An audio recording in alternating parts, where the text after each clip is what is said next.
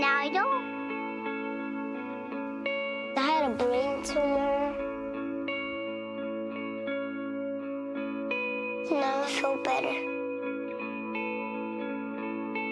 It has been 7 years since cancer. I don't have it anymore. Well, Alex was in treatment for a long time, basically as long as she could remember, her whole life. And she met a lot of other children who were in the same fight as her. Alex came up with the idea to have a lemonade stand when she was in the hospital. Liz said, "Alex, what do you want to buy with this money?" And she said, "Oh, I don't want to keep it. I want to give it to the doctors so they can come up with new treatments."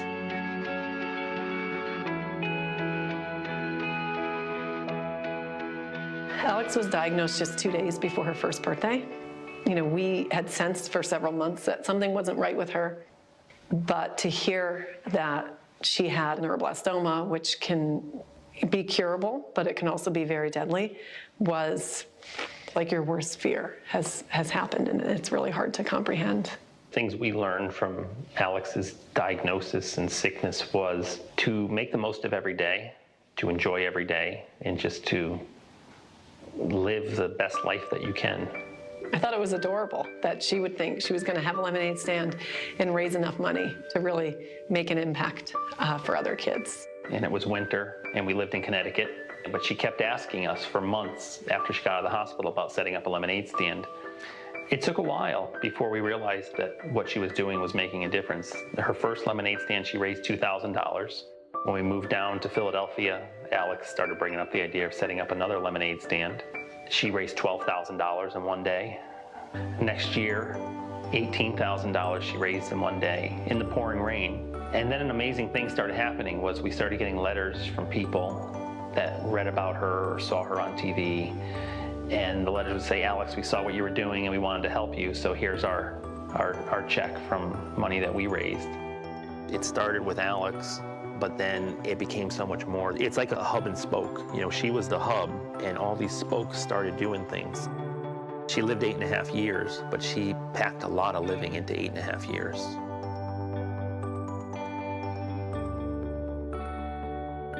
After Alex died, she had just raised $1 million. That was her goal. She had reached it, and she passed away. I honestly thought the lemonade stand would go away. But people said, "We're going to keep doing this in honor of Alex. We're going to continue what Alex started." So that planted a seed in our minds that maybe this was something that could continue. So many people reached out and said, "We want you to continue this." And so Liz and I realized, you know what? We have to continue what Alex started because we have an opportunity to help a lot of kids. And at the end of the day, I think that was her plan. She knew that she could help a lot of kids. She knew that what she was doing wasn't going to help her. I thought that this is particularly fascinating. The torch was handed by a child, and it was reversed. It was handed by a child to her parents, who took her vision. So it's a vision of a child that we're all trying to achieve here. A child who suffered and decided that this should not be the end of it. She didn't want to stop there. Alex's initial vision has carried out in helping literally thousands of researchers in this country be able to continue to perform cutting-edge research. I've been in this business for over 30 years, and this is, in my opinion, the worst funding climate we've ever experienced. There has been a progressive decrease in the amount of money available to research childhood cancers. That's where Alex's Lemonade Stand Foundation steps in. We are funding the best research to help kids with cancer that exists. We think that's probably our most important job, is making sure we're funding the right projects. We have a very developed grant selection process where people apply to us. We have scientists review these projects, and basically at the end of the day, we fund the ones that score the best during this review process, because we want to help the most kids with cancer that we can, and we want to help them as quick as we can, because every year that it takes us, more kids are going to die waiting for that new treatment. It's a tough thing to be a childhood cancer researcher when there's not a lot of money there. But you're giving your life to a cause where you could be doing something else where you're making more money, but you have a dedication to these kids, and so we want to be there for those researchers. I was fortunate enough to be honored with an Alex's Lemonade Stand Foundation Young Investigator Award. It provided me 2 years of protected time to really get my project off the ground, to make further findings in my field, and also start to publish what are now seminal papers in the field as well. We would like to find targeted treatments that are less toxic to the brain, less toxic to the child, and that do not involve the skill of a surgeon. And so without funding such as Alex's Lemonade Stand Foundation, I don't think investigators like myself could really do the work that we do.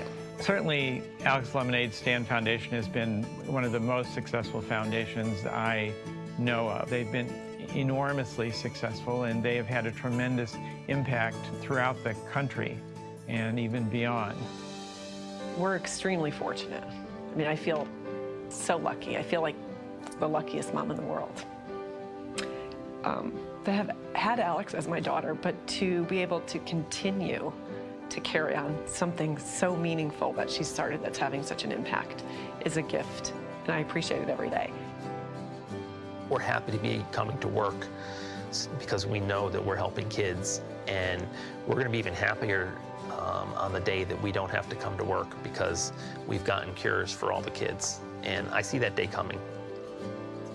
I see that day coming when we have a cure for all the kids. They won't have lifelong side effects from the treatment. I see that day on the horizon.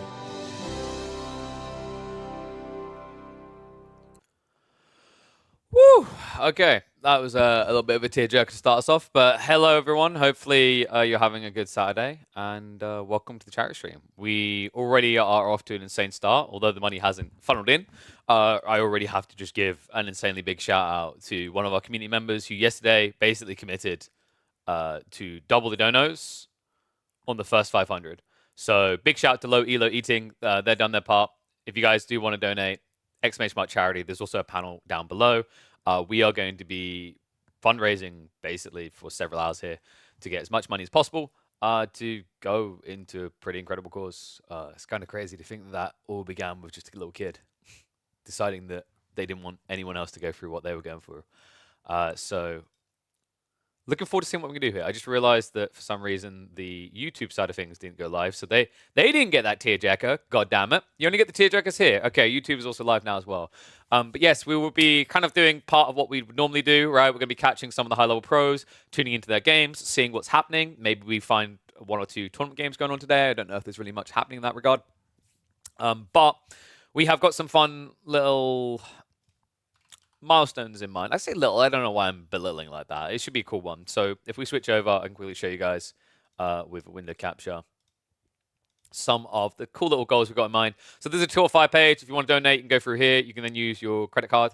I haven't double checked if there's another way of donating. I think usually it is credit cards, but maybe PayPal's on that works. Presumably it's just mainly cards.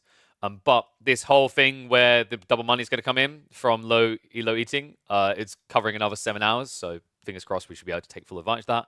We have got a few milestones, some cute things there, you know, some clowny rewards. I think one of them I put in there is that we're going to do an only Bugisha spamming challenge, which is exactly what it sounds like. We're basically going to only be allowed to build only Bugisha, and we're probably going to try to do it to people in Feudal Age, which is the hard version. We might start off by doing the cheesy Castle Age and then try to do a Feudal build.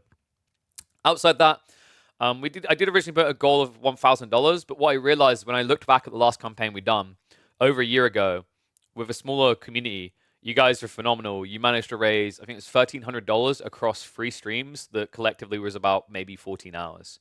So I thought, you know, what the hey, in case you guys get past that, let's give a little bit more. Originally, I had this at the 2K mark, but I figured like this would be a nice incentive to halfway. Is if we reach $1,250, we'll be looking for someone between the rank or bronze to gold that will be able to live coach on stream. So the goal will be to get them in straight away. And holy crap, dude, straight away, we get a dono coming in. $75, actually incredible there. Let me just double check. Who was that? Because that did flash in quite quickly, didn't it? Guys, was that there a long time and I didn't know? Or did it just flash in and disappear straight away? I feel like that almost immediately disappeared. So let me just quickly hop into the dashboard so I can keep track of that. I think we have got something in the full cam. Hey, it's Henero. Thank you very much, Henero. You absolute legend. So yeah, we have tracked you there. I do need to drag that bar down a little bit though. Sorry, it's a little bit awkward when you're testing these. Some of the assets just won't show up because obviously it wants to see real donos, and we were testing fake donos. So just give me a second here while I adapt the camera scene slightly because I want Henero's stuff to show correctly. And what we can also do is I will crop the chat window down a bit so that it doesn't take that extra space. So let me just quickly save changes there. And then if I quickly reload the charity tracker by making it disappear and reappear, then we should. Okay, now it's not showing your name. Wait, what? What did I just do? Whatever. You're on there as top donor already. You're an absolute legend. Wait, what was $75? Remind me, Henero? You clearly know because you chose it as a reward. Oh, I think I know what it is, but this is the moment where you want me to click through and see what it is for myself. I'm pretty sure it's quite early in the day for shots, but you're clearly an alcoholic, so you knew better than me. So basically, when you go through the dono, guys, there's a few options here as little incentives to get you involved. We've got adding neckties. Last time we done this, I ended up with 16 neckties on. It is ridiculous. The more ridiculous part is it actually ended up looking fashionable. I finally understand the weirdness of Vogue. We've got push-ups in there because I like to torture myself. I'm going to let you guys choose civs. You know, some of these might not sound like extravagant things to drop $30 on, but you want to remember, this is for charity. It's not for me, which is why I wasn't really sure if these were going to be good enough or not, but I felt that last time a lot of these were engaged with. Like Speedcast, I think cost a bit more last time. I dropped that a bit. People seem to love the Speedcast. That's where I go 8 times speed and cast through. We've got casting a Bronze League level player.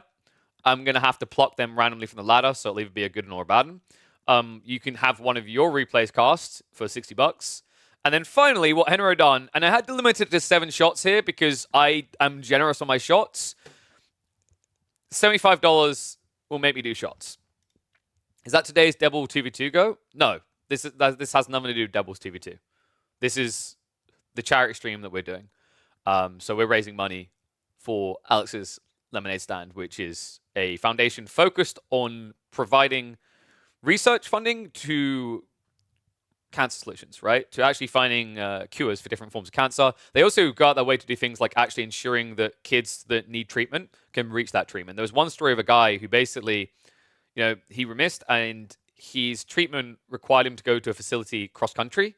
And Alex Lemonade Stand stepped in to provide funding so that the family could get him there because they could not afford it, right? Imagine how heartbreaking that is. Imagine you're a parent in that situation where you have a child, you're told they're going to die, there is treatment, but it is thousands of dollars away from you. And you are on the poverty line, right? Like imagine that heartbreaker of like, what do you do? How do you do it? It's impossible to think about, right? But there are people who have to think about that day in, day out around the world. And that is the type of thing that Axel's Lemonade Stand is trying to stop from happening. Sorry, I'm getting a little bit tea-jerky. It's amazing what being a dad will do to you. And no, Elo Eating, thank you to you, man. You're absolutely incredible for doing that match donation. Guys, basically your donos are worth double, so we get close to these milestones. Give me a second. I'm going to just quickly hop on some music. And while I'm gone getting the shots, you guys can keep yourself busy. Maybe, I don't know, you want to add more donos in. Because I just realized I didn't bring shots out in advance. So let me go grab those. I'll be back in 1 second. 1 second. Let me put the music on for you guys. God damn. I didn't think that would hit me in the emotion strings that much, but it actually does. Back in a second, guys.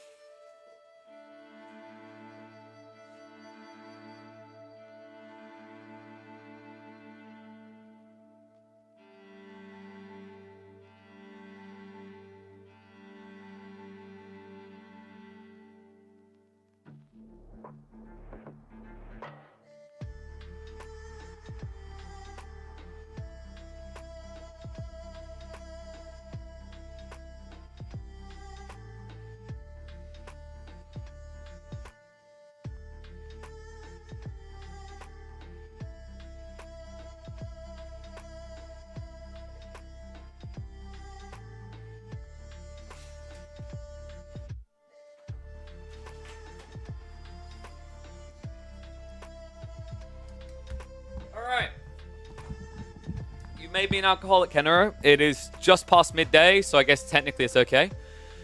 So, Kenro, dealer's choice here. I decided to choose between two things. I brought out the Bombay Sapphire Gin, still in London, and I brought out the Hanky Bannister. So we've got gin and we've got whiskey. Now, either one of these is basically going to taste like crap because my taste buds aren't developed at that point. I'm like a man-child. I like alcoholic milkshakes. I will say that gin is vulgar and scotch is at least a bit better. So you get the choice, Senero. Do you want to be kind like you were to the kids? Or are you going to be a piece of your choice? Scotch, thank you very much. We got a Hanky Bannister. This ain't the smoothest stuff, guys. I paid £6 in a Polish airport to get this. Gin shots are too rough, dude. Gin, like, I don't know what it is. Like, I don't get how anyone drinks gin. Like, I've tried mixing things. The closest I can come is like a 20% blood orange liqueur. So I require orange, which is like one of the most acidic and aggressive, right? All right. So I'm pretty sure I've got like 1.5 shots in here. It's not absolutely to the brim, but that's because this is actually bigger than a shot. It's like, I think this is 1.5 to 2 shots for the size. So we're pretty much at either 1.5 or 1.8 shots. Cheers! Good job, Henro. It's not too bad. You know how you wash that down? Some energy drink. Oh, that actually made it immediately better. You like gin, but shots are terrible? Oh, absolutely. Yeah, gin and orange juice is maybe the way I can see it working. But to answer Champ, yes, if you donate $50, we'll cast some of the greatest players on the planet. If you have a player in mind, even better. Before you do that, I am going to try to hop one pro game in there because I know a lot of people come by like, ooh, pro games. So what we'll do, let me switch back over to us for a sec. Fat Blob, you absolute mad lad. Wait, we're not even a cast yet. We've got to do an 8 times cast. Sorry, Henro, that your dono's not showing there now because I had to refresh it. It's a little bit weird the way that UI works. But we know you did it. Henro, you kicked us off. And low elo eating is guaranteeing that this all goes even further because so far we've had $230 already. You guys are incredible. And we've been live for what? I think 20 minutes? Dude, we've been live for almost 20 minutes. You guys are crazy. I appreciate the support. And I know the charity does as well. Right, so let me start Age of Empires 4 up and we can get into a game. And we've got to do an 8 times cast. Is that what you want, Fablop? That seems to be what you're after here. Whoa. Blimey. Wait a sec. I need to quickly close some things. 8 sounds fun. Have you never heard me do an 8 times cast before? I'm trying to think, how long have you been following Fablop? I used to do it quite a bit. You've been following for a while. Yeah, you have been following quite a while. I think the first time I done it was on EGC broadcast. Lidicor looked like a deer in headlights. He didn't know what to do with it. But I was like, well, we need to get back up to live. Let's speed on through this. Don't know why I stopped doing it. It seemed like people liked it. Well, I think it's like it's entertaining Twitch content, but I feel like it just doesn't work on YouTube, right? Okay, so we need a game to cast. Let's have a look and see what we've got. You know, I think there was a crackety game that is perfect for this occasion. So let me grab that quickly.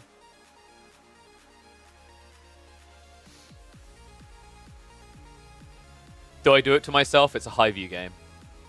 Do you want a high view game, Fatblop, or do you want something else? I mean, even if it's long, if it's on 8 times cast, it's not that long, right?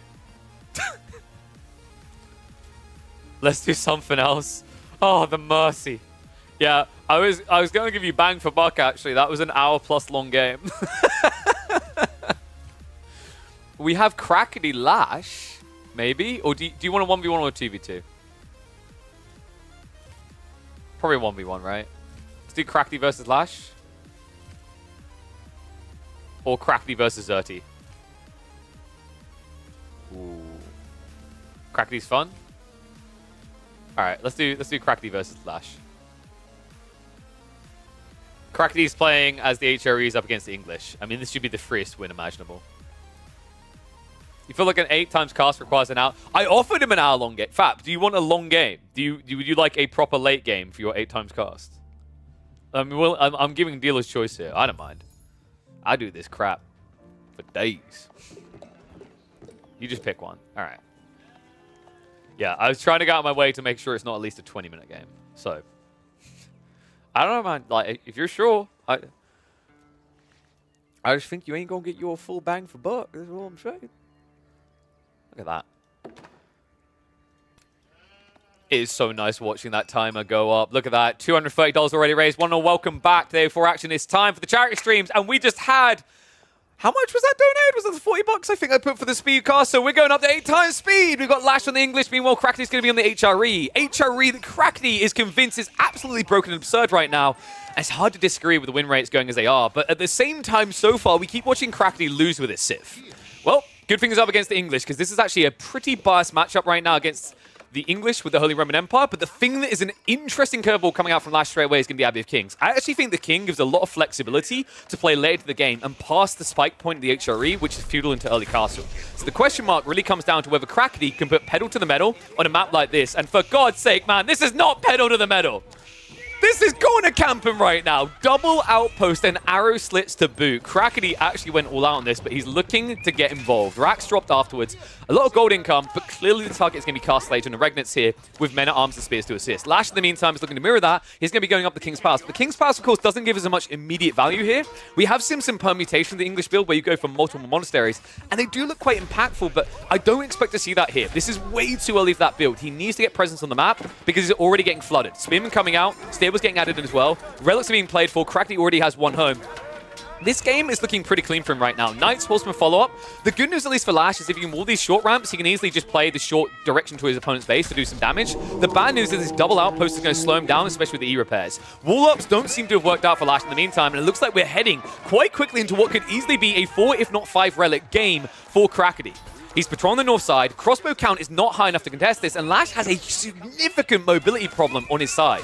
Yes, he's up against mass melee, but the mixture in of Knights and Horsemen is making this all that much harder for Lash. Crossbow count barely being kept in double digits. Crackety has been reduced, but in return, he has been increased in the gold department. 2.5k and going up on the gold. It looks like we're heading to Imperial Age here. Crackety may act as if the HRE is OP for many different reasons, but all I'm seeing is the OP for the old classic reason we remember. Castle Age, 5 relics, Imperial, and then a complete and utter baby fiesta. No protection in this kingdom, no one-child policies, as many little German sproggins as you want running around and flocking to the fields. Lash on the other side of this has at least had those 2 TCs going. He built a slight lead, but that has now been eclipsed already between the relics and also the eco count. This game is looking pretty clean for Crackety. Lash has 1 in and 1 maneuver to bounce for. He's going for it. Men-at-arms spamming in right now. Rams coming through, and Crackety is in quite the bind here. Spearman yet to be upgraded. They're now coming through. Cannon placements as well, but guys, this is looking bad. Lash is doing a lot of damage. Keep drop might be enough to save Crackety though. Cannon placement plus the relic makes this an unbreachable defense. And all of a sudden, things are starting to turn, and all it requires is that Crackety is the biggest Britney fan since 2001. This is absurd. He's holding mass men-at-arms back with Spearman alone. And this is before we even see Elite Army Tactics. Once that comes in, this is going to be a clean GG. But the one way he can try to recover is this. Lash, now going up the Berkshire. But this means he has to survive an onslaught. The only way this now works out is if he can bypass and play into a later phase in the game. Because initial Imperial does not favor you. It favors the HRE. You can already see he's prepping for the bombards. Men-at-arms are coming in alongside this again. And this is where I worry that Lash might struggle to hold on to his own base. 4 bombards soon to hit the field, and Crackety has got the food to boot to back it up with a front line that can't be breached. Lash now looking to switch up in hand cannoneers. This would be incredible if he could hold this. This is a very uncomfortable situation. He did at least claw 1 of the relics back after breaching the base. But we're talking mass cannons now marching in. And that Berkshire is not going to last long against this much impact. Now, one thing to keep in mind is Elite Army Tactics isn't there yet, which is why Crackety isn't rushing. King's Pass already down, though, and this is looking like it might be close to concluded. EAT coming through at the same time for Lash, though, is impressive. Military Academy to follow up, and Crackety now trying to get in with the Raxes, but in the meantime, the Men-at-Arms and the English dive in, and it looks like the clutch saves come in as the repair comes through on the Bombards. Other side of this, in the meantime, the dive continues in deeper, has been mopped up, and Lash now needs to control this central pass. Hand cannoneer count's looking good, and I think Crackety's in trouble. He's got far too much economy and not enough way to spend it quick enough because he's not fighting fast enough. Lash comes in, it's going to be a pushback. And in this clash with Lash, it looks like it's already concluded. Krakeny, I think he's got way too much economy and not enough military here. Lash now pushing in. Hand Cannoneers able to push through. Needs to get some siege behind me, but in the meantime, it's going to be a flood. Mangonel following up. Krakeny now switching the Hand Cannoneers. If he can get this fully online, he can recover this game. But for now, Lash has a good position. Attack speed aura is doing wonders as he's crawled up with those outposts. It's going to be cancelled on the front side as the Bombard takes that down now. Clash comes in. Choke point working out for him. Krakeny now with the Mangonels able to hold him hostage, and Lash having to fall back. It looks like our boy may have done it. HRE, I'm not willing to say they're outright OP, but maybe, just maybe, they got enough relics to close this one out. Lash has nothing left. Gold income not good enough. Berkshire's not going to protect him. Bombards are going to smash that one down and smash this lad out. Krakeny with a golden 69 military is all he needs to flip Lash's world upside down. Oh man, it's easy when you cast like that. How long was that game? The thing is, I don't feel like I need to cast that quickly all the time. I probably could have just chilled. There were moments where things weren't happening. But that's a very efficient way of getting games. So guys, we figured it out. What we do is you cast at 8 times speed, and then you post-edit, and then you have it play at an 1/8 of the speed. Right? Because then... Actually, that wouldn't work. Because then I would talk like this. And now he's going to move forward. Guys, that was a 5-minute game.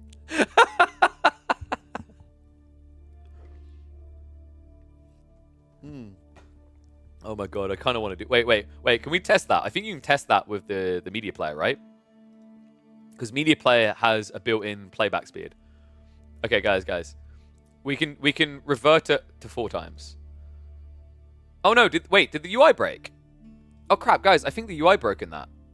No one noticed because the game went so fast, but if I open that up again, we're going to quickly need to fix that. I think the UI element is broken. Because I just looked back at it. I'll show you what I'm looking at. So if we go... Oh, we're not looking at that. Yeah. Look at the bottom corner. But yeah, listen to this, guys. If we go at 0.25 speed, I'm gonna go up. No. Look. Whoa! Good things up against the English. That's me after the 8th shot. All right, one sec. So, the problem was that when we were on the charity casting scene, yes, so that's interesting. Why did that break?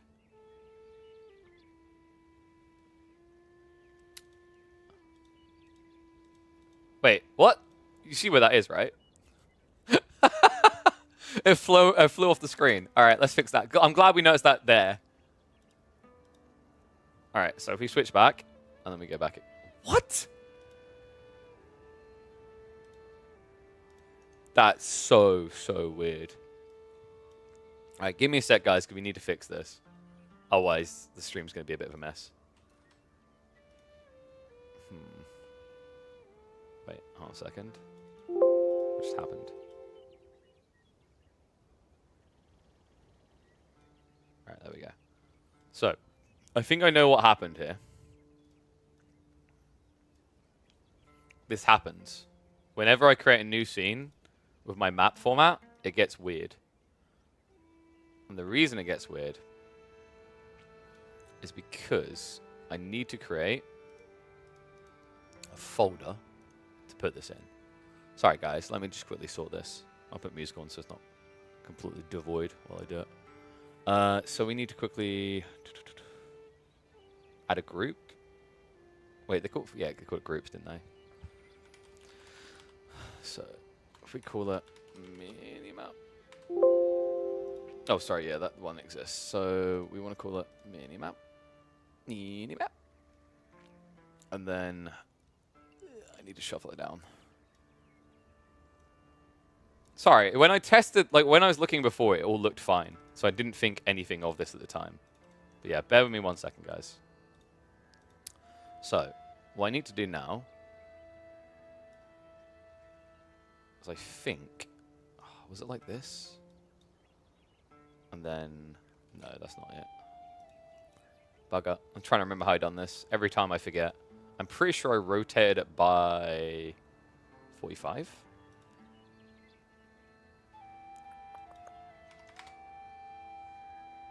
And then I done this.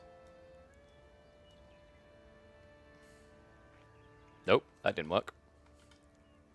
Wait, what the okay, it's getting weirder. GG, it's chalked. Nah, we can sort this. We can sort this. It's fine. That's very weird, actually. I don't know why it does that at all. So, I think, if I'm not mistaken, the way I've done it is I rotate it by 45 now. Because then... Nope. What the f... My brain has actually fried on how we done this. It'll come to me in a second. There's a very easy way that we done this. And I'm just trying to remember how it was. Sorry about this again, guys. Okay, so now, like, wait, what? Now it's missing in my other scene completely.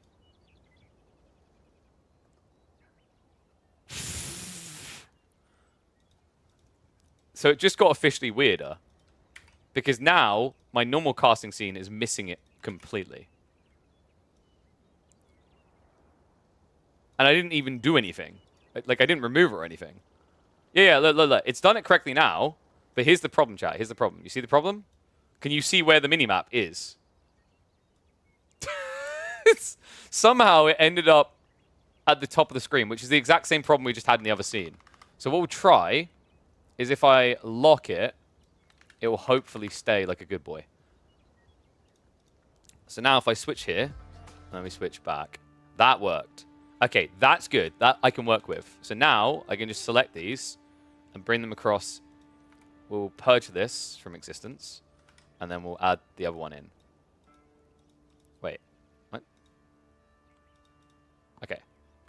I think we're on to the winner now, guys. We're on to a wiener. Okay, we're almost on to a wiener. I know I know it looks weird. We just need to drag it down. There we go. So now,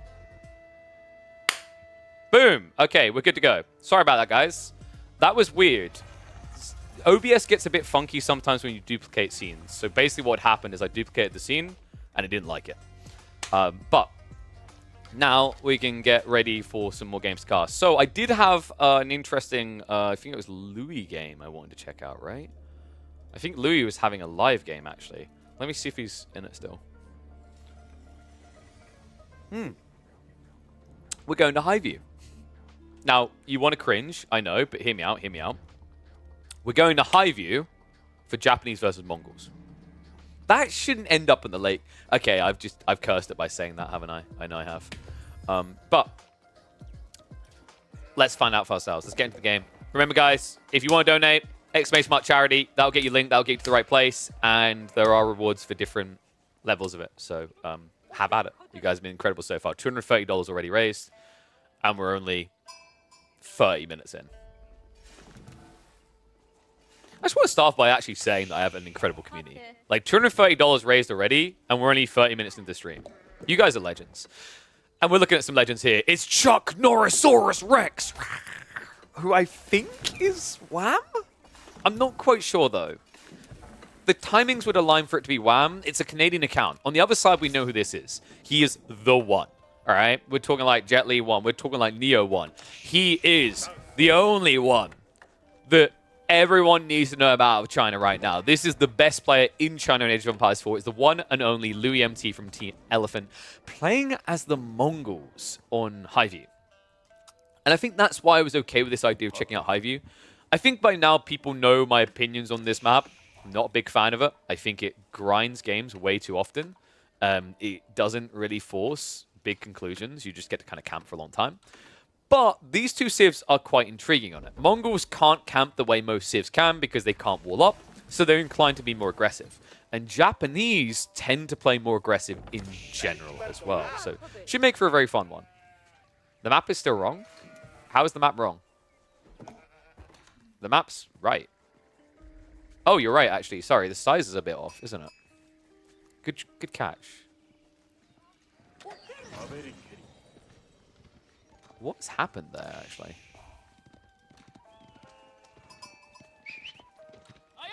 That is a little bit weird. Thank you for pointing that out. Give me a sec. I think something happened on the sizing. I'm not sure what exactly, but something definitely happened on the sizing. Good catch. That's very weird. Okay. Let's restart that. Well, we won't restart the game. We'll continue from here. All right, absolute legends in action here. One of the fabled Canadians playing as the Japanese going up against Liu MC on his Mongols. Now, I have very strong feelings about Highview. I vomit, I puke at it, but I make exceptions when A, I see Louis, and B, I see Mongols. This is not a Civ that's going to wall up. It's not a Civ that's going to play the late game. In fact, I am already so excited. Guys, this is something I've actually felt quite strongly about, is that Koka Township can work against the Mongols. It's actually the best Civ to do it against on land maps. Two reasons. One, do you really, really want to build a landmark that spawns free farms loose from your TC against a Civ that gets paid to burn buildings? The answer is should be no. Definitely should be no. If you want to know why you shouldn't, go check out our Dumu versus Lucifron game on YouTube where they play on Canal, and you'll understand. You just keep paying your opponent. It's ridiculous. The other thing that makes me rate Koka Township quite highly is that if your opponent gets a loose stone spawn, you can just sabotage all their production. Now, unfortunately, in this particular game, Green's going to feel scammed because Louis got a fantastic spawn. Stone right next to the TC. Gold actually quite close to the TC. There was no real chance that you were going to find an opportunity to punt at his production. But I do think that this approach coming out is very logical on maps such as Cliffside, Dry Arabia. These are maps where actually this build can work because the stone is usually loose enough about 60 to 70% of the time that two Shinobis can GG a game. But yes, unfortunately, Green's going to have to think a bit more creative in this one. People ask, who is Green? I think Green might be Wham. Like, I'm trying to figure out by aligning like the persons and when they played. What I do know is they are from Canada. I believe there was suspicions that it might have been Zertan using a VPN before, but I could have sworn I saw Zerti playing against this account before. So that kind of erases that idea. In fact, the interesting thing is you can scroll back like 3 months plus and you can't actually find games against Wham or Puppy Pool, right? Which is what made me a teensy bit suspicious as to the real identity of this particular account. And it's always tough to kind of tell Wham from Puppy Paw because I don't think they always share the same PC, but like they tend to be on at different times from what I've noticed. You will very rarely get treated to Wham versus Puppy Paw outside of scrims. So, tech up complete. Rack's opening coming in. Now, the interesting thing that I still like about Shinobi on this particular map is your opponent's gone for Silver Tree, as makes sense. But think about the vision. Right? Outside the Khan, you're not going to see anything as Louis. And the reason that's a problem is that you can actually just sit these Shinobi in the tree lines on the way to the trade post and snipe them. Because remember, although you don't get bonus damage against traders and you are a melee unit, you're a fast melee unit that has insane base damage. You can call him Puppy Wham until further info. You know, that makes sense. So, no, wait, no, we've got to be back at that. It's Puppy Wham Magic. Puppy Wham Magic. There you go. It rolls off the tongue. Pwamjik. Pwamjik, over here, in the green playing as the Japanese, has decided to get quite aggressive. Spearman coming out in the Feudal Age. I'm usually aggressively against this. I still feel like I'm aggressively against this. It's interesting because I'm wondering why Green doesn't just try to go for Fast Castle. I feel like Fast Castle still works quite well here. Maybe if we look at the sheep count, we'll get a little bit more of an insight. He only has 6, so that tells you exactly why Green isn't fast castling. That is not enough food to go for a fast castle build. The berries might get you there, but that's kind of risky, right? You'd have to invest in more outposts. So it seems Green, instead of taking like a suboptimal castle timing, has said it makes a lot more sense to block Yellow's eco-inflation. And it makes sense when you consider how quickly that eco does inflate, right? Silver Tree making these 40% cheaper, as well as producing them 40% quicker, has been the bane of many a person facing Mongol's existence, right? This Civ tends to inflate very quickly. Stables follow up as well. You know what the funny part is? Because of the fact that like Magic plays a decent amount of them, and I've seen the way that Wham and Poppy Ball plays, this could be either player still. This doesn't tell you anything. Both of those players tend to lean into the idea of playing earlier Japanese. I would say that one identifying factor for Puppy Paw over Wham is Puppy Paw tends to use Yumi more than Wham. But once again, like Wham will do it, right? Like I actually think of the top level players that play Japanese, Puppy Paw and Wham are the only ones I'm seeing with some consistency doing Yumi. The other one that started to add into that equation recently is Marine Lord. Obviously, we haven't got to the Yumi yet, but honestly, when you're 1-1-1 like this, you've got Horseman plus Spearman, I wouldn't be surprised. It wouldn't actually be a stretch to shift into Archers as well. Because it's kind of got what he needs from a Shinobi factor, right? Like, you just want enough to keep disabling the trade so your opponent can't scale it. That becomes a bigger problem now for Yellow because Yellow's decided to go into Keshiks. And Keshiks are really expensive when you don't have Silver Tree behind it. Especially when you're trying to add in Archers. Yeah, I really still like this idea of just going Yumi. It looks like we might just be going for Castle now, though. A lot of food's being saved up. Gold is being hoarded as well. So we're definitely going towards Castle, right? Wrong. More Horseman Spears coming. The reason why I like Yumi so much, before anyone tries to say I'm a fanboy, is this comp doesn't handle Yumi very well, especially if you don't have trade behind it. And the other reason why Yumi feels great here is because you don't have long-term food surplus, right? You've got the berries, which is kind of great, but you're against Keshiks, coming out is really risky. You have an insane amount of wood. And Yumi scale really quickly. It's also just a great unit for intercepting trade when it eventually scales. Because we are reaching a point now where Yellow should be able to get rid of these Shinobi. I think what really impresses me is the way that Green has used this Stealth Forest against him, though. Like, you don't want to be running into melee range against Shinobi. It's a death sentence. That's why this might be his best opportunity to try and strike, but he needs to make sure he gets the kills. If the Shinobi just Shunshin here, he can do significant damage, but weirdly enough, Green says no, he just backs away. I get where he's coming from, though, right? It's 3 Shinobi versus 6 Archers and a Keshik, and they can kite you. So really dicey to try and get involved in that equation. Instead, he wants to keep these very valuable units alive, because it's going to mean that he doesn't have to strain his eco building more. In the meantime, though, I think the Horsemen are still being held back. However, the Keshik numbers have me a little bit worried now for Green. You're in a situation where you're playing a prolonged feudal. Your opponent has more Keshiks than you have Horsemen. He almost has more Keshiks than you have Spears. I very much favor Yellow's position in this game right now. And the crazy thing is this is a classic example of how the perception of trade can warp your game into a negative, right? When you think your opponent is doing something, they do something else. Like this, the classic example of this used to be Mr. Mr. would do this all the time. He would build a stables and then not use it. He would build a racks and then not use it. And then you'd act as if he was going to, and then he'd get a step ahead of you on the counter. That's kind of what's happened here by the trade post being there. But the problem is, like, the upside of it actually happening is so big that you can't just read into it as you might be being baited. You have to address the threat. And now we have this awkward scenario where Yellow feels like he's got enough Keshiks up. Not only is he going to rely on the Silver Tree, he's now also adding in a marketplace alongside it. Nami is now marching south. What I really don't like about Green's approach here is he's being forced to split his army. Louis can just run around with only Keshiks and win. It's a little bit scrappy, though. Definitely taking more damage than he should in this fight. But this is the thing, right? When the Spearmen are outnumbered, the Keshiks are going to wail on you, and they're all going to sustain. So yeah, very awkward coming minutes, I think, for Green, because unless you can get military number advantage and strike one place, these little raids on the trade aren't going to work. And to be honest, like, this would be the perfect time for a full strike. The reason... Oh my god, dude, the cash... I didn't even question it. I was like, these villagers are here to build an outpost. Louis like, wait a second, you don't belong to me. Wow. So just like that, that's 360 resources down the drain. It's actually insane how bad Shinobi are against Keshiks when outnumbered. You just saw why, right? Like, you just get melted. But the crazy thing to think about here is you're now at a stage where the best move would be to take everything and strike one location. But I don't think that Green realizes it because he hasn't scouted the extra marketplace. That's why it's a good reason, right? It's because it's not just one Silver Tree that does these very cheaply. It's now the full price of a second trade, right? So that gets quite expensive when you add those together. The problem is Green doesn't have the info to tell him this, right? Like when you look at his vision on the map, he doesn't see a damn thing. By the time he realizes it, it may be too late. Just coming in, Keshiks just chasing after the eco. This would be the point where I'd love to see some stone gathering, and it looks like that's what Green's doing.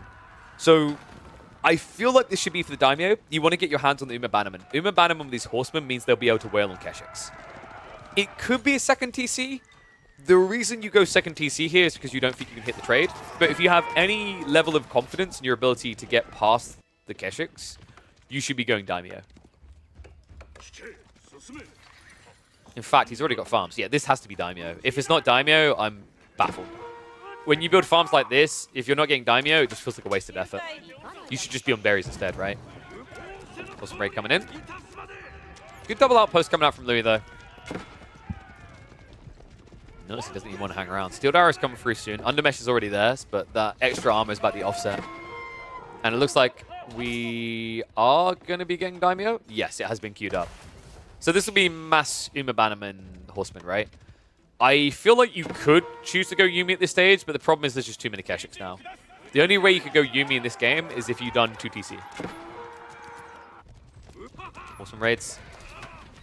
We'll try to snipe some of those archers. The problem that I'm just noticing is Louis is just too on the mark with his Keshik movements. And what worries me is what comes next. You can already see he's starting to save up, starting to stockpile. It makes a lot of sense, right? Like, he hasn't seen a reason to reinvest his resources yet. And you could argue that that's, like, kind of silly. Like, invest them now and you can't be beaten down the line. But his paranoia is always going to be that Japan's going to go castle. Because if Japan goes castle, Keshiks lose to Mount Samurai. Keshiks also lose very convincingly to Onimusha. So you can't rush the age if your opponent is doing it as well. You need to try and find these little skirmishes, find these probes where Keshiks keep winning, and then sneak up into castle ahead of the Japanese. And one is the chosen one. He is the Neo. He is the Jet Li. He is Louis MT. Passion Center, Uma Bannerman making a lot of difference here. The double melee tech as well. And you just saw the melee armor come through. This is a really important lesson to take from Louis.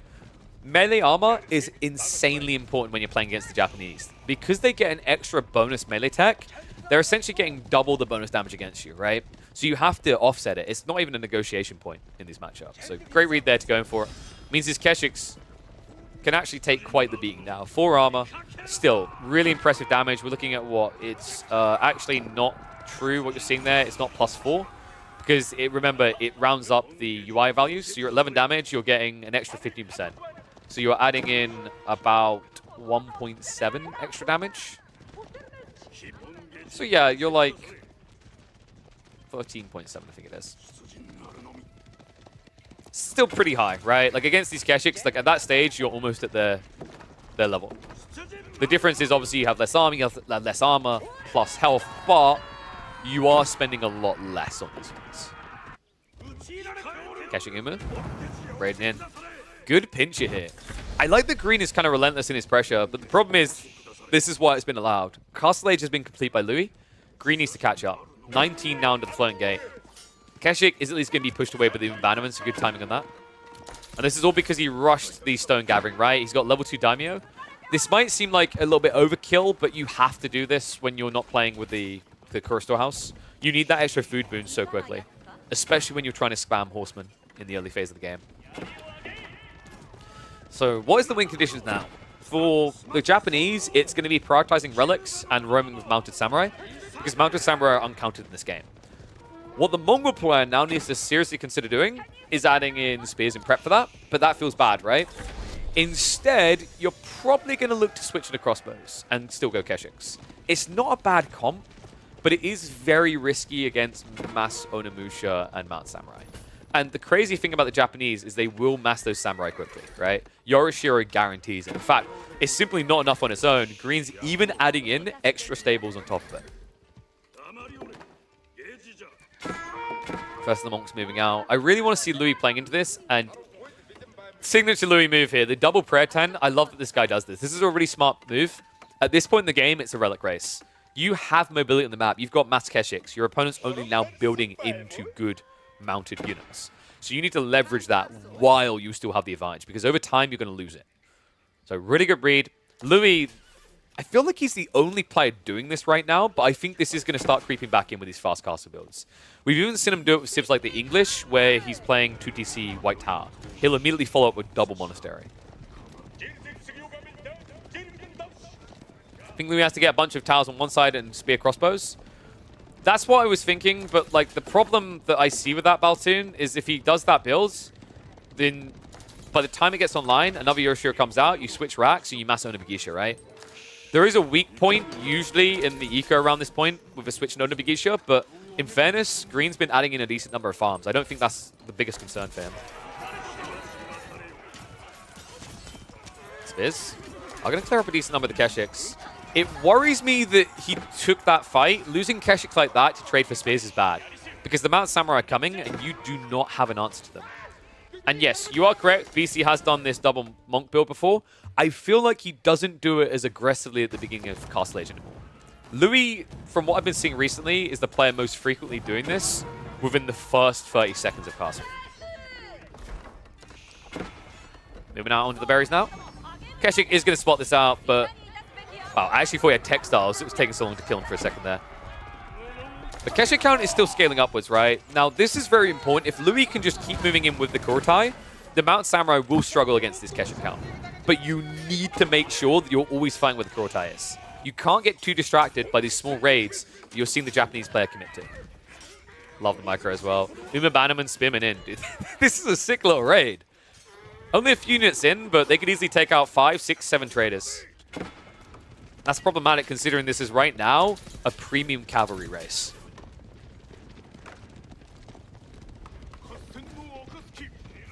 We should be seeing a Yoshiro switch soon. Gold has already been expired. That is a problem here. In fact, if Louis realizes that the gold is expiring around now, he could just play blocker on the south side and then scout north. At which point, Green doesn't have much in terms of comp options, right? You've only got one relic in, a second... Oh, sorry, you've got no relics in. I think he's dropped one off, right? Yeah, he's got one sitting here. That's not going to be enough gold for this strategy. So he has to fight, he has to get out. Amara's going to come out, though. Great move coming in from Louis. Green is going to stand his ground, but the Keshiks... There's enough of them right now. I feel like this choke point's working against Green a bit. Second wave of Uma Bannerman is going to come in, and that should be enough to now break through. Louis, why is the Kurotai sitting here? Oh my god, that's a critical blunder. Louis just threw away an insanely huge edge there.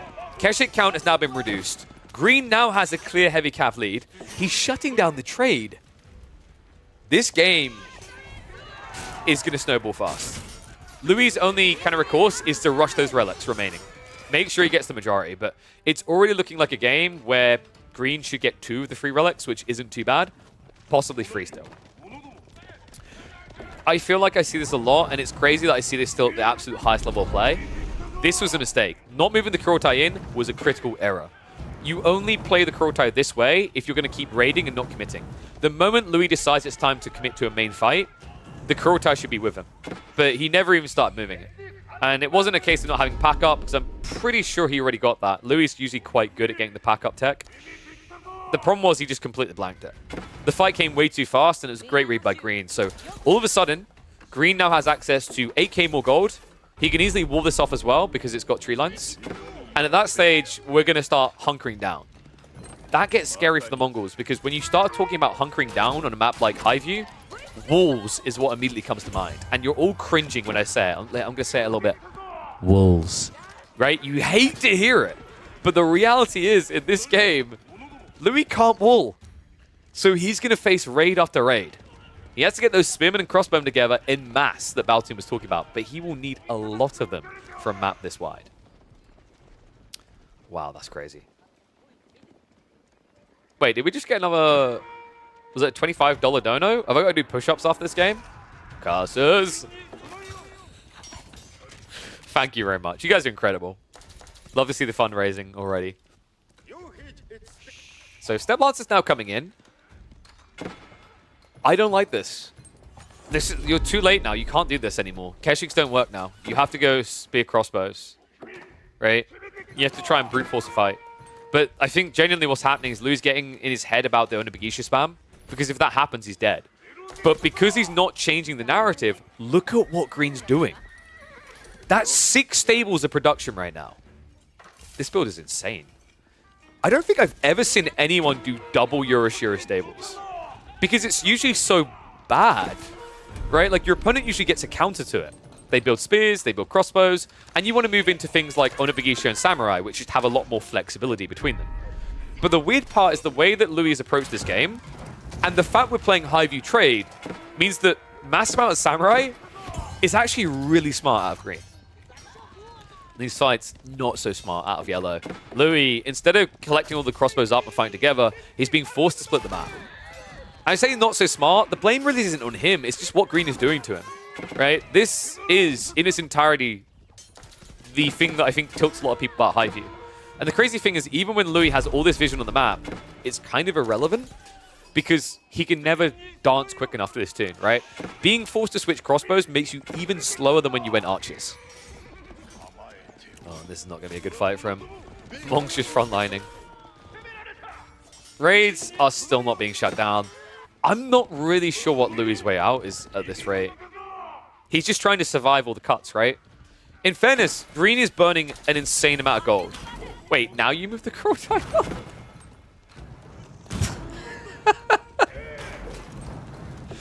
What? What happened here? I'm so confused. Louis, did he think he would be able to walk in? No way. So he's just lost the Kurotai. The biggest advantage you have in this matchup in Castle Age is now gone. That's crazy. Now, what I was going to say is that Green's comp won't work long-term because he's going to run out of gold for Mount Samurai, right? That's inevitable because these are so expensive. You're spending 110 gold per. However, if you start giving over your strongest advantage in Castle, I could see mass Mount Samurai on their own actually winning this. Speaking of which, the second retinue has already been over here. I love the fact that Lou's like, I can't fight him. Build more outposts, right? A million of these Springles might be good enough. The problem is getting them all online in time. And also, the other issue you're going to have is, sure, you can protect the neutral trade post, but what about, like, here? What about here? Right? This is always the frustration of these type of spawns. Louis didn't exactly get what I call a friendly spawn on high view. In fact, he also got scammed. You guys want to know one of the big reasons we don't see high view in competitive? I mean, there's many, right? Like, obviously, the fact that the back trade is really bad design, the fact that you've got these sacred sites in the corner. But here's another interesting one for you. Count the tree lines that Louis got. Then have a look on the other side of the map at how much Wham, Magic, or Puppy Paw got. This is absurd. He got a full extra fat woodline. Imagine you're Louis and you have that as an extra defense. Like, it's much easier to predict these Mount Samurai, right? Because probability is that one's going to spawn, say, here, right? You can sneak around the back. But it's just way too much open ground. That's why you're seeing him just suffer death by, I wouldn't even say 1,000 cuts. It feels like more like 100 cuts when it's Mount Samurai. I love the fact as well that Green has enough Uma Bannerman to buff the different groups that he just shifts between, right?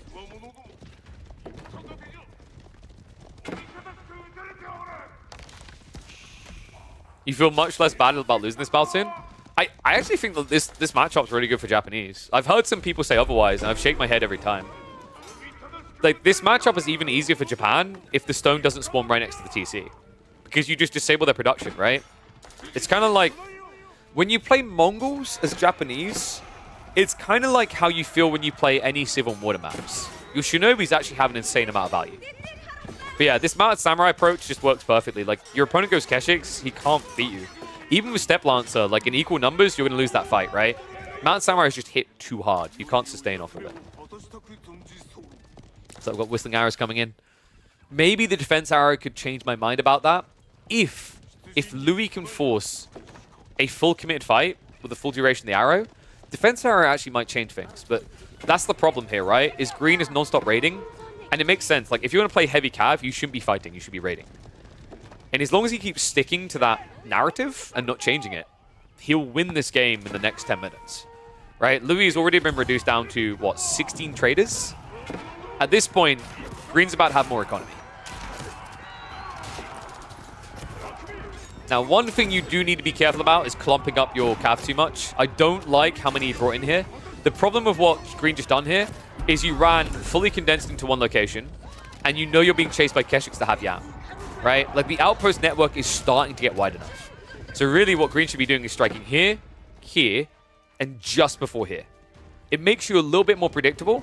If you're going to make this dive into this area, there needs to be a simultaneous dive on the right side. Green desynced himself a bit here.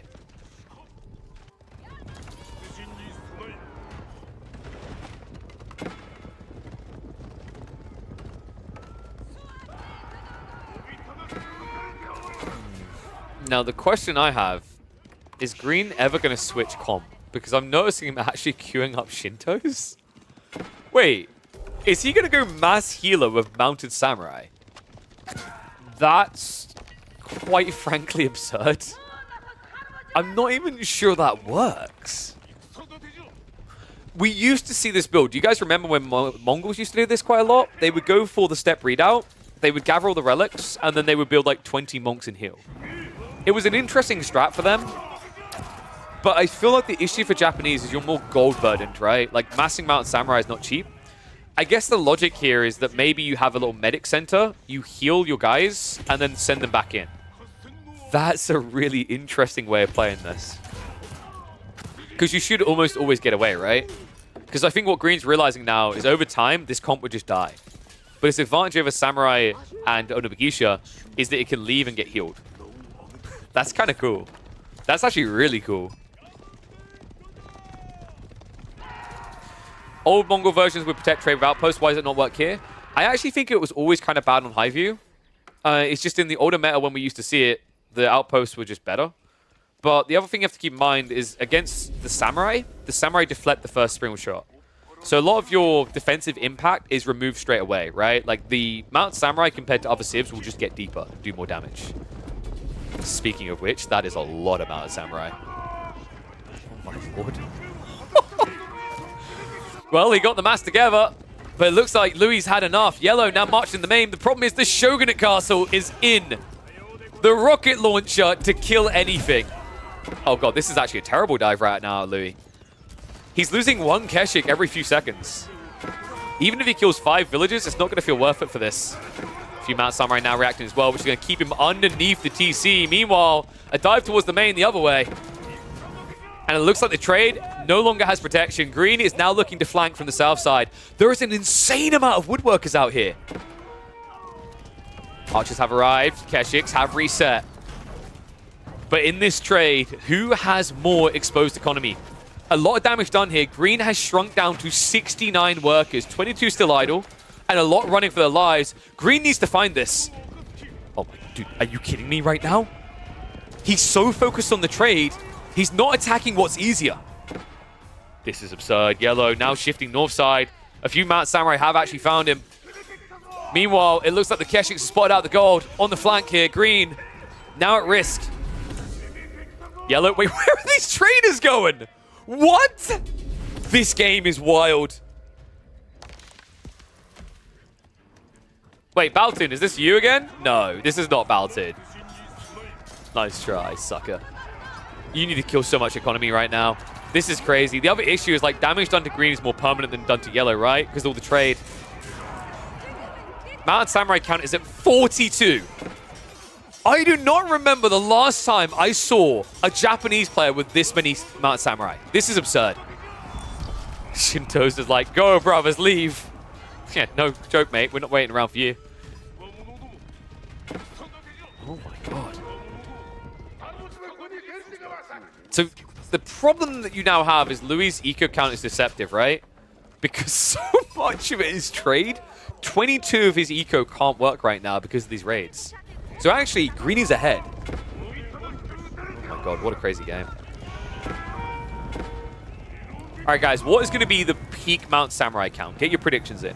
What is the most Mount Samurai we'll see here? Because before you give a really safe and conservative number, reminder that Green still has 10k gold here. And then you can always come across and take the Mongols as well, right? This is bonkers. I can't believe they've just not switched unit type.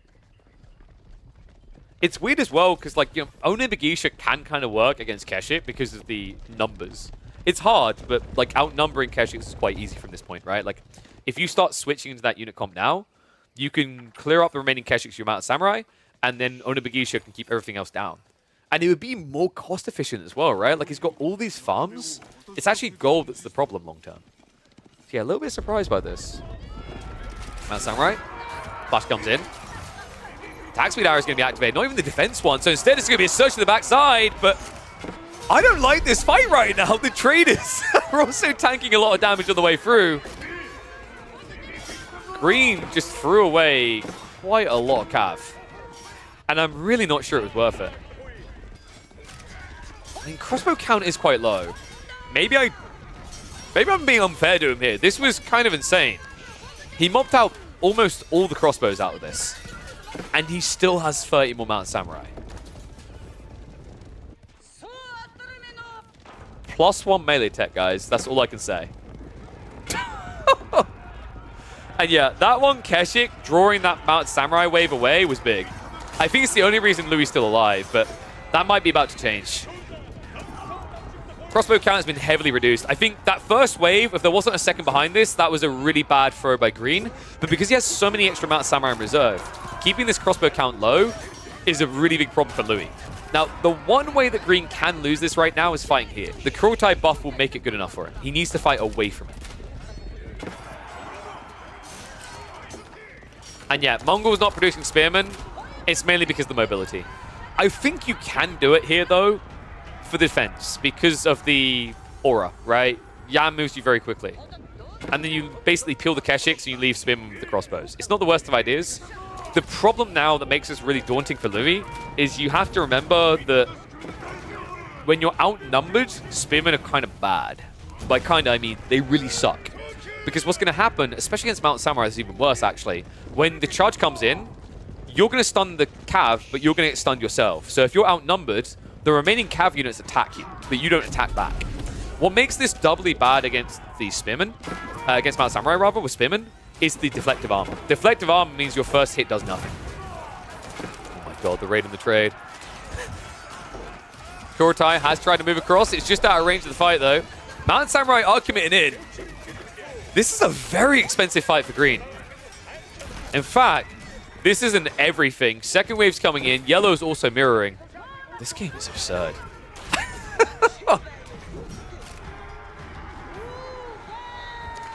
And yes, the UI is bugged for the Japanese. He does indeed have the melee tech, so he has +3.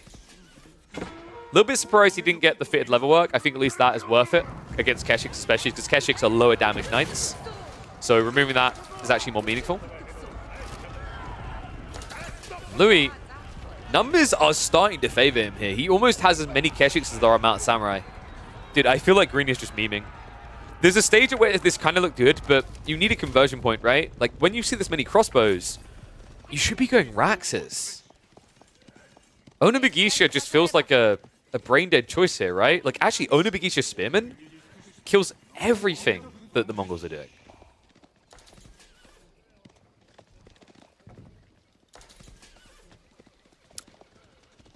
I generally can't tell at this point if Green is memeing or if they just feel stuck. It's really important to highlight that transitions are the hardest thing into RTSs, and Walling's the easiest. I can't believe this. The solution to the trade. And oh my god, the traders, what? Mount Samurai, they see the crossbows again! There's no arrow from the Khan either. This is a terrible fight for Yellow. Green, just as soon as it looks like it's getting close to just favoring the Mongols, he immediately strikes back in a big way. Heavy damage done here. Traders also are going to be in the front line, and he needs to get a new wave of defenders here. Otherwise, his eco lead is going to shrink. In fact, it's already starting to shrivel. Absolutely insane. The crazy thing is that Green's Mount Samurai count barely went down. I think it was 36, went down to 26. It definitely felt much harsher on Mongol's side here, right? I feel like Louis lost a lot more out of this. Great micro as well, just to stick on the remaining traders. He knows he's going to lose the Mount Samurai here, but he just wants to shrink the eco. The problem I have, guys, is this guy's about as stubborn as a bull. I don't know what to say to him to convince him otherwise at this point. I feel like Mount Samurai was winning you the game, and now it's losing you the game.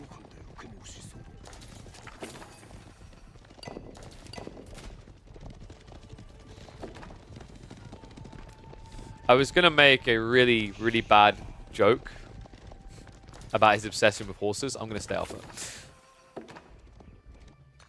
Well, I can definitely guarantee that someone in this neighborhood should open up a glue factory, though.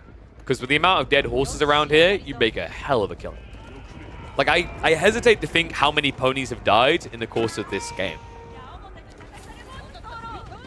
Enough ponies have died in this game to deeply scar a generation of MLP fans. Kurtai? Wait, what? No. How does he keep getting away with this? Oh my god. Outpost being sniped instead. So it looks like he's trying to strip vision. This would make sense if you were going for a transition. I don't think Green's going for a transition, though. They might be going for a tech up. They're saving up a lot of food. What's MLP? It's My Little Pony.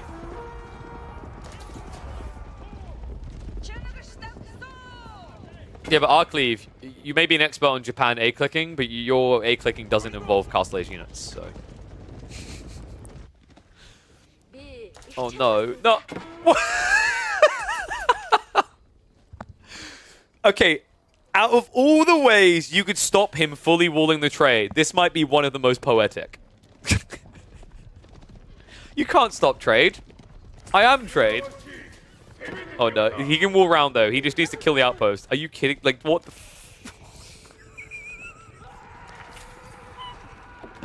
Ah, yes. The market strategy. Oh my god. Raids are still going to come in though. Keshiks are falling behind, and that Yam is making it so hard to stay away from them. I just don't see how this ends well for Green. Because you're going to run out of gold. Like, you're practically out of gold as it is. You've got a 4k vein here, and then a very risky 8k vein. Now, I know that I said practically out of gold. He's got 12k in total there for the calculations. But, like, this is not safe. This is way too close to the Mongols. Green is playing all aggro, no defense. That's all well and good if you get a knockout punch. You know, like, for everyone who's been playing full art again, going for, like, a power fist while wearing no armor makes you very agile. But it also means if someone manages to power fist you back, you're dead. Fisting's dangerous, folks. Kurtai buffs in, Mount Samurai. Oh, this feels like a bad fight. Attack speed arrow does get activated. Yellow will always win this fight. Green, this is over. I just don't see a way now. Unbelievable. They had such a dominant position in this game, but were never able to find that transition. Raids are at least, again, in on the trade, but the problem is the trade boom is just so big, 31 in total, and I don't feel like you're going to do enough damage anymore. Meanwhile, at this stage, Yellow could consider just starting to hit your base.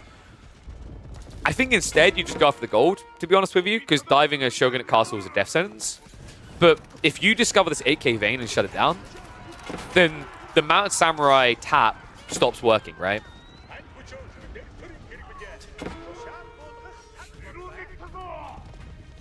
Keshiks are starting to move across here. He does know about it. He's scouted this out now, so he has vision on this area.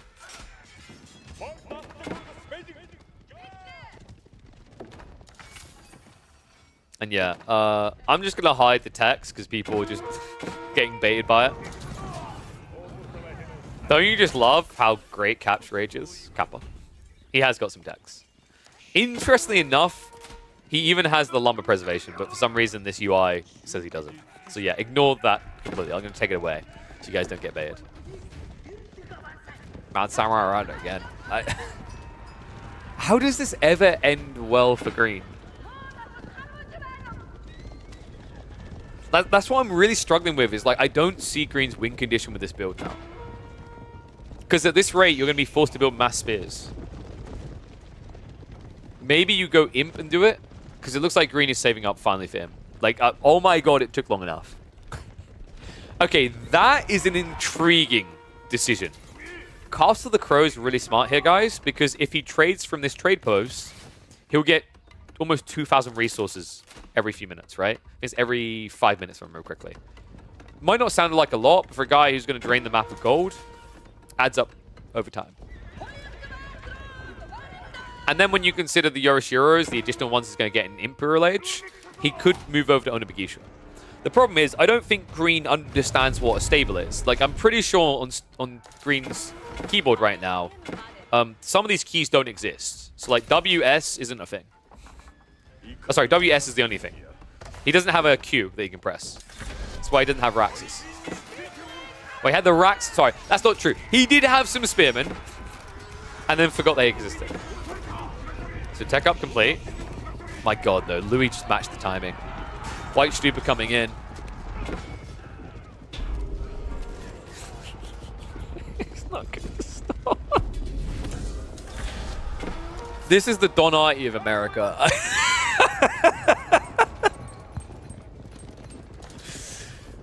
All they know are horseback samurai.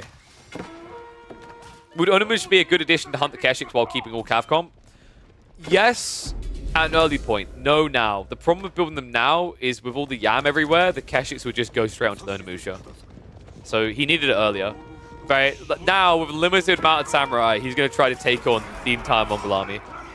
I just don't see it. Second wave's coming in. I mean, you're outnumbered here. Outgunned. He doesn't have any clear transition. He's just going for a key drop. Wait, is that even close enough? Rocket launcher's 8 range, right? No, 9. Okay, yeah, that should be good then. He should barely be able to snipe the traders. The problem is the base damage is only 80, which means if it's only the cannon shooting, it's not going to work. Castle is at least going to go up, barely. And this should at least slow things down, but Louis has already started to queue up the bombard now. He's actually just going to try to blitz it.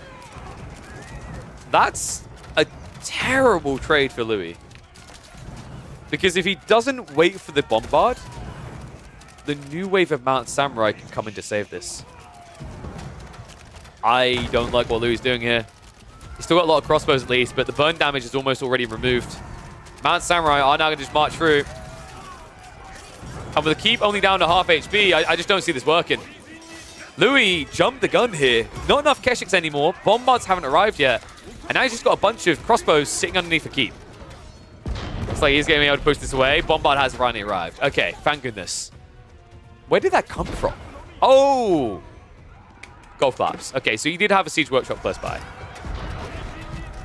Green's going to try to keep this castle alive. But guys, this is over. Like, it's just done. At the moment I say it, GG gets called. I think we can agree that although a lot of Japanese games involve one unit type to win, every once in a while, it might be worth transitioning. But guys, Mount Samurai are OP. Right? Right? What a weird game. All right, what do we call that?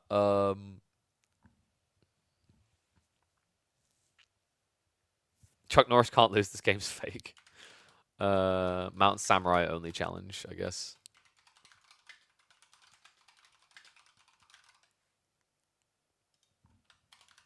Unit diversity went out the window. And this one. What a funky one. He was just unlucky, lost to a bug. Was that bug that he couldn't build Raxes and archer ranges? I think he saw that Blue Samurai game. Wait, well, Blue Samurai is the TV show, isn't it? You know what? That would be a great thumbnail idea if he was in blue, but he was in green. So, GG. Japan won. I think they've done a full... what's the game called? The Japanese game on PlayStation. I played it. I've forgotten its name, though. I've forgotten its name. Do you upload all games? Not all games, because we cast a ridiculous before games. No, Sekiro is the Dark Souls-like one. I'm thinking the other one. PlayStation Samurai. It is... Ghost of Tsushima. Yeah, I think like you're living in the Ghost of Tsushima opening cinematics, dude. The full cavalry charge.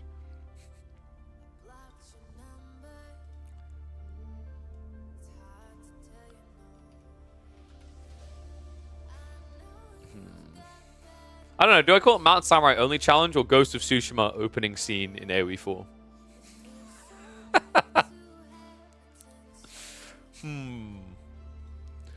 Do you see the Age of Noob update? No. What did he... Is there a video?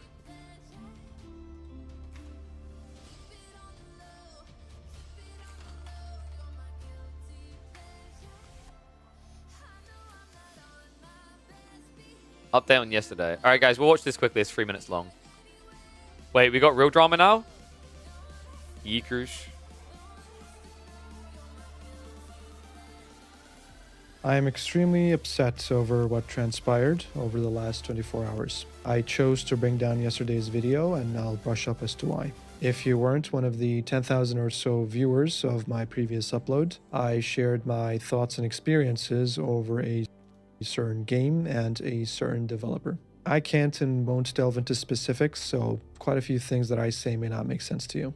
The crux of the issue, for now, lies in the question of why. If I put myself in the shoes of one of my avid viewers, I'd see that Age of Noob shared his thoughts and experiences over a certain topic.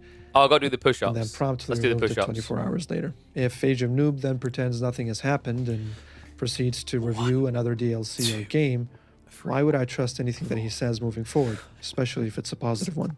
You could argue that this might be on the extreme end of assessing the situation, but this is the level of cynicism that I maintain when I consume content on the internet. There's way too much disingenuous content and content creators, but I take this stuff seriously regardless of my scale. At least I personally wouldn't like it if a creator that I followed just silently removed something and pretended that it didn't happen. There's of course the disparity between the regular AoE entries and others, and it's safe to say that it's different enough that you could divorce yourself from this peculiar chain of events of yesterday and today compared to the average experience that you have here at Age of Noob. All I can say is that you could still trust what I say if I do make another review of a DLC or a game.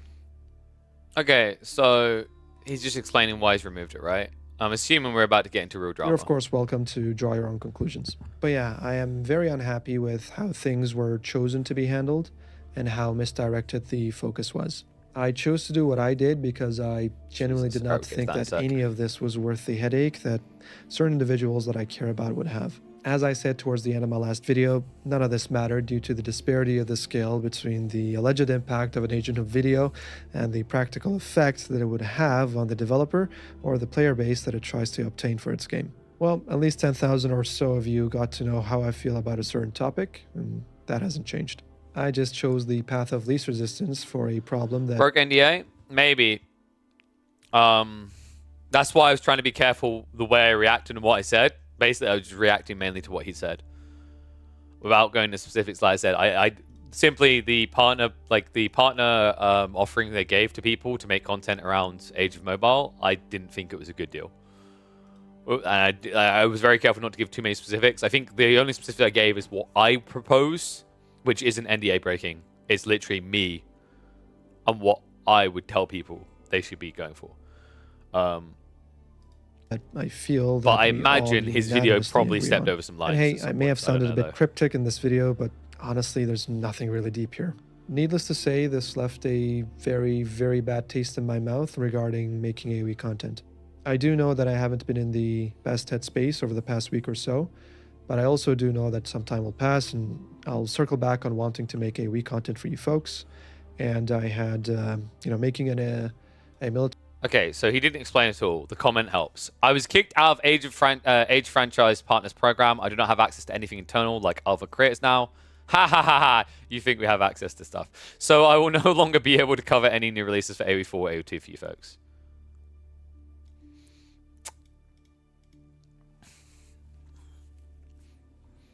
What I will say is, considering in the past people have been more leaky than something that would require a plumber, a little bit surprised that got him kicked. What I'll also say, though, is I actually think this is a good thing for him. Because he already highlighted that he wanted to step away from Age of Empires and he wanted to do different things with his time. But I think the problem is when the doors open like this, it shackles you to it still. So you still keep coming, you still keep doing. So actually, I would say this is a positive thing for him if he genuinely wanted to go out and do other things and other content and other projects. Because now, he doesn't have something to reattach to, at least for now, right? He can just go do new things. So I look at that the positive spin. Like, he did say he wanted to shift away from that before in previous videos, right? That's why he said he was done about the content.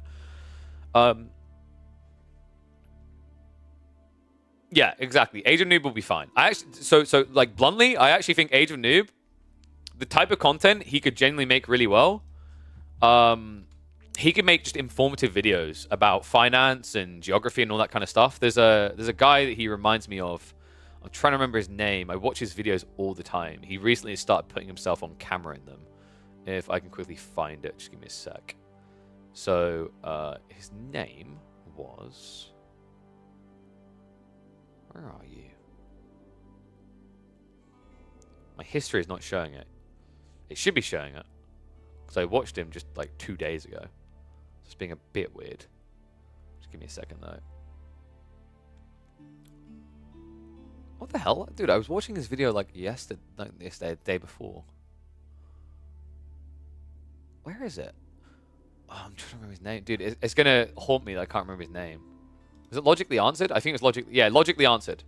Like, so he could literally just, like, he has the right voice to do this kind of content. So what this guy does. Oh no, not ads. Why is this being so slow? It's abnormally slow. I don't know why it's being like that.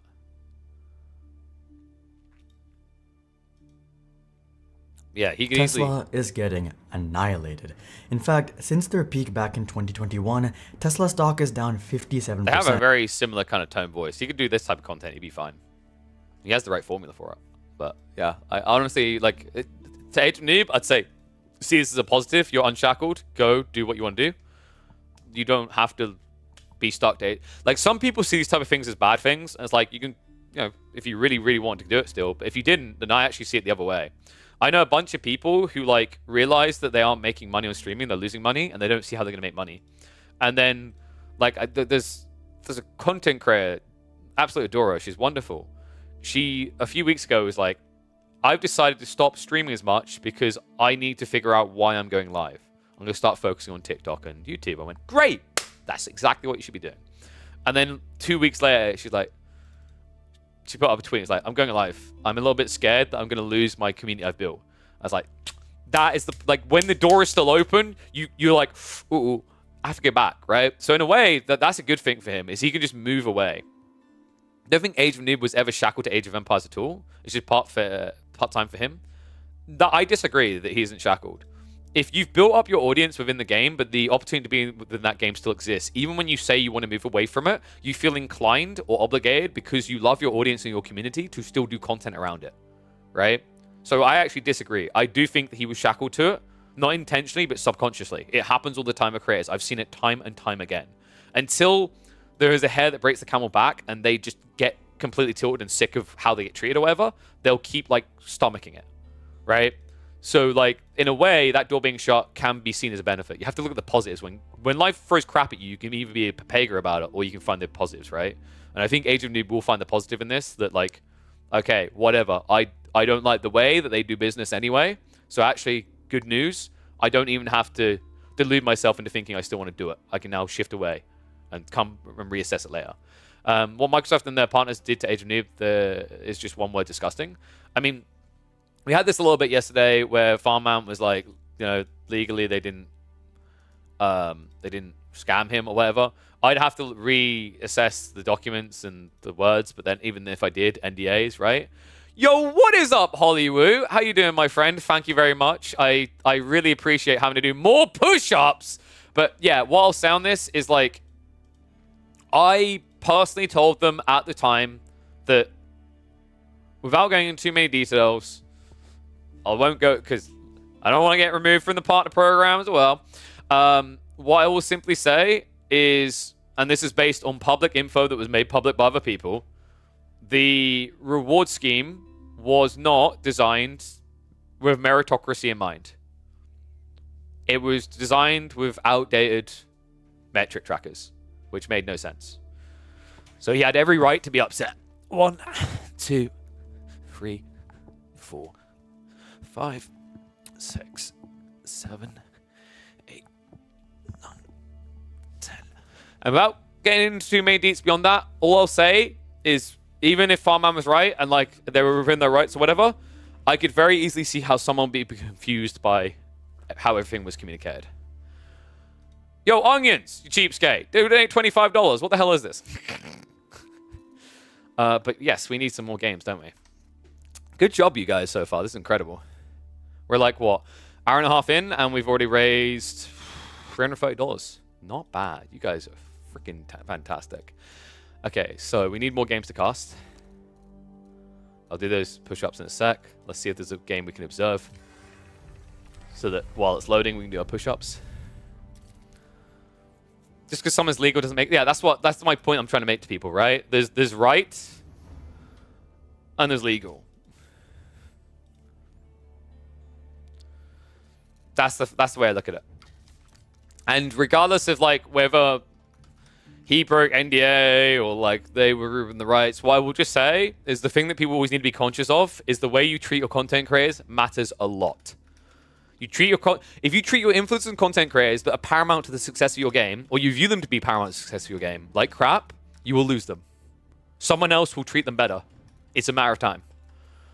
And when they're gone, what happens to the voids they leave?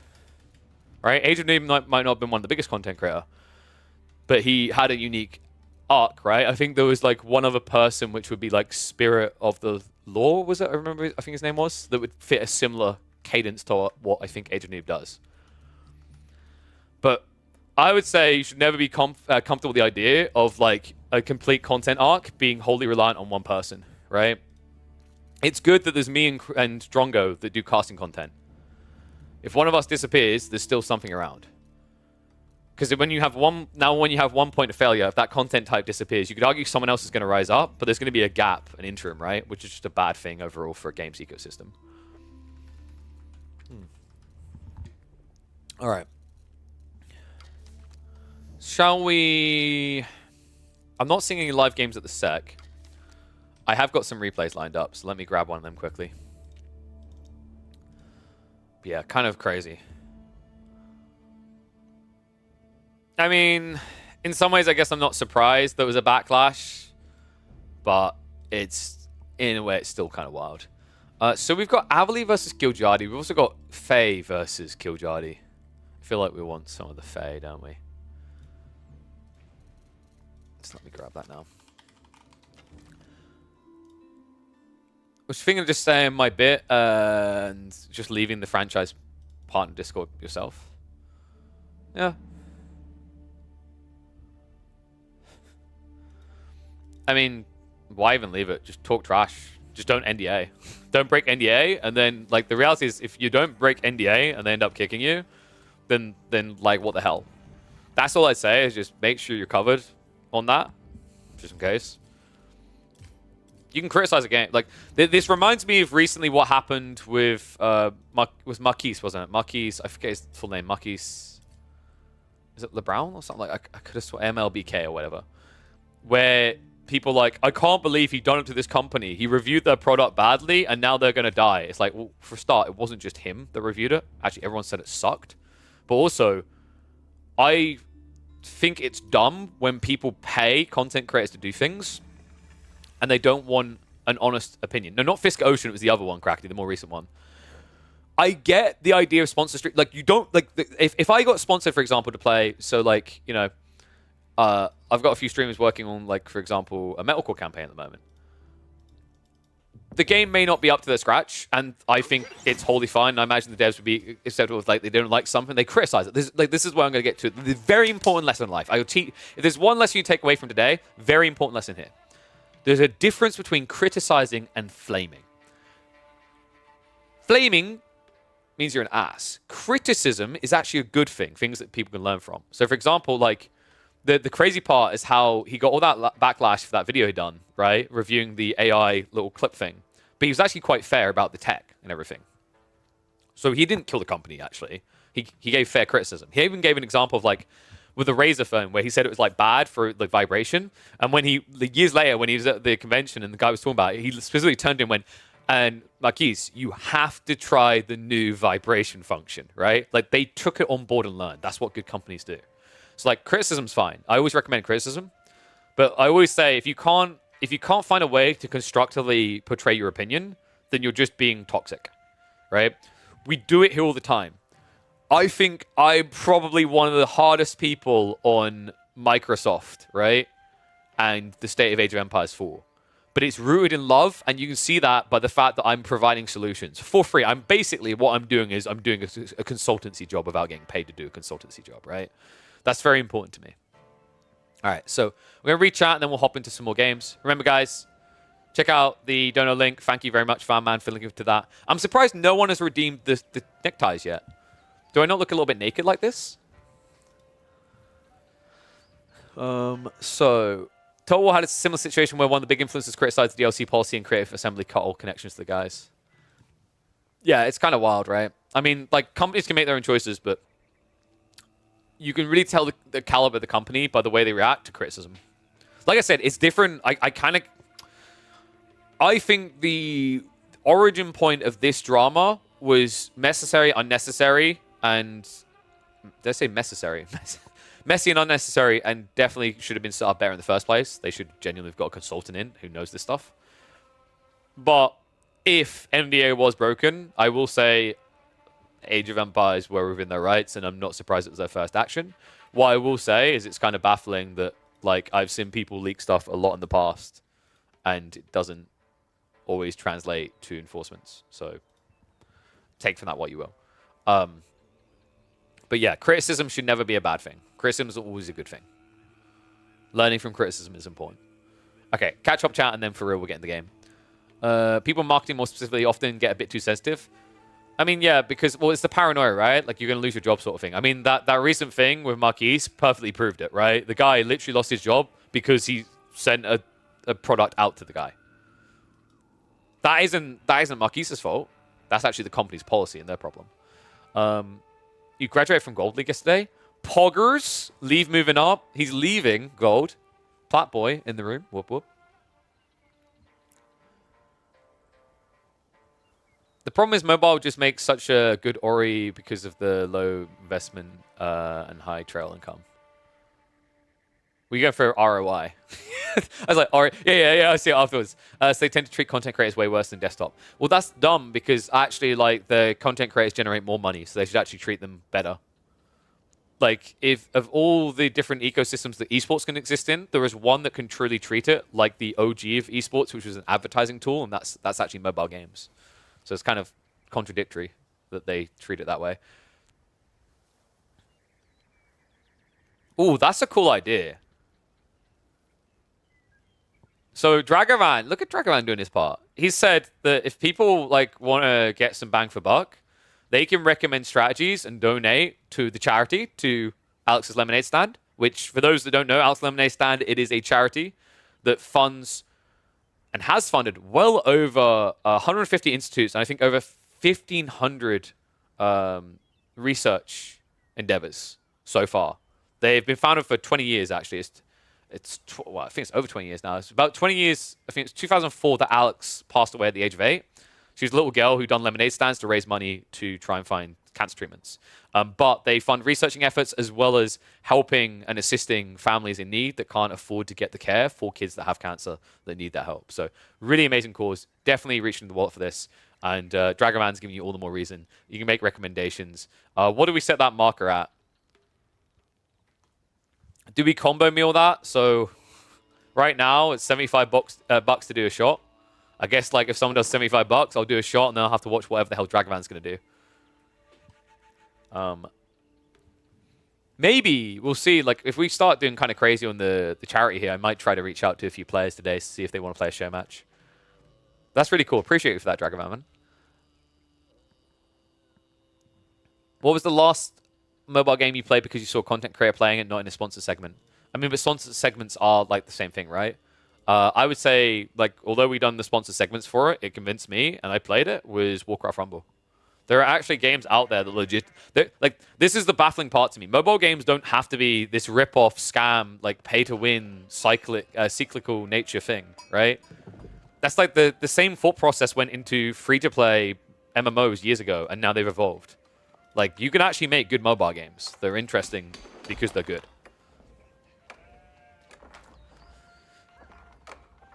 Meantime, we've got Faye on the Mongols up against Killjadi and the Roos. So if it's not Horse Archers versus Magadai, I'm not checking out them ever again. Screw both of them.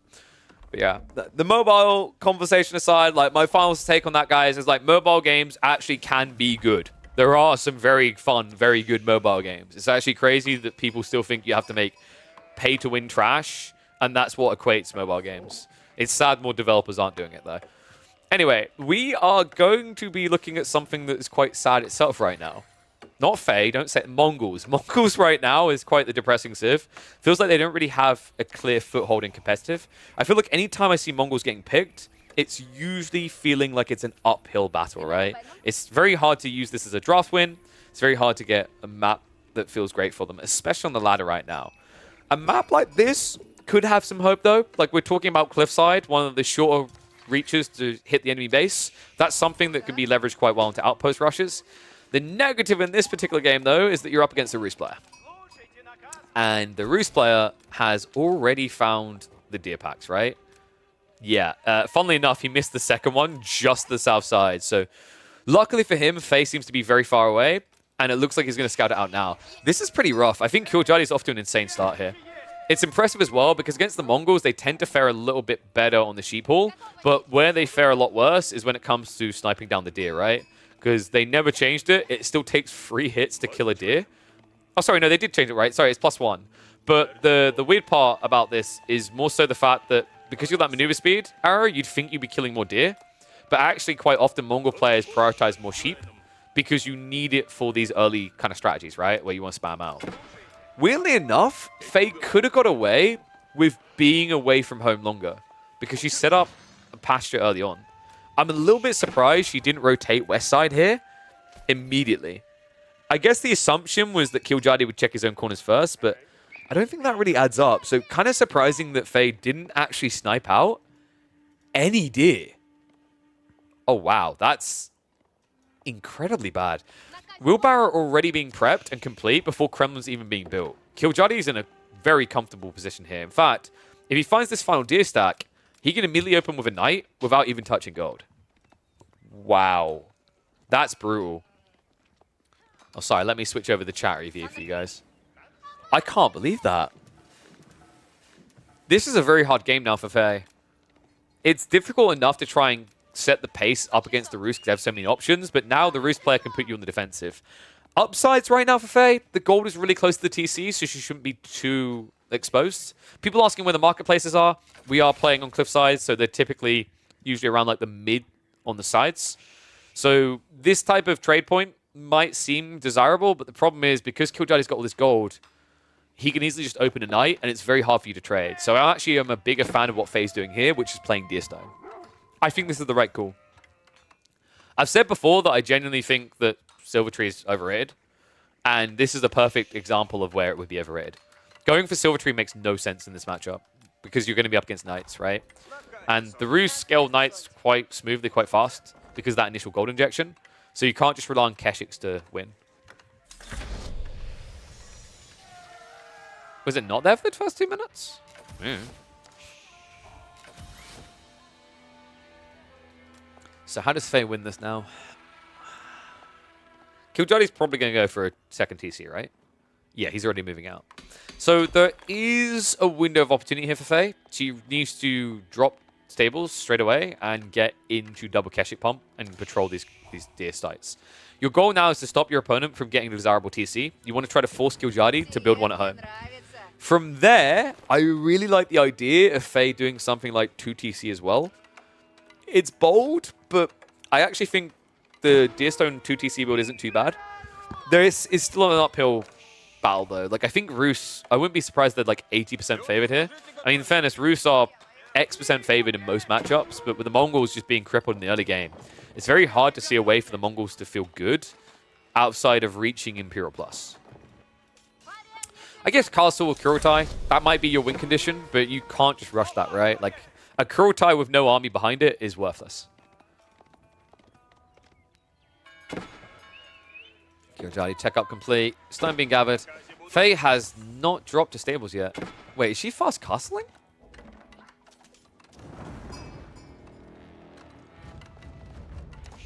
I'm getting a bit confused about her win condition. There's no way she's fast castle manga dying, right? Now, if it sounds really dumb, why would you rush Magadai? You have to keep in mind that Faye does like to meme build quite a lot. And memes can be very dumb, so mass Magadai after castle, I could kind of see the sense in it, and that, like, well, it doesn't have much sense. But the sense is that Magadai feel better in castle than they do in feudal, right? And they're more affordable because Yuriko is bigger at that stage. It feels very odd to rush that, though. And it also means that Kyojari is getting insanely high value TC. Look at this. The berries, the deer, and the boar.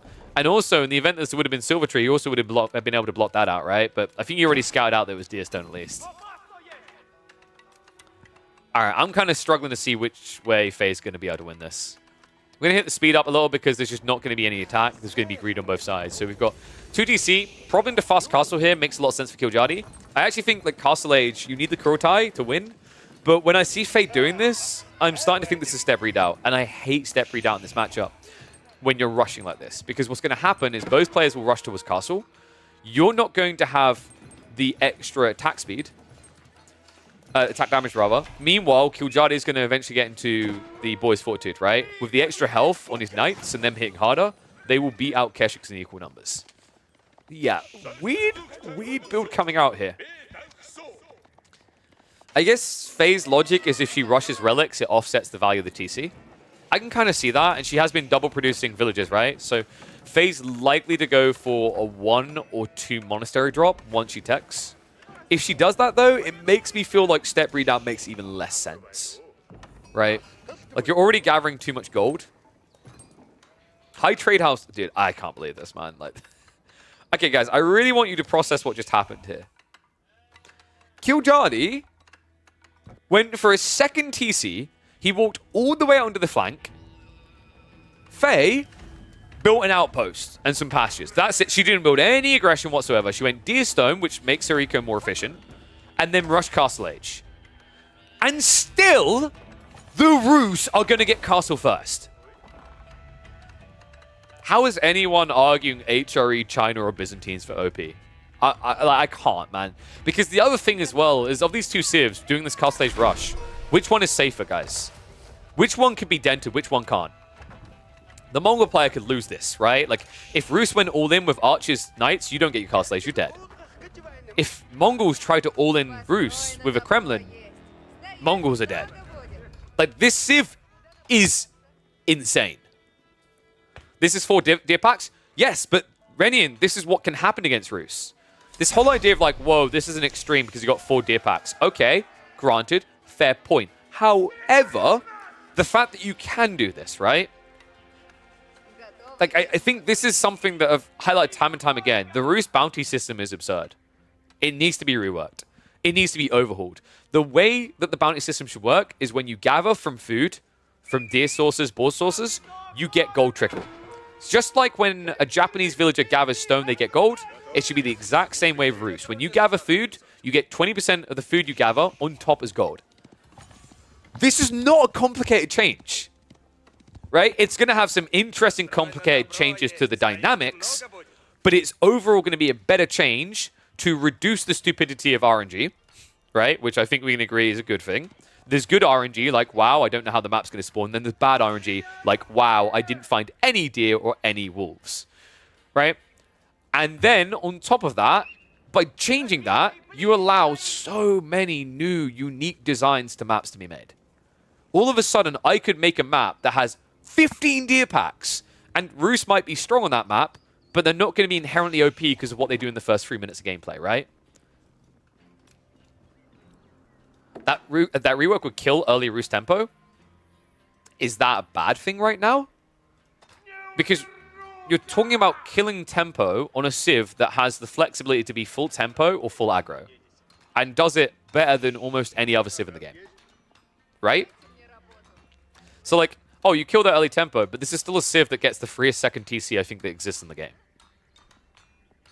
Right? I don't think it's a bad change. I think it's a very astute change. Shuffle zone tie, right? And here's the thing, like, people are like, well, it's going to change something. Yeah, that's what balance patches are meant to do and reworks are meant to do. The question you have to ask is it a bad change? And I don't think it is. Hunt and cabin player here. See, this is what I mean. Like, Killjardy, imagine that the extra bounty's gone. This is a bit harder to pull off. But the way he's playing it, where he wants to play flanks, would be rewarded more if you gave gold trickle while gathering food as well. Right? Because here's the thing, right? Right now, a deer gives you 10 gold, right? When you kill it. With my proposed system, you get 70 gold by the time you exhaust the deer. So, like, you're actually getting more gold, but it's in a more logical and balanced format. Now, there is a risk this makes Pro Scouts a little bit too good, right? But I'd rather cross that bridge when we come to it. Because another thing is Pro Scouts is something you have to play into on a delay, right? You don't get the investment value straight away, whereas opening scouts and sniping deer, you do. You return your investment within a minute, minute and a half. Killjardy race coming in with the knights. It's just master. Wait. I've been so busy ranting, I haven't even looked at her resources. Faye's going Carnot Palace. Oh my god, I freaking knew it. So here's the problem with trying to have a very interesting deep design discussion in a Faye game. She distracts you. Alright. Faye, now with the Imperial Rush Mongol build. This is a 13.5-minute Imperial Mongol build.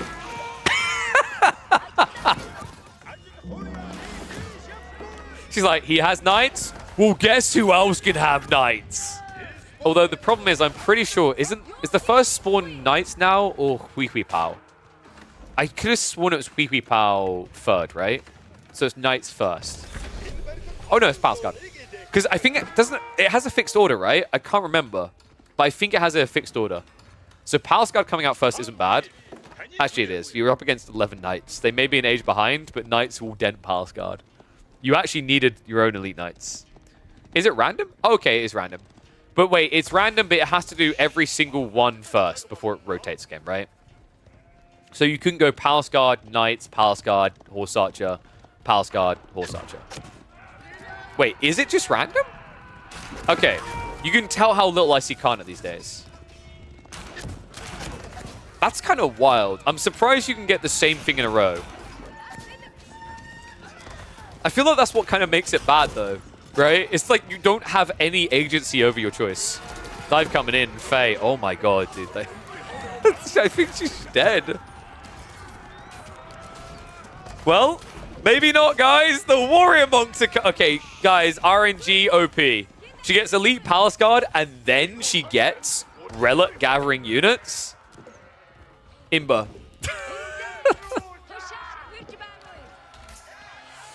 Faye should raid with the Khan. That's actually not a bad idea. She doesn't 2-hit, though. She needs +1. Oh, sorry. She would need a lot more. Textiles has come in. This is such a weird game. There are still relics? Yeah, but for how long? Like, how do you get out and get these relics is the other problem now, because it's mass knights. I mean, in fairness, you do move out very quickly. Getting back might be the bigger problem, though. I can't believe she fast imped him. Nesta B's now coming. If this was a slow-moving army, yes, I would support Faye's build. Unfortunately, she has chosen this build against the Roost. If everyone's wondering, like, why did she do this? One, it's Faye, but to be kind of more analytical about it, I don't really know how Roost beat Mongols in the early game now. Tower rushing doesn't work because they don't go on their gold. Keshiks versus Knights feels like a losing battle because of the eco-efficiency of your opponent. Maybe Castlades with Korotai. I feel like Castlades with Korotai is the only way, but like the way that Faye would have had to have done this was 2 TC, scale feudal, and then pop castle with full pop cap. Because then your army gets buffed straight away, right? That's such a hard needle to thread, though. Especially with the tempo that the Rus set.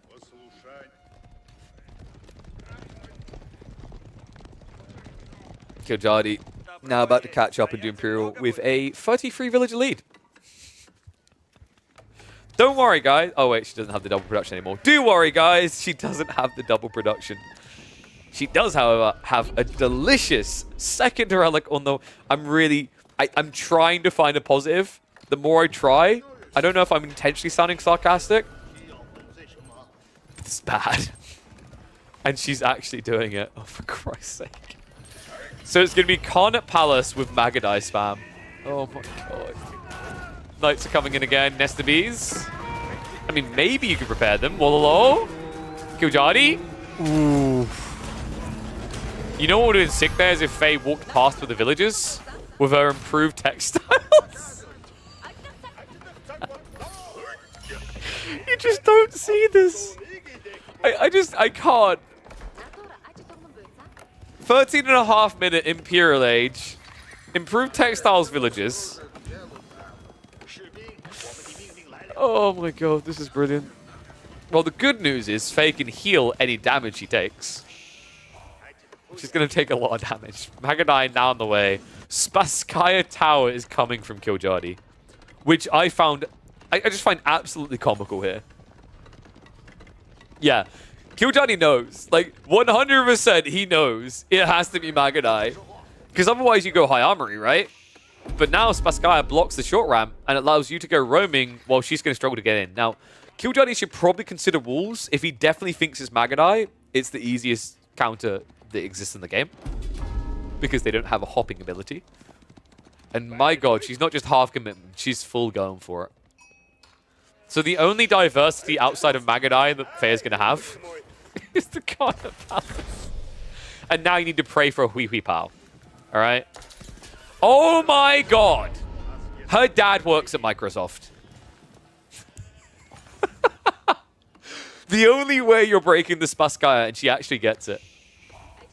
Now, it is a minute away, and that's going to be a bigger problem for her because we are now seeing Streltsy added in.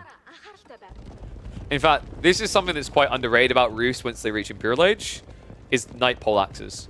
We actually saw a game between CSO and Louis where Louis tried to leverage this. Unfortunately, he'd done it against Jeanne d'Arc, which means you were against the best French knights possible, right? But the idea of Knight Poleaxes isn't bad. It's just quite often Rus don't have the gold for it late game because they're going Streltsy. This game, it makes a lot of sense, right? Like, he's got mass knights. The Streltsy mass can't win the game anytime soon. But the knights easily could. Especially when they get a freebie like this. Hello! Oops. Guys, this is fine. Faye so far has lost no value in units in this battle. They were all free. Kiljadi's lost, like, several knights. It's over 1,000 resources. It's pretty bad right now, guys. But it's all free, so it's fine. Where's the Hui Hui Pao? And why is it unpacked? Wait, what? What? Wait, what? Oh, she got him! For that whole 75 damage on a 295 HP unit. Oh, no. I think she wanted more Nesta Bees. Well, they are on the way now. Wait, so if you can keep rolling the same thing out of the Karnat, doesn't this actually have the same fundamental issue I take with Palatine School? Where, in this case, if you rolled Nesta Bees 4 times, you could just win the game. Right? Alright, there we go, guys. Karnat Palace and Palatine School, both of them are OP. Can't believe I just said that. I mean, the first part, yes. The second part, I wanted to vomit saying it. So I've got the improved Cyber limbs on the way. I don't think it matters. Oh, man.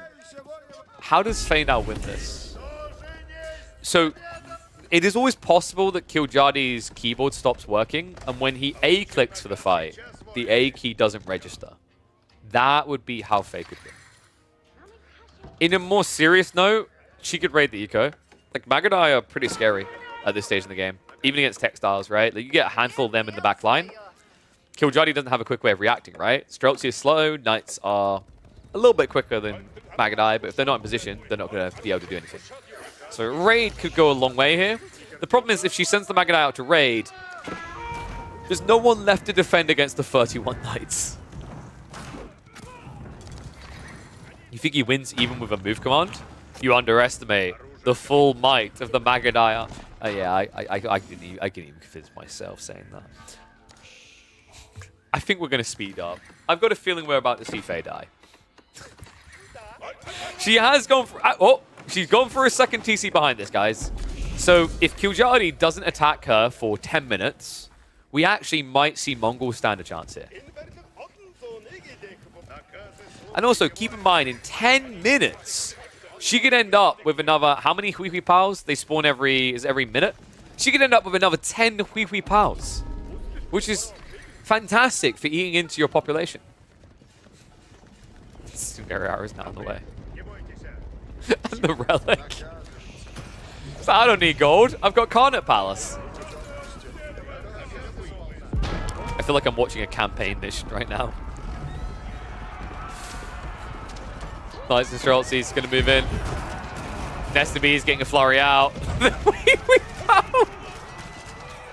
Wait, why is she not walla-lolling? There we go. Oh no, she died. That's why. Okay, this is not working. GG. An admirable last stand by the Mongol Horde. But they're not looking so hordish anymore. More of a rabble. And my brain is absolutely scrabbled. 13-minute Imperial Mongols. Where could it have all went wrong? For God's sake. Thank you, Faye. Have you eaten pal buns? Are those the white Chinese ones? Were they called pal buns? I thought they had a different name. I've had them. They're pretty cool. So that one is going to be 13 min. Mongol Imperial.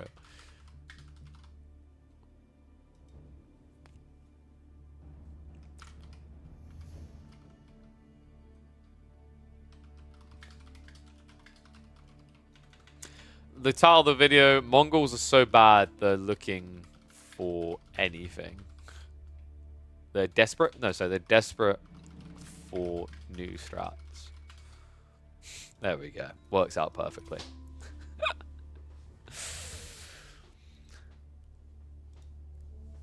Respect the strategy. Dude, he's got to... He's stress testing the strategy. He's got to make sure it works. All right? He's doing favor. He's helping her innovate. Faye should be thanking Kiljadi. Faye should be blessing him and appreciating that she was able to experience the game against the god that is Kiljadi. Anyway, let's go ahead and have a look for some more games. Oh, no, whoops. What did I just click on? I mean, actually, this is a high-ranked game. Semi-high ranked, right? I mean, Jean Secure is high-ranked. I don't know if the other person is. Jean Secure is 62nd right now. The person on the other side is 24th. Oh, so that's Zerton, right? I don't know if that's Zerton. Yeah, but like the bigger problem is it's an English mirror. And that makes me want to leave. It's amazing that English has that effect on people. Right? Okay, so let's have a look quickly. Check the live games. We might be in luck here.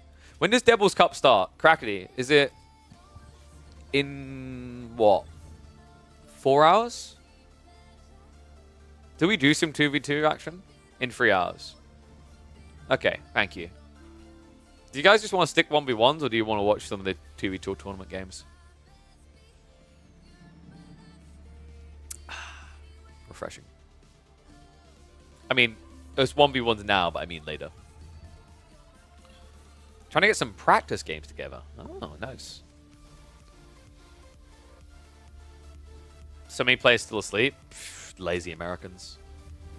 I mean, dude, come on.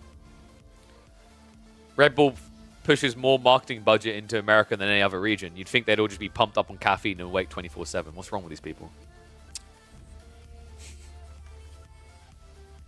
Let's have a look down the list, see what we got.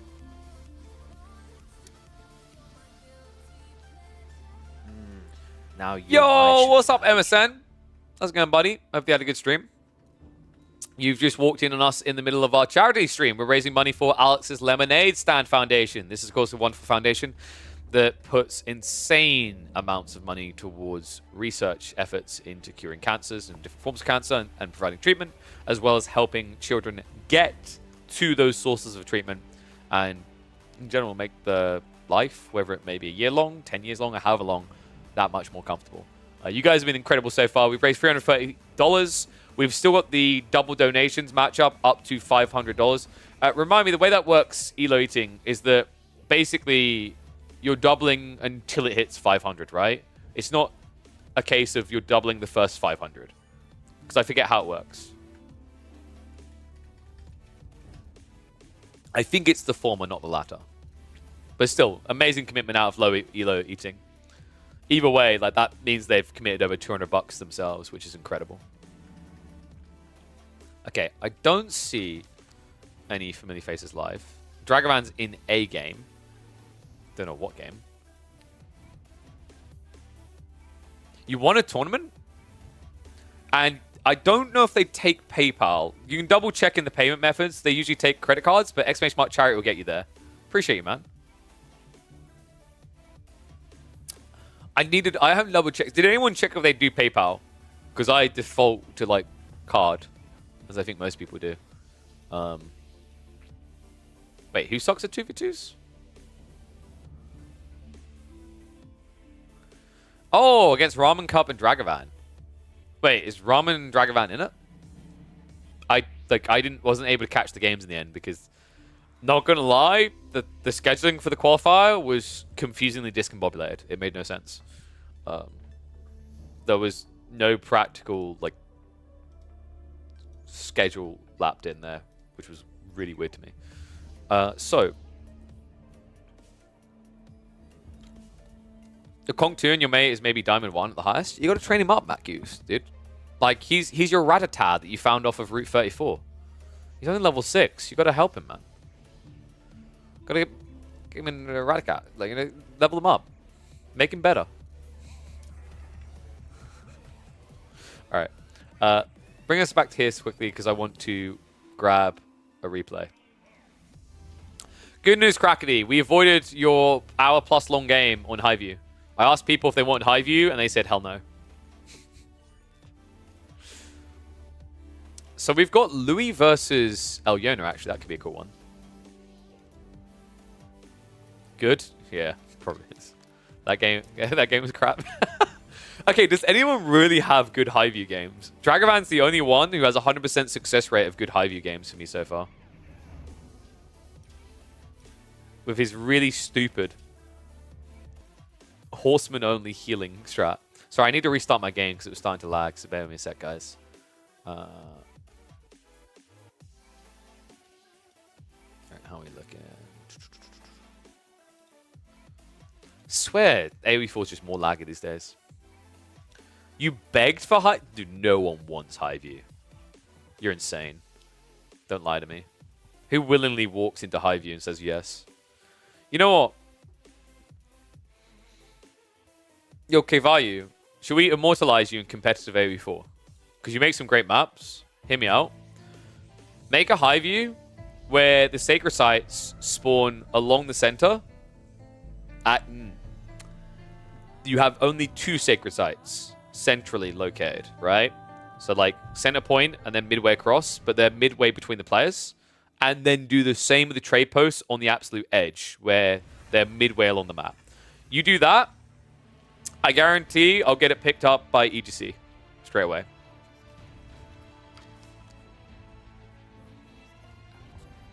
Casting the 2v2s today. We may check in on the 2v2s later, Knowledge Boy, if they're on schedule. Have a look. Write that down, write that down. You'll do it later? Okay. I mean, Kevayu, you've got an opponent now. Rush. I'm pretty sure Pesty would give a few dollars to whoever makes that as well.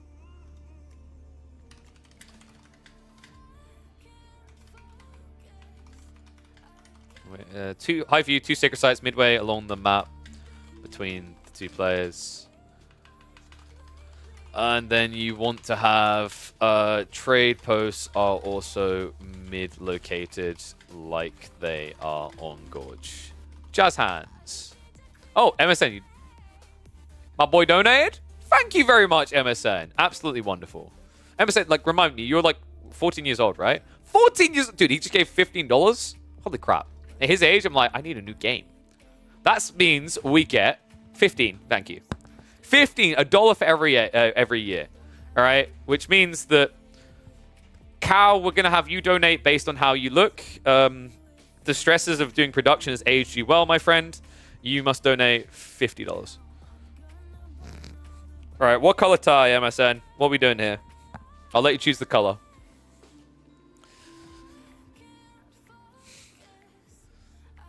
What's wrong, Cal? That's what production does to you. It ages you, man. Can you donate $5? Yes. Wait, do I have something for $5? Can you donate custom? Did anyone check if you donate custom? Or do you have to do a specific reward? I can add... Let me quickly add a reward to it, if that's the case. I'll add a reward to it so you can donate $5 if you want. It just won't come with anything. Sorry. It'll come with a thanks. So just give me a sec, and I'll add one in there. That's a good idea. You look 50. Give it a year or two. You will age to 50 based on the... Wait, stop ass-kissing him, Crackety, just because he does your productions. I don't need productions. I think people really like it when I zoom around the map very quickly with my mouse. Isn't that right, chat? Isn't that right? Yes. Yep. So let me just switch to incentives. I will put rewards in. What I'll do, thumbs up. I'll give you a thumbs up. And I'll put that in as $5. So that if someone just wants to give someone smaller, it all adds up. So I know they'll appreciate that. There we go. I've added thumbs up. So if people want to do $5, don't know, it's in there, easy peasy. And right now, that would get doubled, actually. So that's pretty legendary. So, did you choose a color, MSN? Do you have blue? I do. I have many blues, mate. Do you want me to amaze you? One, I'm a scam. This isn't real. And yes, I am wearing anime trousers with a waistcoat. I got blue. I got blue. I got blue. I got blue. And there's like 3 more blues in there. What kind of blue do you want? Yeah, I got like over 30 ties. I like to accessorize, you know? The key is to get them cheap from China, actually. There used to be a really good American brand that you could get from China. Up to you, brother. You know what? This kind of blue, I reckon we're probably looking at... Oopsie, I knocked over my Pokemon. Holy crap, I just realized MSN's too young to have experienced Pokemon Gold. My condolences, my friend. You missed out. How about some flowers? The flowers could pop. Yeah, let's go for it. Ugh. Rarely ever wear this one, actually, so it'd be nice. Oh, my God. You know, the best part is my green screen. The pole is just the right height. Just the right, like, thickness to get away with not having to be brought down. All right, guys. Time to learn how to put a tie on. This is educational. So, have I added the dono options yet? No. What should we put Dragavan in for having him do a strategy you guys would want to see? What is that worth to you guys? Should I replace an existing dono goal? Shall I add it into a new place? Let me know. And then I'll do that after we put this tie on. So, honestly, the most typical... I look kind of cool like this, don't I? Very fashionable. So, little tip. When you're doing ties, easiest type of tie not to do is going to be... You don't want the double Windsor. You want the half Windsor. Half Windsors are really easy. Cross like this. Bring it under. Around and over. So, see, come under. Go up through. Pull it down. You got a nice little... tiny little embedment there. And then all you need to do to complete it is wrap over. Then go under, up, and through.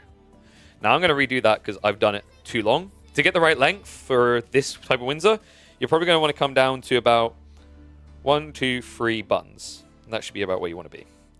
So then you just come again, So once again, under, around, wrap up and through, pull it in, then wrap over the front, come down behind, up through, and then you're going to pull back this little lip you've created and tug through.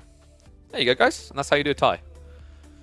I reckon this is actually helpful for some kids in chat now. I know when I was a kid, like the way it would work is if I had a tie that I'd wear to events, I would basically loosen it, take it off, and hang it up somewhere. It's really not that hard to do ties, though. So, go like that.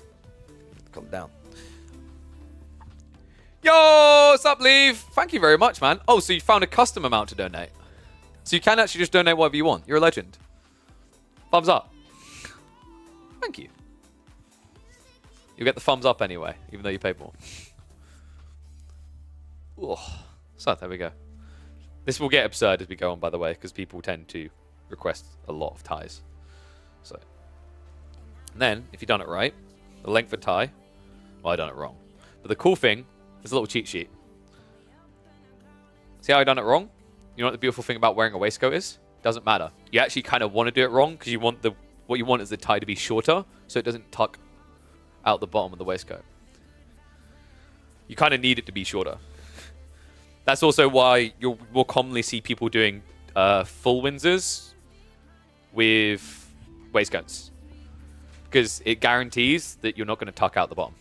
But yeah, thank you very much, Lee. Thank you very much, MSN. You guys are incredible. Almost up to 400 buckaroos already. Big shout out to Elo Eating. Every time you guys are donating, he's doubling the money that you're contributing. So, absolutely incredible community so far. We were going to hop into the Louis Eliona game, weren't we? So let me grab that now for you guys. I had to find Louis in the list of ones. Thanks, Leif. Yeah, we've got some incredible people here. Remember, if you guys do want to dono, !charity will get you there. We will probably, I'll show you another little video that will tell you a bit about the org, probably after this game, or after another game or two. Just so you can kind of like get a little bit of a picture of the stuff they do. So let's find this Louis game we wanted. He had one against Eliona that I'm intrigued by. Bloody Louis and all his free-for-alls. All these free-for-all gamers. Ugh. Oh, and also, if you're one of those people that finds that collars feel a bit tight, little tip, once you've done a tie-up, just unpop the collar and then push the tie in. You'll find yourself more comfortable that way.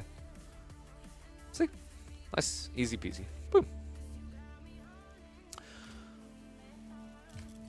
I don't know why. Actually, I do know why I love it. They look so fashionable. These type of collars are actually fat. They're really big. Most people will not wear collars this big. I like them, though. So, wait, was there a Louis Boosty? Boosty? That's what... Dude, that's the content idea. Beastie, he goes into community games and boosts someone, and you call it, like, you know, in 2v2s or whatever, you call him Boosty. Because I think Louis and Beastie had a game as well. So we'll do Eliona Beastie. Eliona Louis first. Jesus, that first shot from a while ago clearly went to me. And then we can look to do Louis Beastie afterwards. Because I think this is Beastie. Just double checking now. It is. Okay, sick. So we've got some really cool Louis games. So we'll do the Eliona one first. Which was on, I think, Dry Arabia. There it is. Delhi versus Ayabids. Thank you, A4 Enjoyer. I see you're also a Suits Enjoyer. Yeah. I've said this before, like, I really enjoyed dressing up like this, actually. A lot of people find it uncomfortable, but the thing that I say is, like, you only find it uncomfortable because you think it's uncomfortable. You can find anything comfortable, really. Within reason. I don't know about corsets. But, like, I usually find these quite cozy and nice. And it's fun because I always treat it like a puzzle to solve, right? How many different colors, how many different things you can get in.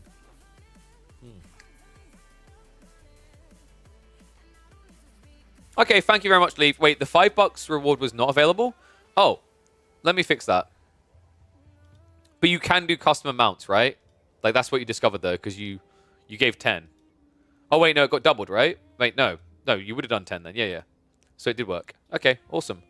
Sorry, guys. Let me quickly fix that for the Tiltify. It's very important that we have that fixed because we are raising money for charity. So give me a sec. Are we lagging a little, by the way? Did. I think we're good. So quickly, let me have a look here. I know what it is. It's because once you add new rewards and incentives, you have to activate them. They don't automatically go public. There you go. It's active for future now. Boom. Thanks for letting me know. Do you know if there's a tournament this weekend? Where's the life? There should be a 2v2 tournament happening a little bit later. I don't have full deets on that. We might catch a few of them. People think shirts and suits are uncomfortable.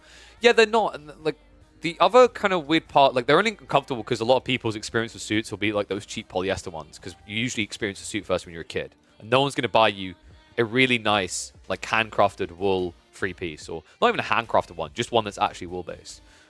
So what you end up with is a very plasticky suit that doesn't have any flexibility and makes you really hot. Those are the bad experiences people have. But yeah, suits can be really nice. The other kind of crazy one I usually hear is that suits are really expensive, and it's just not true. Like, if you think about what a kid will spend on Nikes, or just like a shirt with, like, you know, off-brand or some crap like that, right? Like, you can get a nice shirt, you can get a suit, you can get all these things just as cheaply. So yeah, it's kind of wild. There's a weird misconception that, like, those things are really expensive, and compared to what people spend their money on, they're not. Like, my nephew dropped, I think, like 150 pounds or something on some trainers. I was like, huh. And they weren't even good-looking trainers. Don't tell him, though.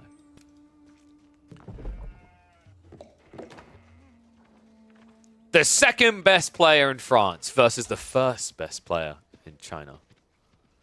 Wait, that sentence makes sense in the end. That sounded a bit weird in the second part. One and all, welcome back to the A4 action. We've got Delhi up against Ibids here. Elyona, of course, second best player in France behind the infamous, most powerful Marie Lord. On the other side of this, one is correct. He is number one in China. This is Louis MT, the top player actually out of Asia, full stop right now, on the Ibids. This is an intriguing matchup, actually, because we've seen a few players present how Ibids can dominate this matchup. But I feel like the general consensus still is that Delhi is favored, right? Spamming into Ghazi Raiders and going for the Sacred Sites in a rush tends to just disarm all options from the Ibids. I'm curious to see what Louis' approach is going to be, because I'm still of the feeling that playing a little bit of feudal presence against the Delhi, you can easily outplay them if you get your timing right around opening Desert Raiders and Horsemen. If you do that, it ticks the box to open the door to win the game. And the reason is simple, right? You get so much efficiency out of that combo I just mentioned because all you have to do to build it is the stables, right? You can even get the Desert Raiders earlier by going for the House of Wisdom tech. And I think in this matchup, it makes a lot of sense to go Growth Wing. Desert Raider, rather, into Growth Wing. The reason is that the Growth Wing timing is just going to bolster you, right? If you want to play an all-in feudal, Growth can sometimes make sense. I just feel like the Desert Raider is just such a high-value entity at the beginning of this game, especially if you open with the stables. Logic is that you'll have stables units to block the Ghazi, and then the Desert Raider will just provide his aura, but also when he strikes, you gotta remember that unit hits for 26 damage against Cav. So House of Wisdom coming out. Was originally setting up on the forward side. It's kind of unfortunate that it played out this way, actually, because I think what Louis done there is he chose to place the House of Wisdom down here, so he didn't reveal himself, and it was also quicker to build that way. Because if you build it here, you're going to probably get scouted sooner. But the thing is, if he built the House of Wisdom here, he would have connected in the mill straight away, which is really important for getting that Golden Age 1, right? Like, remember, at this stage in the game, Louis doesn't have any economical advantage. Even being on berries, up against the Delhi, you're mirrored. The moment you have 10 buildings, that's when you start to creep ahead of Delhi. Military efficiency coming on the other side. So Elyona is likely going to be in Tower Victory here. I don't think you change anything about the logical approach for the Delhi. I think Tower Victory probably needs to be nerfed. You could try buffing Dome of Faith, but the issue I take the idea of buffing Dome of Faith is you're inherently then buffing a more toxic style of Delhi, if that makes sense. We all remember the days of mass scholar healing, right? We always remember when Dome of Faith was full meta. We always remember when Delhi were unbeatable because they were capturing Sacred Sites in Dark Age, right? All these details, like Dome of Faith has a stigma attached to it because it's directly attached to those type of builds. So I think, you know, although I'm a big fan of usually finding a buff instead of a nerf, Tower of Victory probably does just need a slight nerf. I don't know if you raw nerf the stats or just change the way that you choose which units get the buff, but something feels a little bit off right now. I don't know if I want to go as far as to say maybe Tower of Victory should only buff melee units, because I know that would just ruin Delhi straight away. But it's fair to say that this Civ right now is the bane of most people's existence. I think the reason it doesn't get talked about as much is because it doesn't really get executed well outside of Conk Plus play. And even in Conk Plus play, players are typically reserving this for tournament play. That being said, I don't think it's a top 4 Civ, right? So it's definitely not the biggest priority. I'd actually say Iobid's getting nerfed is a bigger priority right now than Delhi. Especially because of this type of build. Military Wing Reinforcement into Growth Wing is the established meta, and I just don't see a way that's going to change anytime soon. This is an insanely powerful build. You have to think about what it's doing. Similar to the Abbasid build, it's giving you an immediate value unit to do something with. Unlike the Abbasid build, it's giving you something that actually can do more damage. Remember, the archers and spearmen move very slowly. They're very good for setting up a TC, but they'd be terrible for finding a good aggressive timing in most cases. This Desert Raider not only can find that aggressive timing, he can also run away from bad fights. That's something you can't really brag about Archer Spearmen. And it's giving you the stables drop. Okay, I really like Louis' build. So there's 2 ways you can play this. You either go double Desert Raider, or you now open with 2 horsemen to support the Desert Raider, and then follow up the archers. This is a really cool build, because what you're seeing right now is Elyona doing the obtuse, predictable thing of going into Ghazi, but now you get immediately countered. You might be wondering, why would an IB player choose then to go stables instead of going for spears? It's because that camel on ease means that horsemen can beat Ghazi, and the trade-off in going spears is you will beat the Ghazi, but you'll lose mobility. By going for this unit comp, it means the IB player is able to be very fluid on the way they move across the map, and also, he keeps a counter to the natural next step of Delhi, which is Delhi players always want to go archery range as a follow-up. So yeah, really big fan of this build. I think Marine Lord was the first person to show this off. It was super successful. I still remember one of his tournament games in the EGC tournament where he basically decided the game at about 9 minutes by ambushing his opponent in a stealth forest. There was definitely an element of outplay there, don't get me wrong. But that was where I started to kind of get this inkling, this creeping thought in my mind that maybe Iobids don't have to fear Delhi at all. Horseman Desert Raider in. Oh, that's really bad. Elyona, he gets out microed there. That was sick. Louis, he led with the horseman, so the auto attack was onto the Cav instead of onto the Desert Raider. Remember, Desert Raiders have the range tag, so Ghazi do double damage against them. That was a huge wish coming in for Elyona, so bad damage on him initially. Not much down in return. Archer's now being added in, and the follow-up is just perfectly read. Like, look at this, Elyona, he was going spears because he saw this. So Louis now reveals the archers on a delay. Notice he didn't rally them out, he left them at home. He's waiting to have a reason to bring them out. The other reason why this type of build is really good for Iobids, it's not actually about reacting to the Delhi. Sometimes you see this type of build, and you'd expect a player to be doing this to stop the Sacred Site win condition. Actually, there's a benefit to doing this. It's not just stopping the Delhi from getting what they want, it's getting you what you want. Golden Age only just came online. At this pacing, with the amount of buildings he's adding in, by the time Louis is starting to trigger Castle Age, he'll have Tier 2, which is the research speed. The research speed is a big deal here because it allows you to just get very efficient quickly. It allows you to get veterancy on archers at an insane pace, 40 seconds instead of a minute. It allows you to upgrade into the horseman if you really wanted to for some weird reason. But more importantly, it allows you to catch up on blacksmith upgrades, which is very important in this matchup because the Delhi always get those for free over time. So it's very important that if you aren't going to commit to the blacksmith now, you're quick into them once you reach castle. Elyona. Oh man, he got caught sleeping. That's double Desert Raider now. Oh. Now, if Louis just starts using the range form, yep, there you go. Easy finishes. And now the spin been revealed. So this is going to be where Louis shifts the archers upwards. He's got 8 already, and because Elyona just took that damage, his Ghazi count isn't very scary. This is cool. Stilled Arrow also added in. A little bit surprised by that. We don't see it often, but I think the read by Louis here is right now, Elyona isn't getting any eco-inflation. And because he's got so much cav and the way the map is spawned, Elyona can't risk sending the scholars out, which means between the lack of gold trickle for Elyona and the Golden Age now being in for Louis, he can outscale the Delhi. What a cool build. I think at some point Elyona's going to have to take a risk here and just sneak out. Yeah, here he goes. He's moved from the center one. The problem with this now is if the archers come, you're not capturing at all. No undermesh either. The timing on this is brutal. This is so creative by Louis. It's quite innovative. Not a lot of IBID players want to get these techs this early, but the timing is perfect. Because he forced his opponent to go spears that early, the blacksmith was like an extra minute late. So Undermesh will not be there for the entire fight.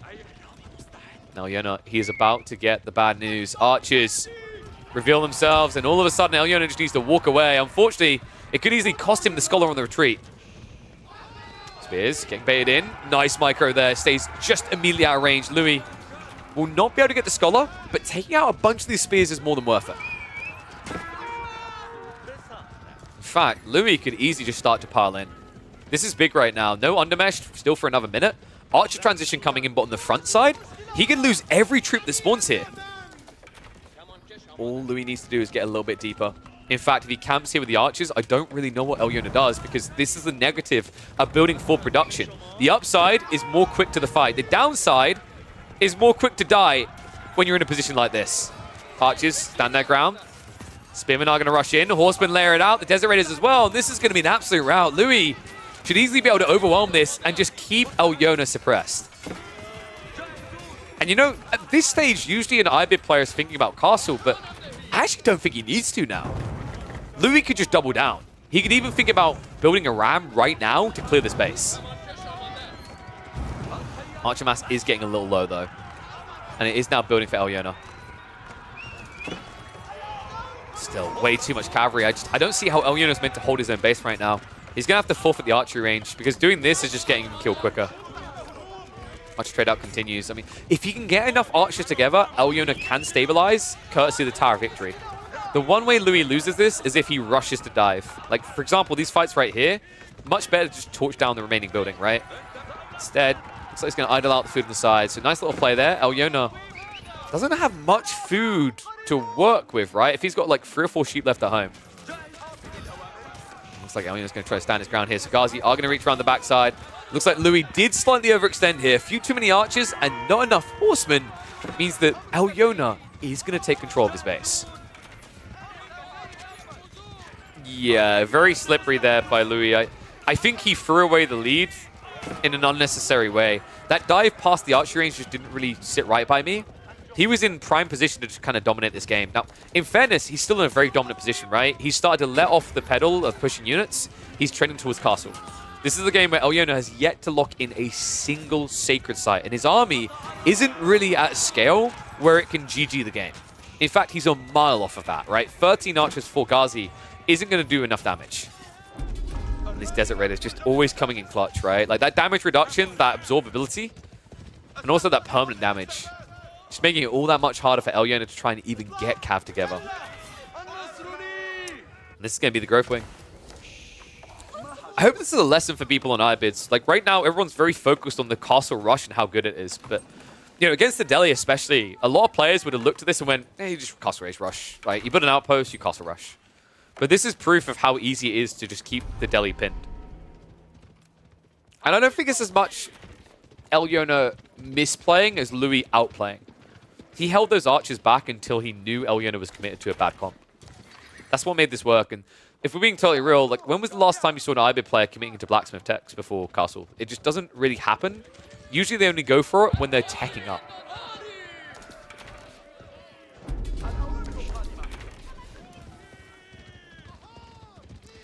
So just easy dive into the outpost. And unfortunately, because of all those Ghazi being dead, he doesn't have any way of really diving this anymore.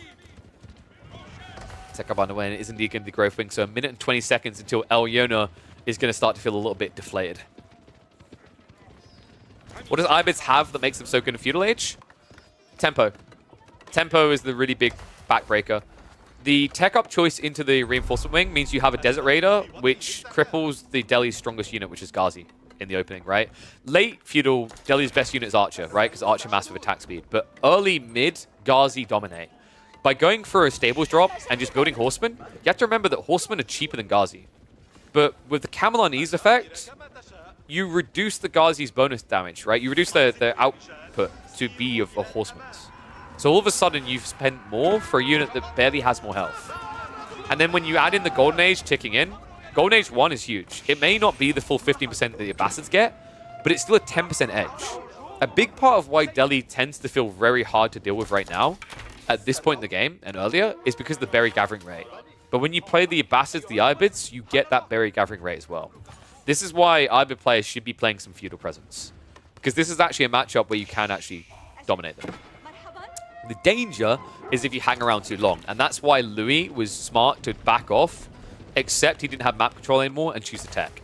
Because if you play long feudal, it turns into mass archers, and Delhi will always win that. But the coolest iteration I give here, I think this is worth putting up on the YouTube side because it's a very smart detail. We've seen these type of builds a little. The big difference to me that I saw from Lou in this game was the early Steeled Arrow. That was a sick read. He leveraged the fact that Delhi want to get into blacksmith techs against them by going for it so early. Now, the tech advantage, Alyona has no choice but to dive on in. Archer upgrades coming in very quickly here. Remember, he's got the Golden Age too, so it only takes 40 seconds. Diving from Alyona, this is the best time to try and get a fight. Unfortunately, most of the villagers did get away, and remember the Growth Wing is already still going to be a 5-villager lead after the losses. Dive coming in big though, but how deep can Alyona really go with this is what I'm wondering. I do think that Louis is misplaying a bit on the backside of this. These villagers could easily just attack back against the Ghazi, and in fact, that's what he's doing now. A-click comes out, Ghazi are going to try to run away. But now, with the veterancy in, Alyona's only real choice is to go Castle Age. Especially with the first Camel Lancer coming out.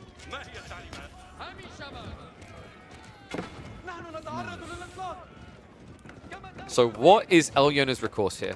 He's building a lot of archers still. If he somehow had them all on the screen right now, I could see them taking a trade. But the problem now is when you look at the count, it's 33 archers versus 24. The difference in damage feels so high. It's a 3 dam difference, which offsets the attack speed buffer, right? But then on top of that, it's veterancy archers, so they have more health.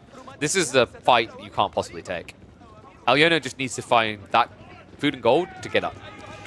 In fact, unfortunately, they never even got 3 sacred sites, so it's going to be a lot slower than they prefer here. Louis. Slight overextension here. Finally realizes that he uses the line formation. Surprised he didn't go for this sooner. Now, funnily enough, he has got the ranged armor too, so he could just start trading, but the number difference is now big enough with the second wave coming in. He doesn't want any part of it. But what he's done is he's gained enough space to try and move out. And what has been happening back here? Louis has resorted to mass peasants to defend. Oh my god, dude. Alyona. I gotta give it to him. This game looks like it should have also been over at Castle Age. He's making it look a little bit scary. It's still difficult from here though, right? Like, you've got a slight eco lead, but with the Golden Age in effect, and the fact your opponent has an age up, you can't just say, oh yeah, Alyona's got this in the bag. Because he's putting everything into Feudal Age. Nothing's being saved for Castle. And that's kind of scary, right? Because the longer this game goes, the more difficult that gets to justify.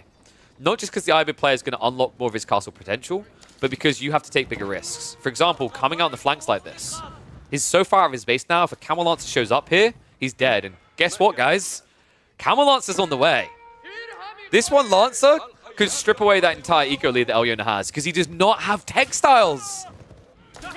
South side, there's going to be a fight. Villagers caught in the middle of it. Amluk's bravery is in though, right? So these vet archers are starting to hit pretty bloody hard. In the meantime, on the flank, he just realized what's happened. Alyona may look like he's taking a win in the base of the Ibids, but he's taking a loss elsewhere. Holy crap. And that's just the beginning, right? Like, you can already see the worker kill difference. This Camelot's going to do a lot of damage. Not the best of micro, though, from Louis. He does end up getting baited into the military units. But this is a preview of what's to come, right? Like, this is the issue I take with Alyona's approach now. He needs to think about walls or outposts.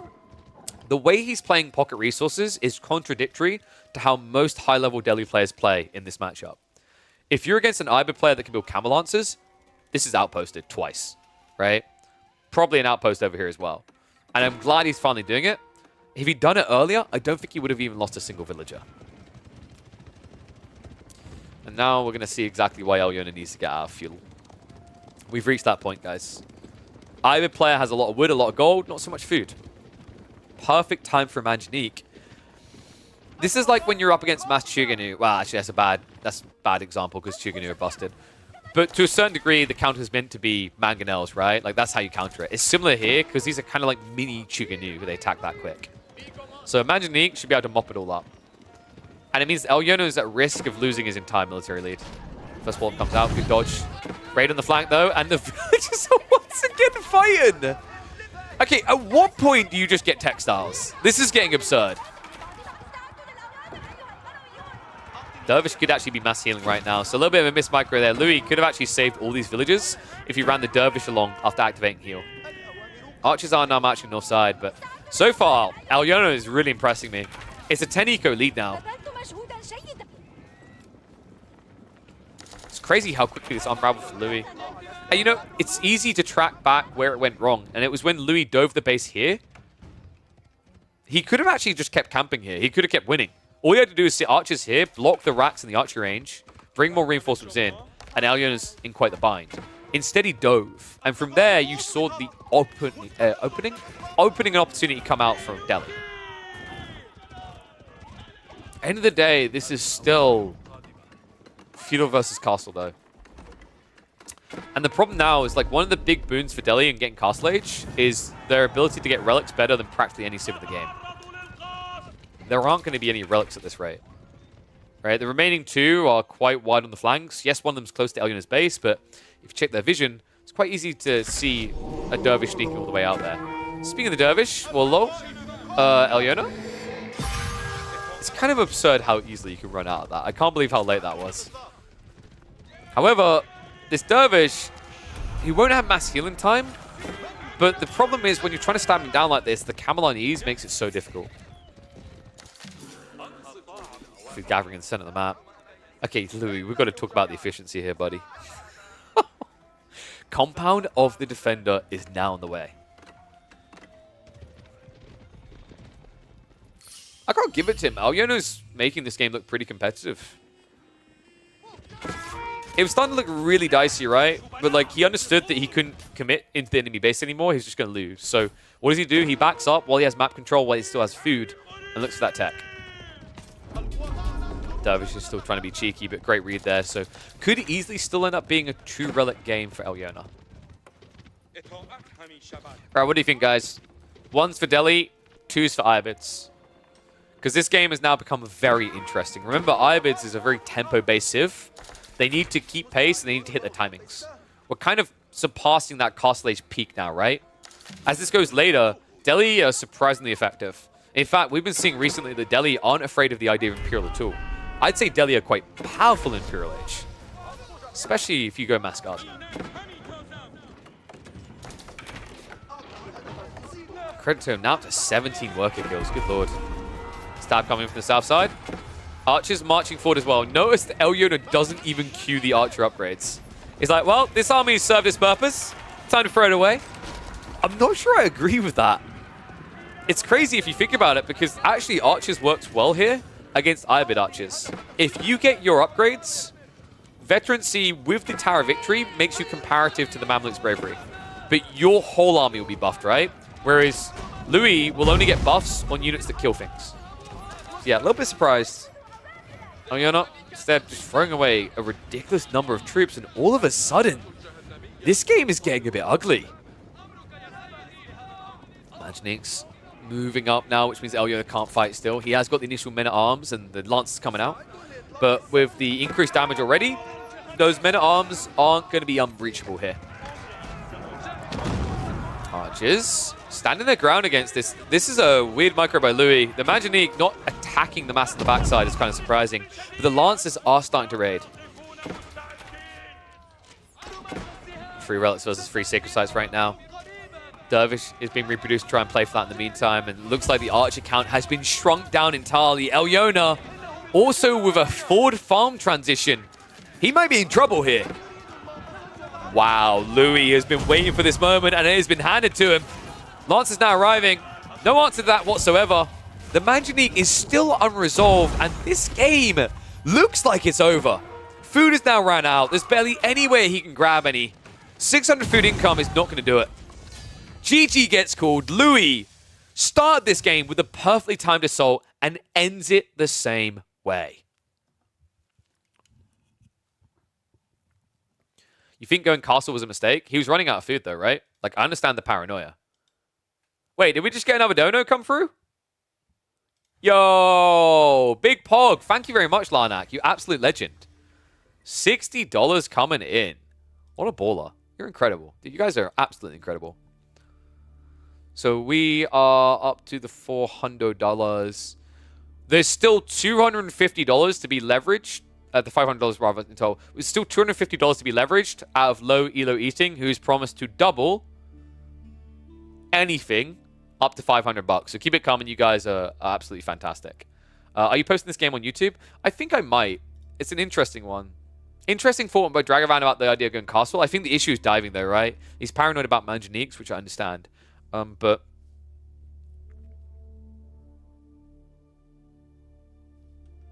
what do I call that one?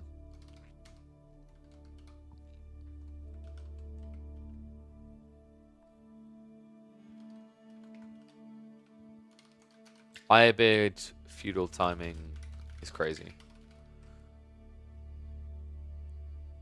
Wait, was the minimap wrong in that entire game? Hold up. There's no point you just get textiles. This is getting absurd. I'm not sure I agree with that. Was it wrong? It looked fine. We'll check it in a sec then. 1 second. Iabid feudal timing is crazy, and then what do I want to call that one?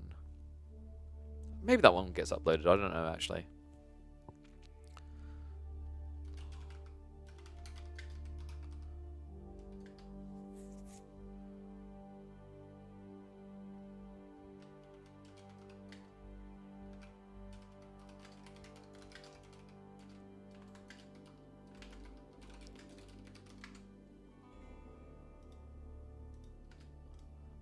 Oh, did it clip it out? Okay, one sec. Yeah, I think I see what happened again. It's because when we fixed the other scene, I guess it got weird with that scene. So bear with me a sec, guys. We'll quickly have a look. Gunner, you're right. You should get your hands on these glasses.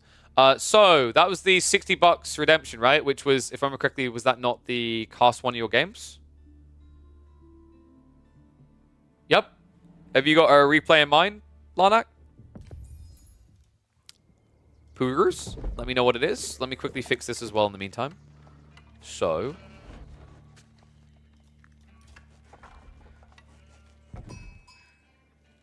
well, it's the correct size now. Oh, wait, sorry, I instinctively clicked the wrong scene, that's why. The other one was wrong, that's what, so the OG scene is wrong, that's why. Okay, so, let me just fix this, because otherwise I'll forget about it in the future. I don't know why it done this, dude. OBS is so weird sometimes. I didn't actually change anything other than duplicating a scene, and it done this. Yo, sub Hymenea. Thank you very much for the dono, mate. Was that meant to go towards the charity? Let's go.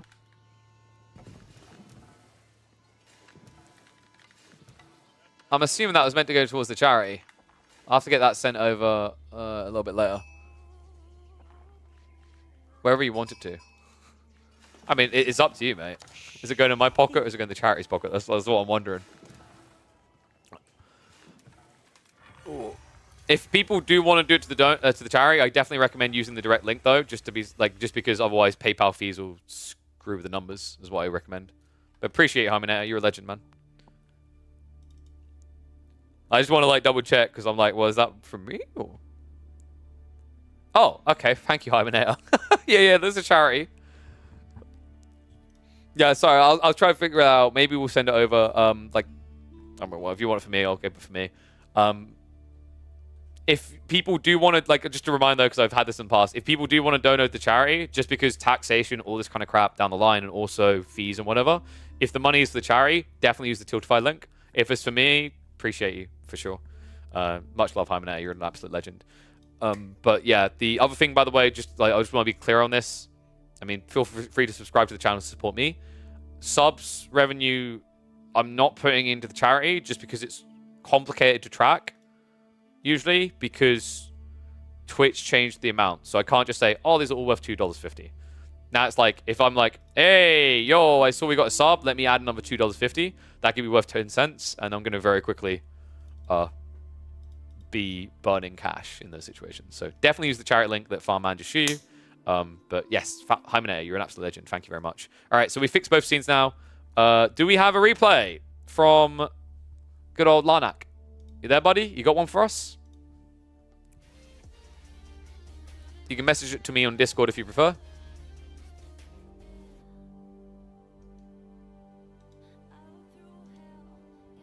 Oh, sorry. Did you post it earlier? Let me have a look. 15-minute game that I found quite funny. Can you find it on AO4 World for me, please? Find what game you want on AO4 World, and then we can have a look.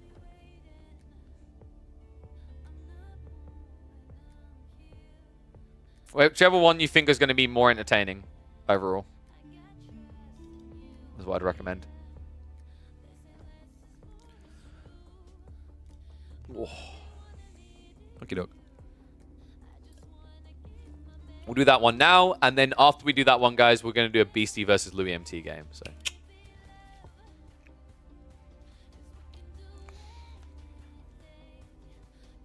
let's see the bottle again. My magical bottle. Guys, I'm drinking water straight from a waterfall.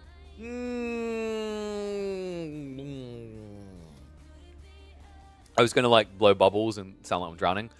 I'm drinking water straight from a waterfall. I can't even try to gargle. If I gargle, I'm going to stay in this shirt. Oh my God. I almost caked myself an energy drink there. I was like, you know what would be sick? It's like, you know, if you could have done that and just poured it, right? What you need is you need a liquid that is green, so that when you do that, you just see the waterfall behind. Boom, genius. Can I post a link here? Yes, just post it here. Post it here works. I wouldn't recommend people click on it if you don't want the game spoiled for you, but yes, for me, gimme.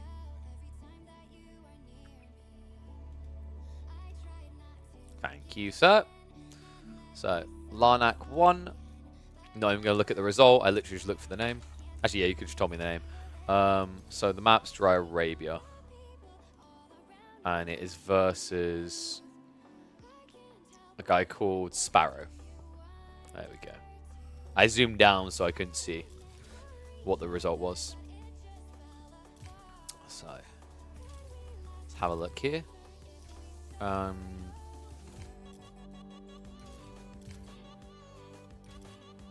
Look.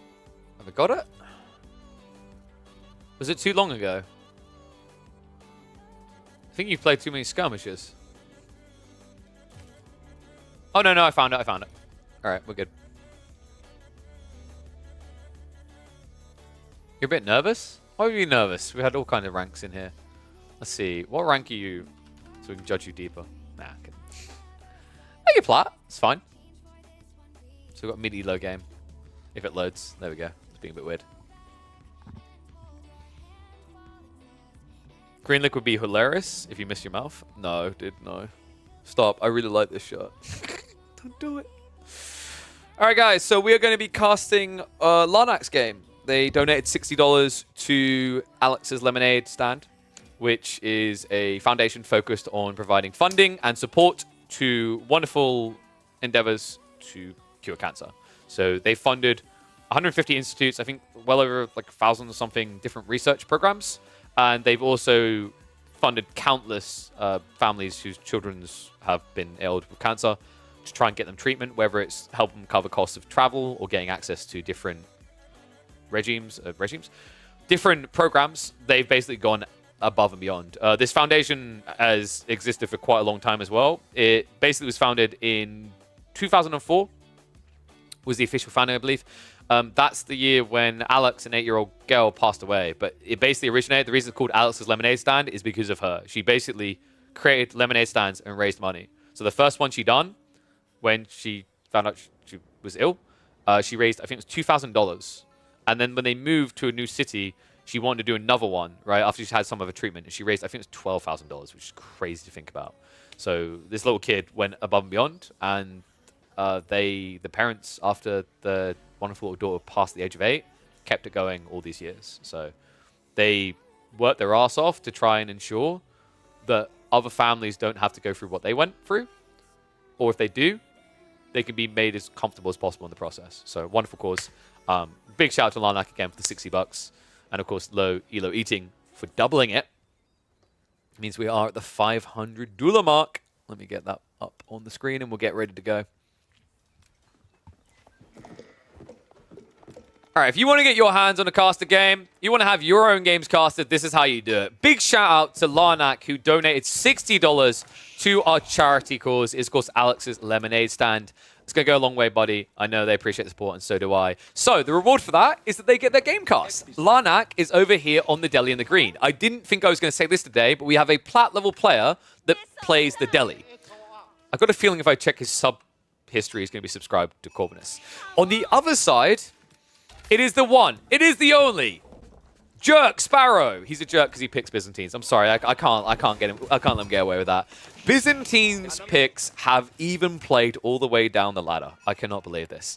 So apparently this is quite an entertaining game. We are going to speed up the early game though, because I think Larnak was highlighting it does go a little bit deep, but gets quite interesting as it gets deeper in the game. We are going to be on dry Arabia of all maps. The actual exact number for the Elo snobs amongst you of Larnak is 1,073 Elo. And their opponent on the other side, I think, was 1,100 Elo. So fairly close game between the two. Should be a fun one, though. Delhi versus Byzantines. What are the chances? What do you think, guys? Do we actually get elephants on elephants in the late game? Right, because I'm wondering...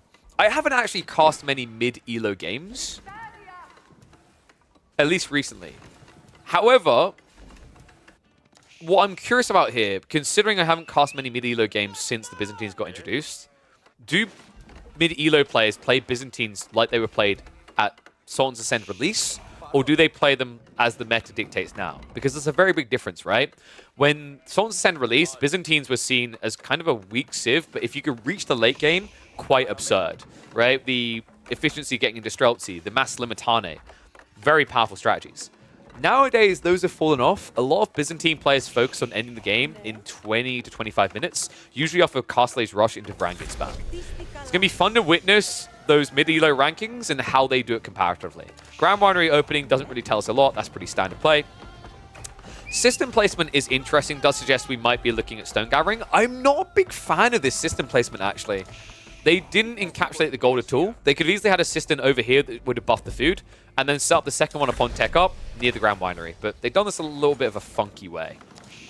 Tech Up on the other side is good. Wait, Dome of Faith.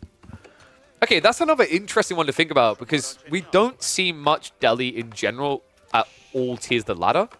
I'm wondering how popular Dome of Faith is at lower ranks, because it makes sense if lower rank games are on average going to be longer, which I'm pretty sure A4 has the statistics to support this, right? It's like the trend is around, I think averages of around 20 minutes in Conk, and then it treks upwards a bit as you go down the ladder. It would make sense for Dome of Faith, right? That would kind of give you a reason why that happens a lot more, because Dome of Faith definitely feels like more of a kind of boomy, later game focused style. Looks like he is actually marching forth with Archers as well. So despite the fact he went Dome of Faith, going Archers is quite intriguing. One thing I would say, Larnak, is typically if you're going to go for Dome of Faith, Ghazi is your logical opener, even against the Byzantines. Because the Byzantines are always going to add in a ranged unit, right? Like in this matchup, they could potentially go Keshiks, but actually Keshiks can lose to enough Ghazi. And unlike the Mongols, Byzantines can't really scale Keshiks quick enough to match the Ghazi spam. The other option is that your opponent is going to go Javelins or Lombos. Either one gets countered by Ghazi, so I'm a little bit surprised by the Archer choice. A little bit weirder about this is the fact that you're choosing to attack the house the entire time. Definitely could have went a bit deeper, but you know what? He really, really hates that uneven tiling. Like, what is this coloring? Why have you got pebbles on your roofs? Larnak just trying to help with the redecoration of the area. The first Ghazi going to come out and find literally no value. Oh no. Okay, so I've done assessment of the buildings, and you can actually see very clearly why the archers were so spiteful towards the Byzantine architecture. These guys got given apples. Like, bruh. What am I meant to eat in my home? Oh, wait. Hold on. No, scrap that. You got chicken. You got nothing to be angry about. Do you guys ever realize that Delhi houses have chickens on the side? Wait, chickens and grain? Holy crap, these guys are getting spoiled. I love that. Wait. No, you're right. They've got chickens. That's why he's mad. He's like, you get chickens and apples? Oh, hell no. Burn it down. 1 hour at a time. Larnac actually is prepping the siege engineering very early here, right? Yeah, they got Steeled Arrow and nothing else. I would say Undermesh is a high priority here, and usually when you put a second blacksmith, it's quite good. But what's happened here, guys, is Larnac only was able to afford to employ one blacksmith in his kingdom. There's still a job notice out for the second one, so the guy has to run back and forth between the buildings. He'll be here soon. But in the meantime, he's focused on making sure that rams can be done. Sparrow's army's looking pretty good right now, though. We'll hit the 2 times to speed this up a bit.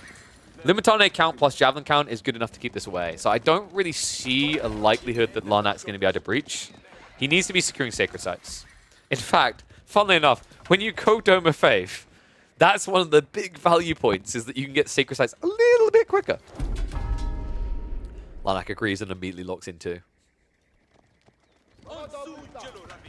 Sparrow now coming out like this is pretty brazen. What's interesting is that we're seeing Horsemen added in as well.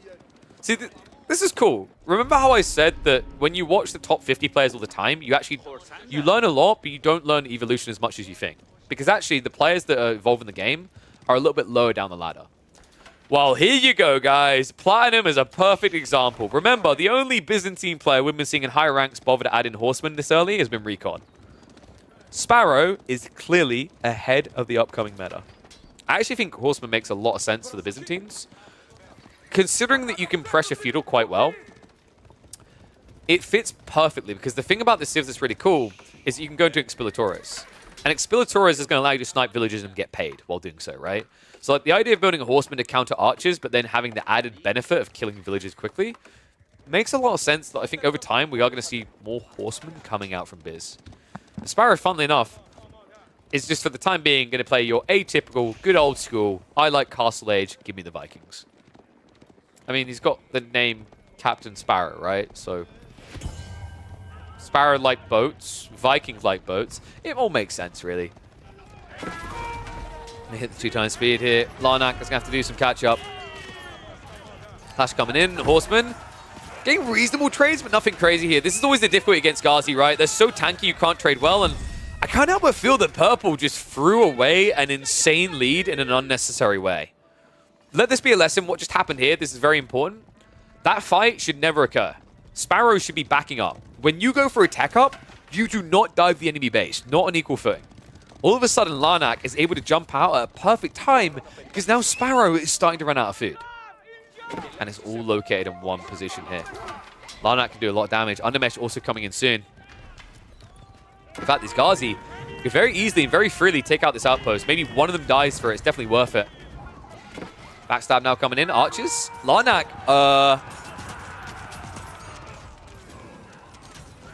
I guess the Scholar will heal us. Oh no. Larnac. Definition of tunnel vision here. He's like, really want to kill that villager. That one called my mum fat. Yeah, but what about our archers? They can defend themselves. This is like that scene in The Patriot. You know, where he's like, charge! We must charge. He's like, but sir, our flank will be left unguarded. Send them in. Oh no, Golden Horn Tower is not going to be stopped either. Larnac has at least started to save up food. Gold is still a very big problem in this game, though.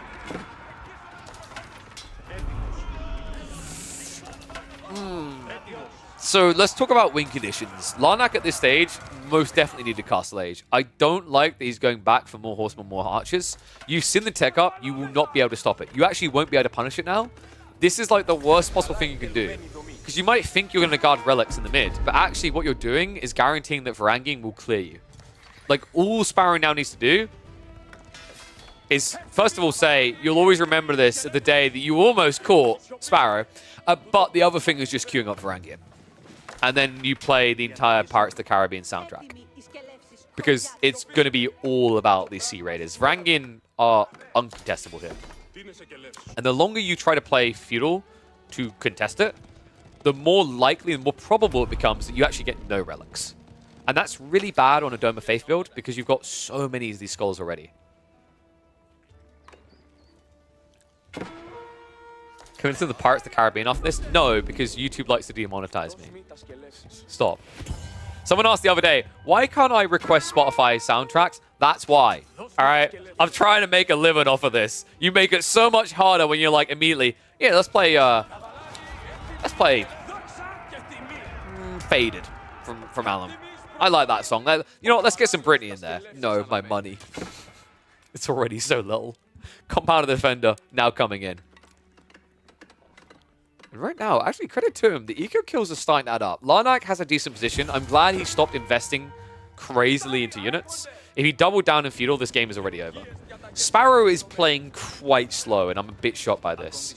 For the start, let's just maybe drop the shields, because this is depressing to watch. It looks intimidating, but it kind of reminds me of the scene in Austin Powers where the guy starts screaming and Austin's like, get out of the way. And the guy's like, no! And he gets ran over 2 minutes later. Please don't shield wall when it's not needed.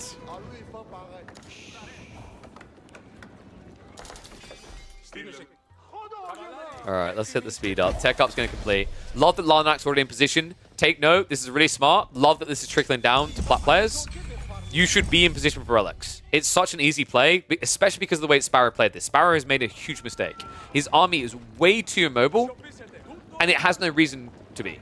He has so many troops right now. He basically beat Larnak back in his own base. He should know there's a tech up coming. In fact, if he bothered to scout, if he bothered to build one, which he could because he's got stables, he'd have that info. In fact, I am going to be an angry teacher for both of you right now. Why on earth do neither of you have scouts? It makes it so much harder to do things like this. You're running in blind, right? By the time you see the spears, you're dead. The problem of not having a scout is most cavalry units that are built in Age of Empires 4 armies would fail to get a license because their eyesight is so bad, right? Like, they did not go to an optician's. They are not horses wearing specs. You need scouts in these formations. And you just saw exactly why. Like, he didn't even get the early warning that that was happening. He's lucky he got away with that mini Ghazi. The scout salary rose so much. I think you mean celery, because you have to pay for more food to get them these days. Hey, God, that was such a bad joke. 4 relics looks pretty good for Larnak, though. And this economy is going to turn into, well, definitely not a joke. Village Fortresses is now on the way. And because he went for the Dome of Faith, he actually has quite a lot of scholars to accelerate that. Sparrow needs to do damage fast. Varangian spam is starting to escalate, though. We're up to 12. A little bit surprised it's been this slow. But it's because he keeps adding in Limitane. Now, I'd love to explain to you why he's adding in Limitane. Anyway. Yeah, there's not much reason to have that unit. Sure, there's the potential that Lancers come out, but I actually think if you double down on Varangian, you outscale way too quickly. Archers, still not upgraded. Will never be upgraded now. And good question, are the Raxes in range? Yes, they are. They are system buffed for Conscriptio, and he is on it. Honestly, I didn't even think to check for that. Good idea. I'm impressed that he actually uses Dialecticus. I was not expecting system togglings in a game below Diamond. Then again, he hasn't switched it back. Not that it really matters, right? Like, this is... It kind of does. I'm trying to remember. I don't think you can buff Monk production, right? No, you can. Yeah, it's being buffed right now. Which, by the way, is very odd when you consider that military unit production is meant to be buffed. I'm still confused when monks that don't have an attack are considered military units. If you think about it, they have less attack than a villager, and a villager is not a military unit. Army marching around the back now. Larnak. Ooh, where is the army? We got a problem. Larnak, you knew he was coming from the south side as well because you just fought him with your archers. Oh no. Wait, what? Is he going to go for a landmark victory? You've got to be kidding me. Larnak has a problem, guys. His army is not very big. He's going to be forced to take a fight that he doesn't really want here. He's going to start cutting reinforcements. Min-Arms count is up to 9. If this was a Tower of Victory build, I'd feel a lot better about Larnak's position right now. But he misread the manual. He was like, Tower of Victory. That doesn't sound like winning. He decided to keep the faith. And the faith may be failing him here. Training in the military. And a lot of that military is trashed here, right? 13 archers. Wait, why are we building more archers? Oh, no. Not like this. He's at least got keep drop coming on the forward side. Wait. Larnak, no. No, no, no. Hello, hello, fine Viking. What are you doing this day? Die. Wait, that's not friendly. I don't know why my brain went there. I'm just full in, full out, innocent mode right now. 3 villagers are going to survive. Archer's actually able to counter that out. Backside, though, like, we're getting closer and closer to a landmark victory.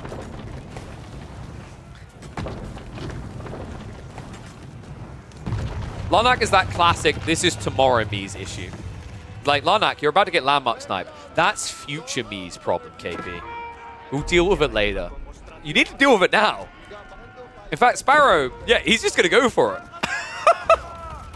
He's like, if you won't fight me, no landmarks for you. Initial flash coming in, but this is bad. The way that Larnak's army's been split like this, he needs these guys over here right now. His best units just got taken out. Oh my god. Do you want me to blow your mind? Larnak could have won this game so much, like so easily if he just had the army in position, because look at this. Sparrow doesn't have the blacksmith techs at all. And now I'm going to really blow your mind. If Sparrow had the blacksmith techs, like he should with 1,300 gold and Conscriptio turned on, he would get a landmark victory. But he also spelled victory wrong. He spelled victory. So, turns out it's going to be a little far like a Wickerman at this pace, because all of a sudden, Sparrow, his army doesn't really look as intimidating.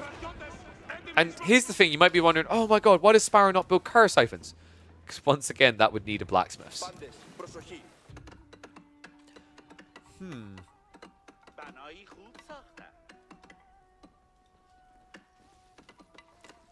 Yeah, I think the reason why monks have military tag is because you have to remember that some monks are militaristic. Because you have Rus monks, right? Which were in the game at inception. So it kind of fits. Farm's now coming in though, and I've got to say, Larnak's starting to look a bit more cozy here. The eco lead remains. He's now escalating because he's got keep drops. And Sparrow's farm count isn't exactly scary. His ranking count is kind of underwhelming. I actually think Sparrow's just kind of thrown this game away. Let this be a lesson to people. If you want to go in for a very aggressive early castle timing, your blacksmith techs matter a lot. Just one level of undermesh, especially when your opponent has this many archers, makes a difference. Instead, because Larnak's playing Delhi, he understands how easy blacksmith techs are. All you have to do is click on these blacksmith buildings, and then you just do this. You just drag your face across it, across the keyboard, because they're all free.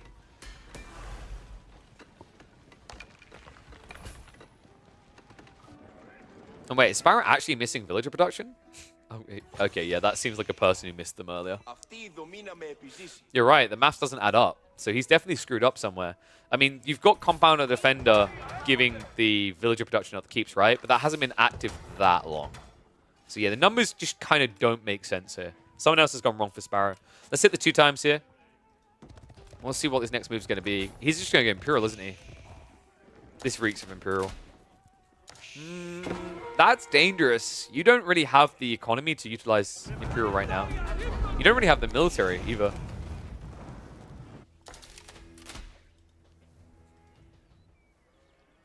In fact, what's more worrisome is like half your army is countered by a Mango. I'd actually love to see Larnak do it, and I think he's prepping for it. Greased Axles already being queued up. I don't really approve of the Greased Axles being queued up over just getting the Mangonel, but it makes sense to the Delhi if you didn't want to build Siege yet, right? Because the logic is this is just research progress. But a Mango makes a lot of sense against your opponent's current comp. It is a bit difficult when your opponent does this. Like, Cataphracts are actually a perfect counter to Siege. But all these choke points make it much more difficult to reach. And right now, Larnak's only real requirement to win this game is turtling.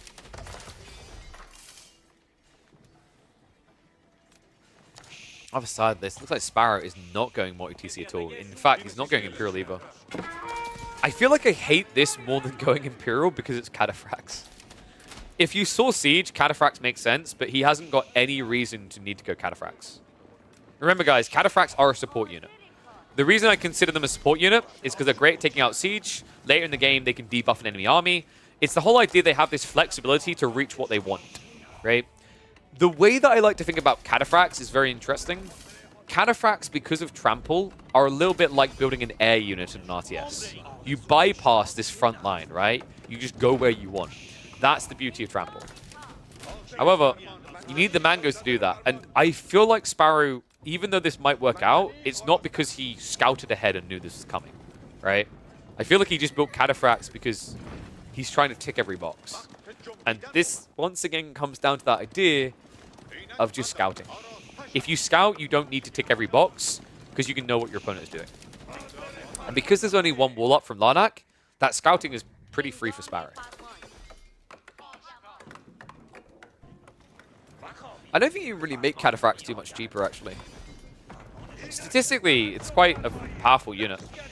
The issue usually with Cataphracts is how you scale them fast enough, right? Like, you can get the production speed, but it's like having that much resource flowing around at the beginning of Castle for this type of unit is weird. You have to remember that, like, because Cataphract's more of a support unit, it very rarely makes sense to open Catas, because Catas can be countered by a feudal opponent. That's always the downside of building Knights. The reason why other civs do it so frequently is A, Knights cost less than Cataphracts, B, Knights move quicker than Cataphracts. Right? When you equate those two things together, it means less raiding potential and less options. By the time you build 3 Catas, I can build 4 or 5 Knights, right? And with those 4 or 5 Knights, I can raid 4 or 5 different locations, while you can only raid a maximum of 3. And you'll do it slower. Well, it's been a slow wait, but we're finally here. Sparrow's going in for the push. Keep getting blitzed. Mango coming in for a wallop, though, and being ignored, and he's going to jump on it. Splits the Varangian, but nice front line there. Larnak with the body blocks coming in. Crossbows did flank from a weird angle here, though. In fact, oddly out of position.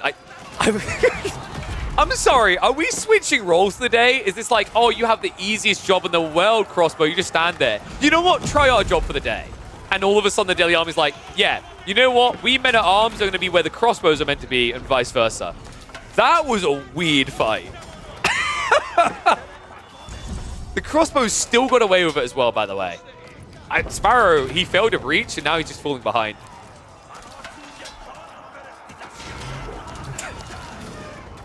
Keep should be repaired. Wait, I saw that. I love the fact they're repairing a dead structure. That probably shouldn't have ever went down. Larnak might now have a problem. But nothing that an elephant can't. What's this about Catas being cool? Cata versus elephant, who wins? It's not even close. Unfortunately, it's not just a Cata versus an elephant. I can't believe you're relying on elephants as the backbone of your army now. I mean, in fairness, there's not that many crossbows. And there's no Limitane.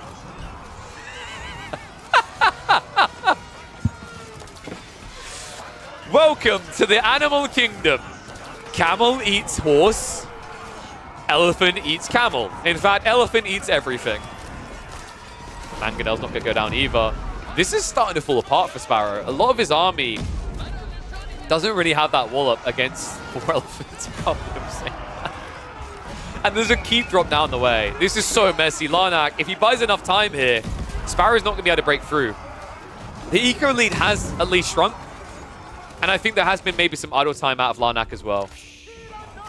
But this keep coming up. Actually, no, this is just his second keep, right? He lost the first, another one coming in. I'm a little bit surprised he scaled castles so slowly. But this one should stabilize him now. Sparrow's lost way too many Varangian in the stage. And somehow, I can't believe I'm saying this, the War Elephant's done it. They actually bought a lot of time there. One weakness of what Larnak's done here is his farms are now not safe because of the keep location. So this isn't exactly a safe game for him yet. I love the fact that Sparrow at any stage could have just been that guy who's like, I'm gonna go Imperial Age. Nope. He does need to start spending that olive oil, though. I'm surprised he isn't getting more units out here. Like, actually building a bunch of camera riders isn't the worst of ideas, because they can just raid for you. I think the best way to have approached this would have been to build more camera riders, and then put all of your extra resources into Varangian, instead of into Catas. He's a little bit too much one of everything here for me.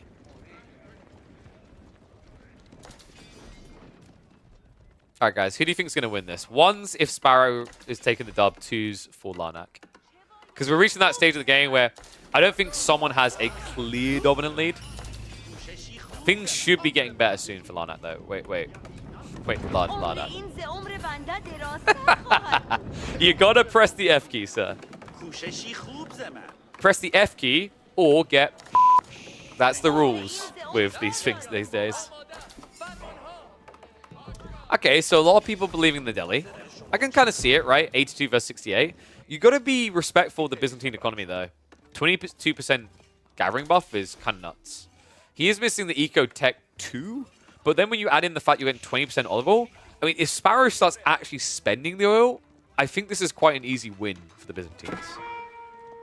His comp, although a little bit discombobulated, is very sizable here. I actually think Sparrow just needs to recalibrate himself a little here, right? Like, spend oil, get production up.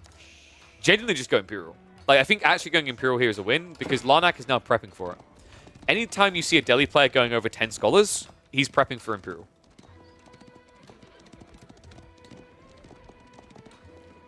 Oh my god, Sparrow's listening to me.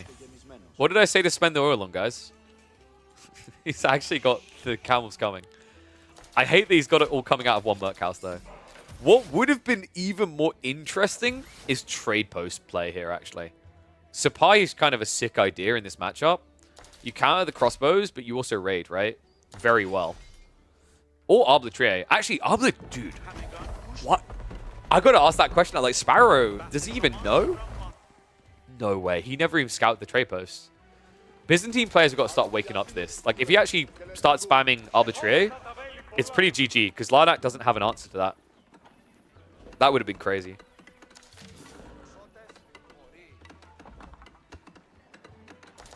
Castle and center, Sparrow. I'm going to hit the speed up. Like, we've hit that kind of lull in the game, right? No one's making a move now. Larnak can't rush Imperial Age, and Sparrow is shy to the idea for some reason. Raids are not going to work out. Walls are up and successful. But Sparrow is basically going to be popped. He just needs to get the rest of this gold. Honestly, would love to just see a siege engineering company in the center.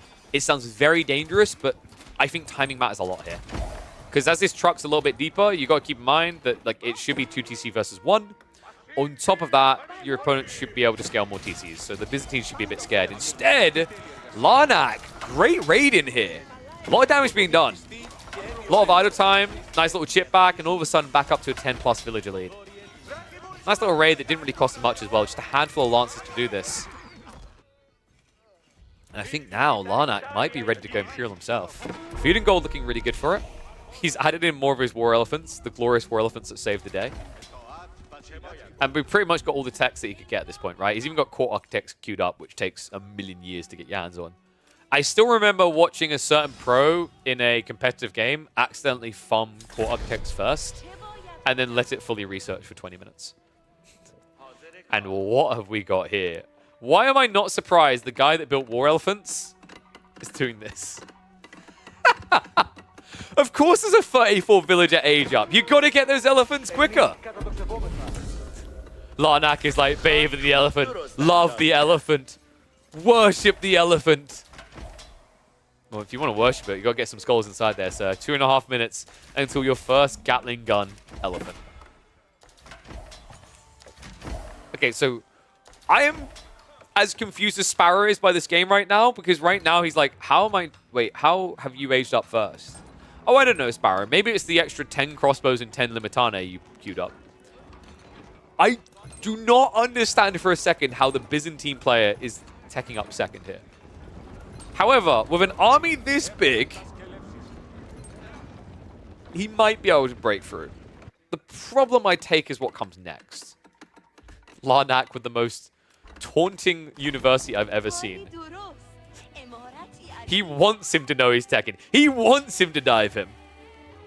And immediately the scholars get to work. So all of a sudden these research speeds are going to start ramping. I gotta say, I feel like Sparrow kind of threw this game. You know, Larnak, good job to catch the ball, right? But like, there's 1 or 2 points in this where you look like you should have been dead.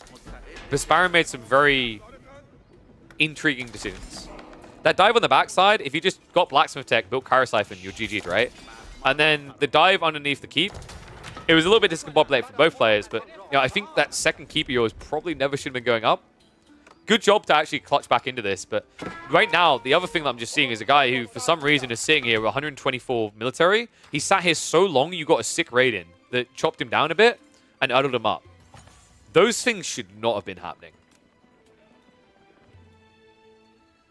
But you know what? This is the beauty of going outside like your top 10, top 20. We're not looking for perfection here. We're looking for wins. And Larnak right now, with this reserve of resources, I don't see how Sparrow beats him. The fact that also Sparrow's waiting, this is the worst thing you can do against Palace of the Sultan. Well, Larnak has his own problems. He actually needs to, die. But the whole logic is kind of... It's a reverse of the Ottomans, right? Where, like, when you're playing Ottomans... Actually, it's kind of... Yeah, it is a reverse, where you want to keep fighting. Again, when you're playing Ottomans, you can keep producing your passive production. It works the other way with the Palace of the Sultan, where it's like the longer Sparrow doesn't fight, the more these that come out, right? The more these that bolster up. It's like those games, those free-for-alls, where you see someone has like 20 tower elephants. You're like, this is OP, how do I kill this? The reality is actually tower elephants aren't OP at all. The problem is you let him get to 20. And Sparrow right now, I just don't understand their thought process in this game. Presumably, because they've got gold, they feel good. But you've got gold access protected by keeps in Imp or Nimp. That means bombards. Handful of spears as well. The Camel Rider's just diving past, not good. The Camel Rider's just trying to fight directly, not good. This is looking, if you didn't guess by now, not good for Sparrow. Sorry, I thought that would make it feel better. The one elephant to hold the choke point. And the minute I was like, wait, we're meant to be in front of you. What a weird fight. Larnak may have overestimated his power here. Sparrow finally gets a fight. All it required is that his opponent attacks him. He's an AFK? No, he's just like that guy that invests all of his economy into military to keep world peace. He's like, if no one can beat me, then no one will fight. But the beast has been awoken now. Dive coming in. However, that hand cannon account is scaring me, guys. It's already up to 11 and scaling. And the techs are coming through. Elite Army Tactics is almost complete. Chemistry is not going to be in for a while. But the problem that now you're seeing out of the Byzantines is, even with that extra armor, it's kind of a moot detail when you're playing Masvarangian. Masvarangian, even with the camel support, suck against hand cannoneers. You need Limitane. It sounds horrible to have to realize and have to do, but Limitane have better damage reduction against hand cannoneers than Varangian. Because Limitane are going to offset, let's say you're at 42 damage, right? 30%'s gone, so that takes away 13 damage, compared to taking away 9. Well, actually taking away 5, right? Because you can get the extra armor as Limitane.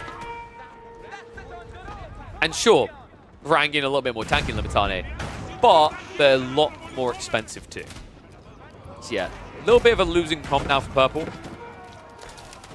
And the first of the Boom Boy cannons has been released. Do not be deceived, guys. Larnak is not OP. Actually, he is. He's not that OP, though. He doesn't have 3 of these tower elephants. Just for some reason, when they were juggling all the other UI elements where they fixed elephants, the elite tower elephants, the Sultan ones, still for some reason show 3 times more than they actually exist. While showing you're producing 1. It's very confusing. Keeps going to go down, though. Mangoes. Might be able to get a shot out here. We won't talk about that shot. The skulls are being pulled, though. Wait, has he got Zeal? Oh my god, he actually does have Zeal. Oh, this is it! Larnak, he's going to hold. And it's crazy, because you might say, of course, KP, he has defender advantage. They're equal military. No, 20 of that military are scholars. It's the hand cannoneers and the Zeal. That's sick. Sparrow's been broke. I just don't see how he comes back now. He's got a lot of food in reserve, but the Golden Wood is pathetic, right? Meanwhile, look at the reserves of Larnak. He's not running out anytime soon, although he's going to be running out of his base quite quickly here. Great hold by Larnak. Sparrow dropped the ball, but Larnak did not. Bided his time, found his moment, and punished a Byzantine player for willingly thinking that the late game is his kingdom. We've said it in Imperial Age, for the Delhi in Conk Plus games. I'm going to say it here in your Platinum games as well. Delhi do not have to fear the late game like they once did. Ghazi, these elephants, If you go House of Learning with the Men-at-Arms as well, like there's actually quite a few cool options. The crazy thing, by the way, is like this is quite a weak late game Deli. He went Dome of Faith, he went Compound Defender. That means no attack speed buff, that means no Home Blades. Yet still, he gets the win. I mean, credit to him. Larnak, he played this well. Sparrow most definitely did not. We're going to hit the speed up now because I think like this is the stage in the game where I've seen enough to know that Sparrow is probably going to be the old dog that doesn't learn new tricks. I may clash in. Nesta B's gone. It's kind of funny, actually. If Sparrow had 3 Nesta Bs in that fight, I think he would have won.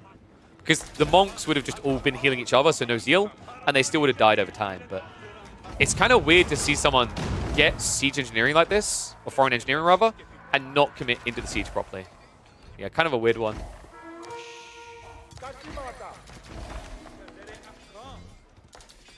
Let me know what you guys think of these mid-elo games, by the way. We've done a lot of low-elo games. We obviously do a lot of high-elo games. I've noticed that some people, when I've done these in the past, they quite like it because it's kind of more educationally focused. It's one thing to tell you what a high-level player is doing and how to improve, but because you don't see them making these big blunders as often, it's usually difficult for people to kind of learn from, right? It's like, I think the small optimizations are cool, but for a lot of players that are not playing at conk level, it's not the small optimizations they need, right? It's the big things that players inherently do at a high level that they don't do themselves that they need to know. And all of a sudden, fat gold access on the north side. Larnak, we're going to see one more boom and one more push out of Sparrow, but I don't think he's got anything left after that. The gold is not really doing enough for him. I just think his comp doesn't make sense. Remember what I said about Varangian in the late game, and he's still doing it. I think the only thing I criticize from Larnak right now is not enough hand cannoneers. But the problem is he's not losing troops, right? It's like, what he should be doing, though, is queuing up hand cannoneers. A lot of them, actually. Okay, that was brilliant. Literally the second I said it. Larnak, are you tuning in from the past, mate? Oh, sorry. Did I miss the... Wait, where's the elephant? Taking out 15 jabs. What? Jesus. All right, well played, sir. I mean, it is an interesting fight for jabs to try and take in the first place. The raid in the south. Ah, got you. I guess I just didn't see it as the primary detail. I've been waiting for Sparrow to just make a move this entire time. Like, you can just tell the type of player he is, though. He's a reactionary player. I always say be proactive, not reactionary. It's much easier to win games when you're proactive than reactionary. Unless you're playing England. Hand cannon is moving out, though. There's no Scholar Heal coming through in this fight. That's the mistake Larnak's made. Yeah, and he's going to fix it now. They're going to move up. Zeal coming in. Gatling gun mode activated. Berserk used, though. Hello.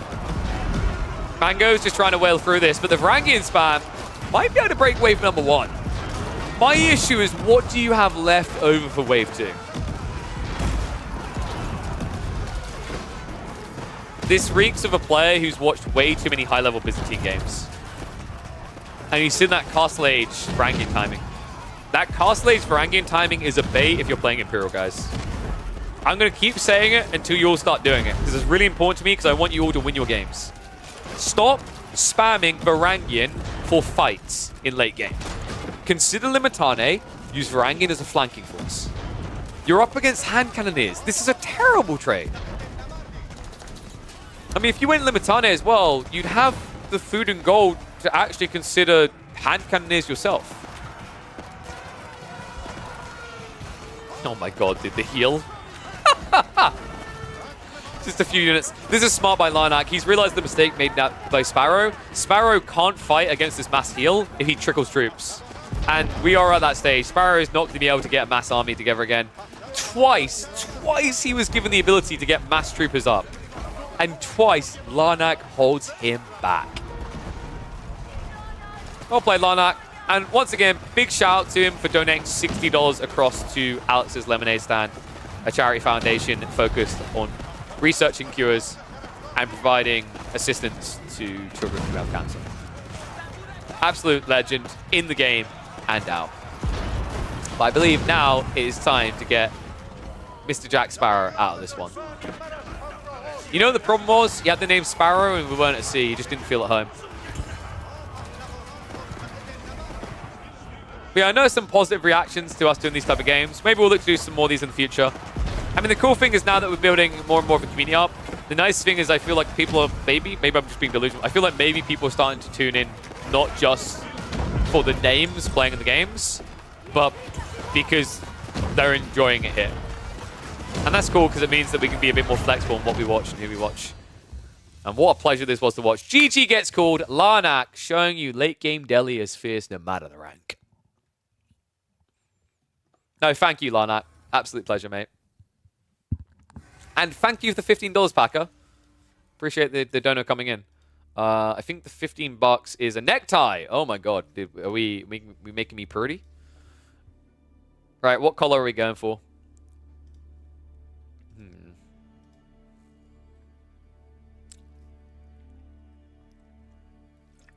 Trying to think if that one's uploadable and what we call it. Hey! Thank you for the €5, Adribird. Appreciate it, man. Absolute legend. Sorry, I only just saw that. Thank you, man. Appreciate the support. What do we call that one?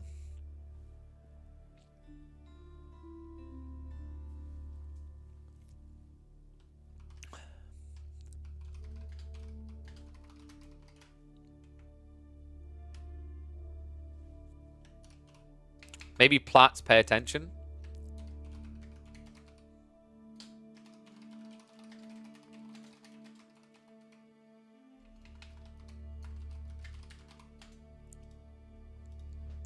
Check Discord? Okay, let me quickly check Discord. Community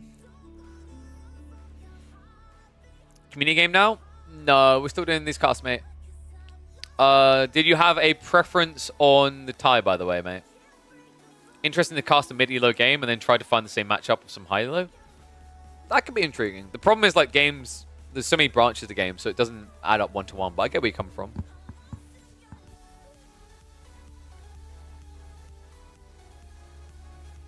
So, Caillou, that's quite intriguing, actually. Ooh. That's like the cliffside wood balance, which is quite cool. If you can get the trade post to spawn closer to the edge of the map, is what I'd say, then I think that's worth a pass. And then I would say have an extra fat stone spawn in the alternate corners. So there's some value. Because remember, one of the tricky things is still providing a value with corner, right? And I think a good thing to provide value with the corners is usually like gold or stone. You could even consider... Wait, you've only got one... Oh, sorry, no, you have got... Yeah, you've got deer pack spawn issues, by the way.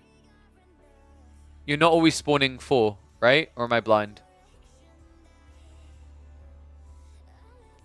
Get the deer spawns to be consistent. You've got a little bit of a deer spawn issue there.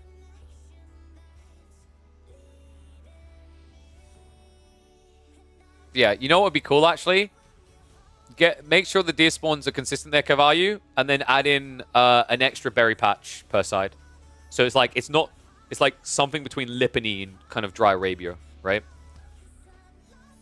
Oh, you haven't okay, you haven't done the balance patch. The layout though. Yeah, the layout is kind of cool. I'd say you know what you do actually? You know what you're missing? You need more stealth forest. More stealth forest. Treat the outskirts as a giant stealth forest plume, so you can actually sneak around, right?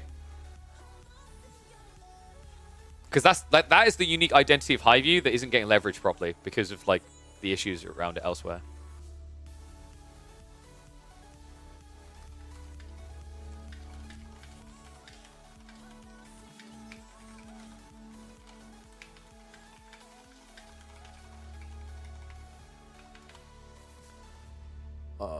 One sec. So I'm just responding to someone quickly and then we get back into this.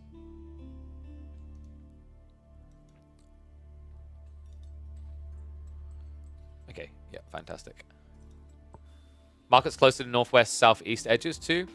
Yeah, but like, you got it right, that's in the center. Dude, Kaivalu's on it.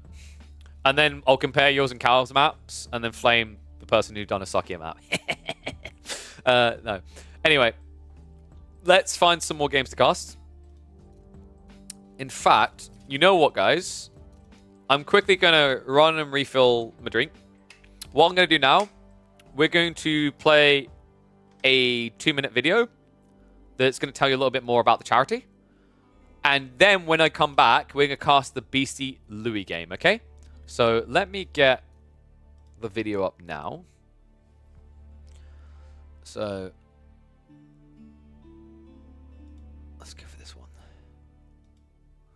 So guys, let's switch over to that. I'll be back in about 2 minutes-ish.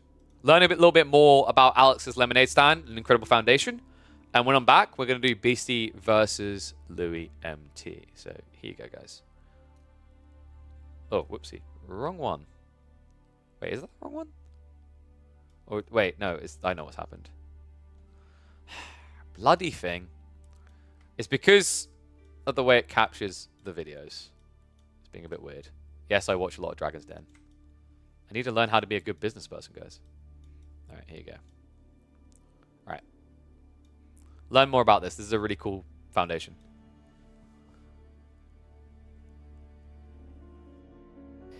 Alex's Lemonade Stand was founded by my daughter Alex in our front yard when she was 4 years old. And I guess as only a 4-year-old could dream up, she decided she would have a lemonade stand, but instead of keeping the money, she would give it to her doctors so they could help kids like her. She understood that the standard stuff didn't work and we needed research to get things better. So she always wanted the money to go to research. And then even more remarkably, when asked, you know, of course you want this to go to neuroblastoma research, your type of cancer research, she said, no, I have friends with all kinds of child cancers. We want this to go to all child cancer. By 2004, she was 8 years old. Unfortunately, none of the trials that she was on had worked, and this was going to be her last stand. So she decided she wanted to raise $1 million. There were lemonade stands all over the country, and she was able to reach her $1 million goal. She passed away 2 weeks later. She was 8.5. And she came to us at age 4 and she died at age 8.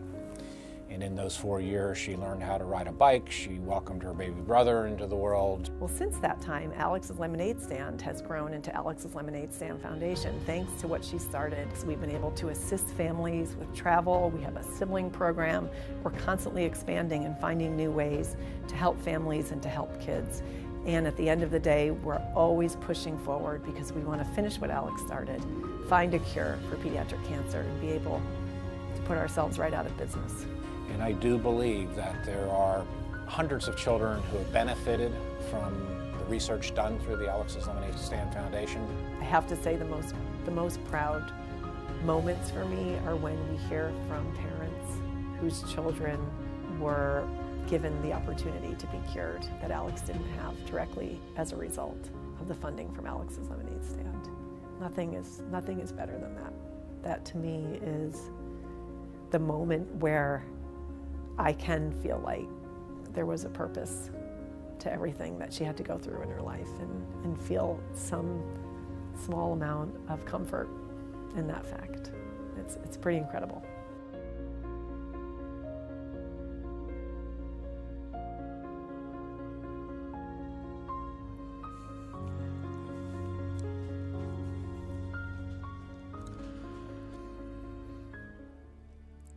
Really cool kid.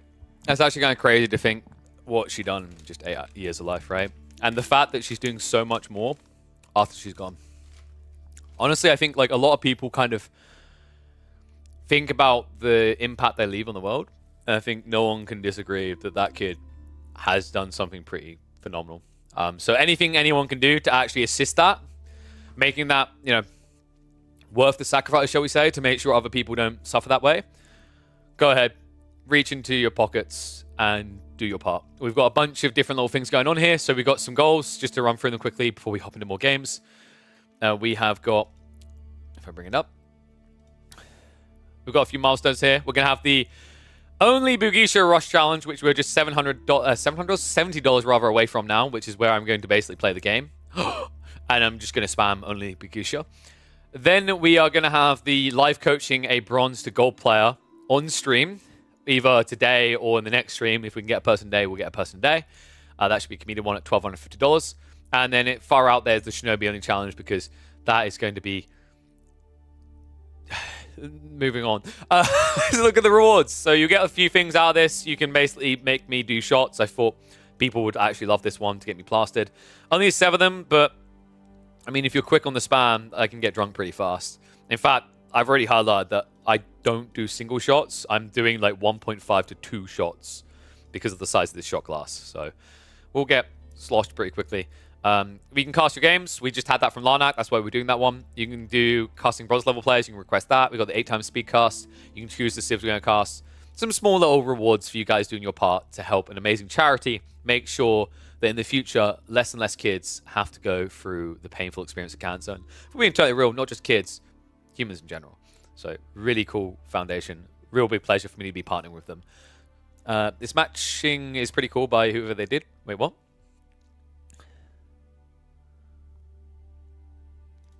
Sorry, I didn't understand that. You don't see your idea? Dragavan, dude, like, we need a number on that. Okay, sorry, Dragavan. This is because we never attached a number. We keep saying this. So Dragavan made a really interesting... Oh, yes. Sorry, yeah, the 2 times donation thing. That's a really big shout out that goes to Low Elo Eating. They dedicated to matching all donos up to $500, which means like we could easily crack $1,000 this stream with everyone's help. So really big shout out to them. They're incredible. And big shout out to Marv, who just donated $25 to get me to do 10 push-ups. So extra donos going in here, guys. I'm going to pull this up on screen again. There's a very important detail we need to decide. Dragavan has been courteous enough to provide his services. Dragavan, if you've not seen him, you need to watch some of my videos. He's the guy that does the clown carring with siege towers. He's that guy. He's the guy that does feudal industry wing as Ibids into a proxy base to rush his opponent. That guy. He's the guy that beat Vortex with a proxy base as the English when Vortex was on the Malians. That guy. If you want to see that guy in action doing some interesting strategies, we need a number to associate with donation targets. Because if people don't know at that margin, Dragavan will go and do a strategy of their request. So I'm thinking we maybe slot that in. What do you think, guys? Do we move the caster bronze thing up and then put $50 for Dragavan for requested strategies? Or do we slot him in at like... What do you think? Give me some numbers in chat, guys. What would get you reaching into your pockets to have a conk level player do the stupidest idea for a strat you could ever imagine?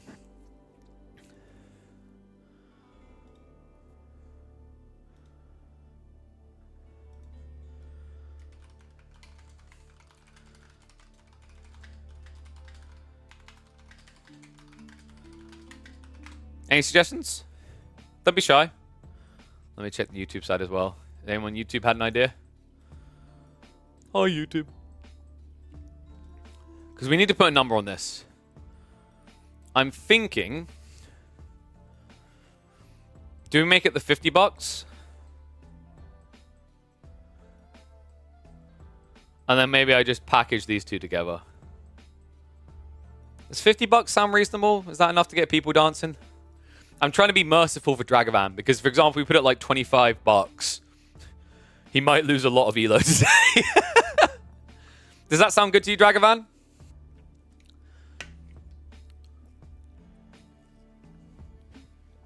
Everyone's suddenly gone quiet.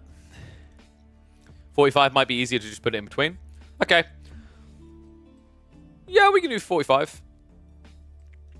You can go cheaper. Wow. He's an easy date. God, I just realized. With my face, that sounded extra creepy.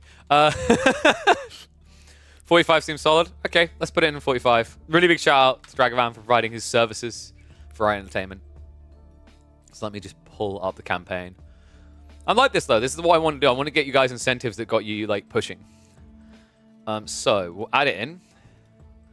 Make Dragavan do your strat. Be as memeful as you want. This guy will try anything. He's like me with cocktails. All right, $45. Let's get that in. All right, that has now been added and activated. So if you want to have a conk player dancing like your little pet jester, doing whatever strategy you choose, you can now do it by going to the link. And talk about going to the link in a rush there. Type Error Dobbs has taken the top spot. He is our new top donor. Really big shout out there. 100 buckaroos coming through from Type Error. Thank you very much. You absolute legend. Do you want to choose something from the list there, Type Error? Because I didn't put something in for $100. So I haven't got anything in mind. And also, do we do the Only Bigusha challenge now or do we do it later? What do you guys think? I'll let you decide if we focus on, like, because a lot of the challenges are admittedly focused around casting. So do we keep it to the casting now and do the only Begisha later or next stream? You'd have preferred 2 times 45? Jesus. Marv, straight away. Okay, dude. Marv, man, you guys are incredible. And also, really, once again, got to reiterate this. That number has gone up so quick because I need to give a really, really big shout out to Low Elo Eating. I don't know if Low Elo's still here. If you are, feel free to take a stand, make yourself known.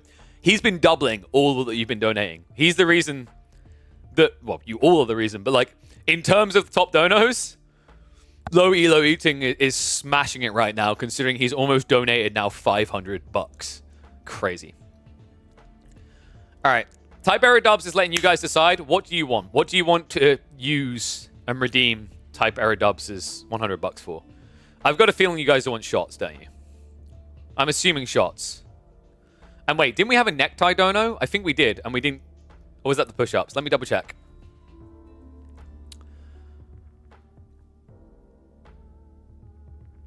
Packer, were you the first or the second person to do $15? Sorry, I'm just trying to remember now. Let me double check my donations. I can find out.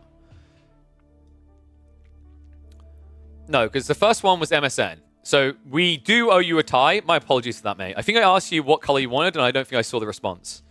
Can you vote against shots? You can. Wait, no, why are you... No, it's up to Type Error. Green tie. What? I'm on a green screen. Why? Fine. I don't think I have many green ties. I got this one, though. How about that for sexy? You guys like that? You like that? That's nice, right? And so it begins. I was told in warning for today, I can't remember if it was Myriad or someone else that said, like, we'll break that record of 16 ties. I don't know if you guys know this. Last time I done this, I wore 16 ties. It got very warm. So, the key is to loop it over. I think I ended up wearing some of them around my head. Dragavan cannot build any gold costing units? I mean, dude, he's just going to rush with the Ibit skin. Is that the commitment? Is that where you want to go with that? Let me double check. Who was it who gave the dono? So it was... Marv was the $45. Marv, you got a preference? You slapped the money out there.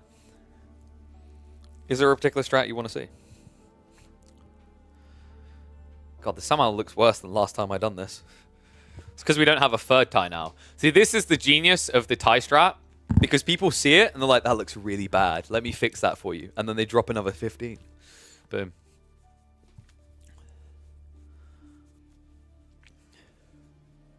Or leave it up to Dragavan. Well, the idea is to punish him. Like, punish him. He's helping. But, like, yeah, it's to punish him. This kind of works, right? Like, is it weirding you out that in a way it works? Because it kind of just looks like one tie that has 2 different colors, right? This actually kind of works.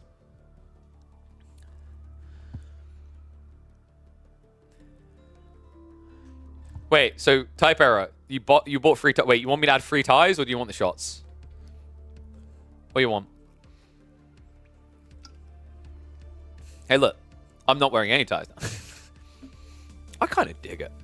I feel like every time I do this, I'm like, wow, this is a really cool double tie style or triple tie style. It really kind of does look like... And the cool thing is it's a really good mixture of 2 colors as well, right? That's the other cool thing.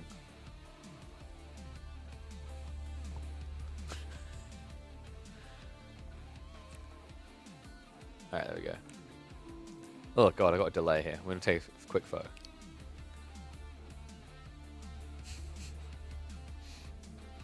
So, how many ties do you own? Probably, well over 30. Save yourself the shots? I mean, we've only had 1 shot so far. We're almost 4 hours in. You sure? How about this? I'll do you a package deal because you done $100. We'll add 1 tie and we'll add a shot. There you go. I made an executive decision. You happy with that, or do you really want the 3 ties? I'll do either. I'm thinking because we didn't do 1 for $100, I didn't expect someone to drop a hundo at once. So what color do we add here? Bloody hell, this is a nuisance with the green screen. Yellow? I mean, that's going to look atrocious. Which is why we do it. Wait, no. No, we're going to be semi-balanced about this. Get after it. Oh, God, I just did. The green screen locked back in, so I was just picking up the whole thing. All right. So let's get another one of these in. You got good tequila? I've got tequila. It has not been opened at all, though. I wouldn't say it's good. I think it's mainly for cocktail mixing. I have got the whiskey and the gin right in front of me, but if you have a preference of a different alcohol, I probably have got it. I've got vodka, I've got rum. I think I've got the tequila, which hasn't been opened yet. Got gentler things, but I don't think the goal here is to be gentle with me. It's meant to be rough. How much to go out in public wearing the multiple ties? I mean, the problem is you assume I'm going to go out today. And the problem is going to be remembering to do this on a future day I go out. I guess I could pop to the shops after this stream. What price will we put on that, chat, for Steve? To have me stroll. I mean, but the problem is you're not going to see it. So I don't know if that has a meaning to you or not. But I'd do it. I'll look like someone out of Vogue, baby. Alright, let's get this tie in. 40 ties and wasted. Wait, what do you mean? Oof. Okay. It's so hard to do this when you're like reflected. And I'm like, wait, this side, that side? Alright, there we go. So. Boom. And now. Very warm. Vogue? Piss off. This is definitely Vogue, man. I'm setting statements here. You gotta show off your wealth. IG to go live on, you could put it on OBS and then go out with your phone live streaming. Oh, that could work. I just don't think you're gonna get the reactions you're expecting here. I don't know what what would we get. Like, I mean, I could do it. I just don't think anyone's gonna react to it. It's just a guy walking around. You overestimate British people's outrage. We're very silent. Okay, so did we choose an alcohol?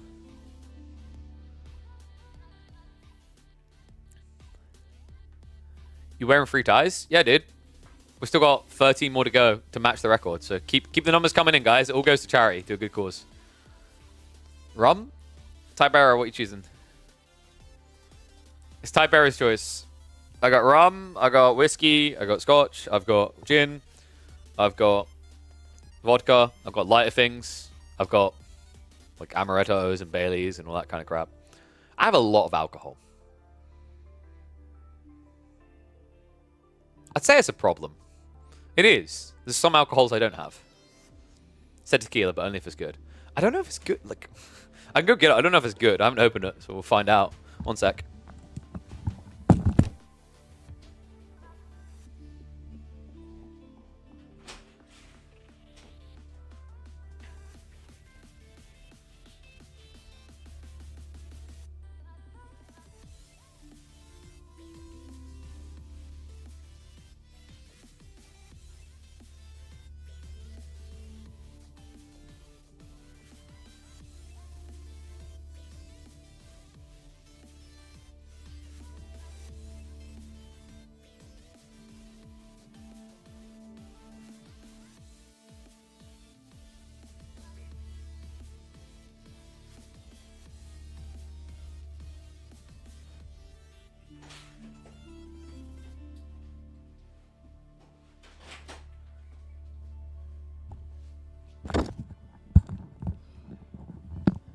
Hello, senor.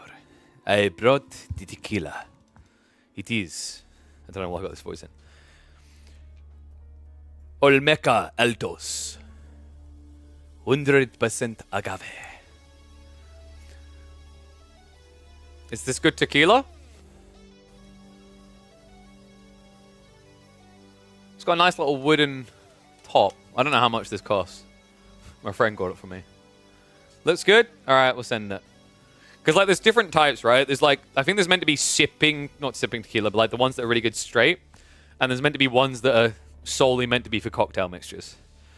I'm just looking down at all the hard liquors. I look like such an alcoholic. All right. Oh, here we go.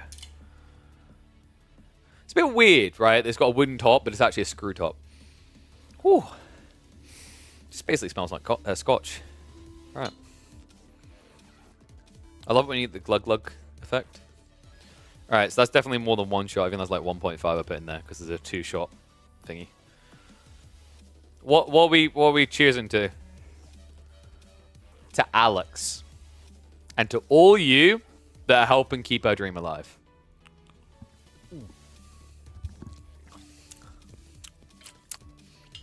My taste buds are so weird. That basically tastes no different to the blended scotch to my mouth. It's weird. But yeah, once again, big shout out to Type Barry Dubs. That was for the $100. We won the ties, and then we also done a shot. There are 6 shots left. If someone really wants to duck me up, I would recommend spamming those. Because if you spam them, I don't get any time to metabolize. I'm just going to be basically smashing them.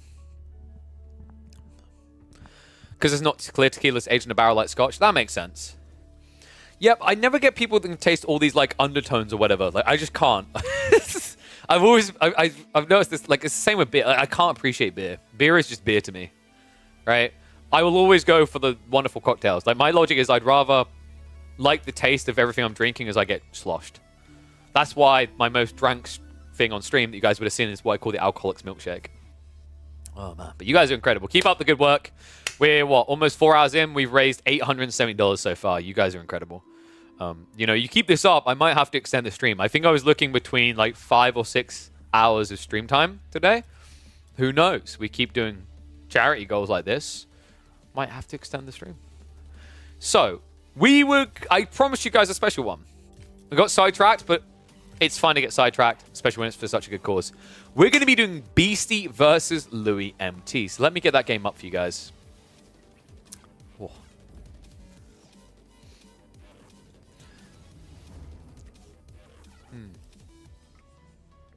See, the interesting part is I still am fine with vodka. I was just like, a lot of people I know went off vodka in their teen years.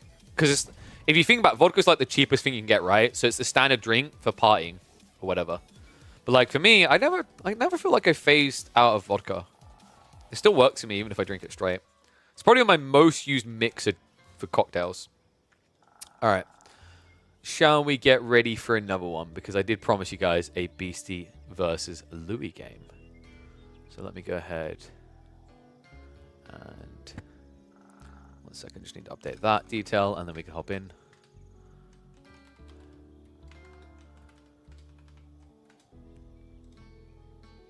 All right, let's get to it. Oh, I keep clicking the wrong scene. There we go. I'm so proud of all of you, by the way. $870 raised so far in just over 4 hours of charity fundraising. You're absolute legends. And absolute legends deserve absolute legends to watch, which is why it's my pleasure to give you some Beastie Cutie up against Louis MT. That's right, HRE versus Abbasids. Now, this is a peculiar matchup. HRE right now are looking on top of their game, very strong. I know Beastie in particular rates them as a B tier civ, I think, is most recent list said. A lot of people putting them S tier. All I need right now is Crackty to turn up in chat and start shaving his head bald while screaming. On the other side, Abbasids have been more subtle. Their buffs have definitely been of note, though. And also, their performance in recent tournaments has been incredible. When they've been appearing, when they've been getting picked, I think they've been averaging, I want to say, like a 70 or 80% win rate. This civ is on fire right now, and it's amazing just the small difference of moving fresh foodstuffs across the mill has made for the optimization of these two TC builds. At the time of recording, by the way, just in case anyone hasn't heard of Louis, because I really need to clarify just how good this guy is, Louis MT is actually ahead of Beastie. Rankings on the ladder right now, 4th place for Louis, 5th place for Beastie. 2,191 elo for the orange player, 2,170 elo for the yellow player. These guys are tippy-top, and honestly, when I've been watching Louis versus Beastie, so far recently, I've just been seeing Louis wins non-stop. This guy is incredible. I think Louis' biggest issues to overcome now are Poppy Paw Marine Lord. And that's not to discredit Beastie. I think Beastie's a very talented player. But playstyle-wise, I think those are the players that are going to cause him more issues. It's interesting as well because you might think I'm going to lean to this idea of like aggressive players doing better against him. But if I saw Louis versus Vortex, I'd actually favor Louis as well. It's just a very interesting mutation I've noticed from Marine Lord and Puppy Paw. Their mid-game is a lot cleaner. That's maybe the one area that I want to see Louis improve on now, because I think he has some very interesting early game plays. His late game is astoundingly impressive. His mid-game is maybe the thing where he gives over a little bit more leeway than I'd like to see. And I think that's very interesting on the Abbasis in particular, because that's a Civ that I find can hit the late game very comfortably. But at the moment, these fast castle builds on 2TC, we've been seeing their mid-game being a thriving point for this Middle Eastern Civ. Louis is practicing with Beastie quite a bit, so he's tuned into his style. Agreed. I think the interesting thing is Louis kind of hit that style to a certain degree anyway, because you have to remember, Louis MT really came to our notice by playing Chinese, right? Before he started to kind of spread his wings and show that he could do anything and everything, over a year plus ago, his signature Civ was the Chinese. And that is the definition of someone looking for the late game. And, well, so is this build. What am I looking at here? No military wing. It's going to be eco wing. Oh, that's intriguing. So, Louis is assuming this is a standard fast castle build then, right? I kind of get why he didn't go military wing, because the problem here, in a lot of matchups, military wing makes a lot of sense because you can block your opponent. The reason why Louis didn't do it in this matchup is that right now, H3 players are more than comfortable with opening with archery range. Even if they open with rats and go for men-at-arms, the gap closes way too fast. So you will end up losing your first 4 units, and then you'll still get blocked on the stone.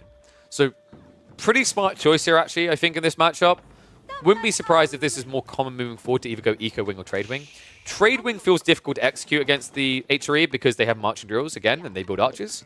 But we have seen a few players trying trade wing, especially on this map, in this matchup. And this means we should be looking at probably 3 TCs. Wouldn't be surprised if the first is actually next to the stone, and then the additional might be just plopped on the berries to the backside, as that is the 8 stack.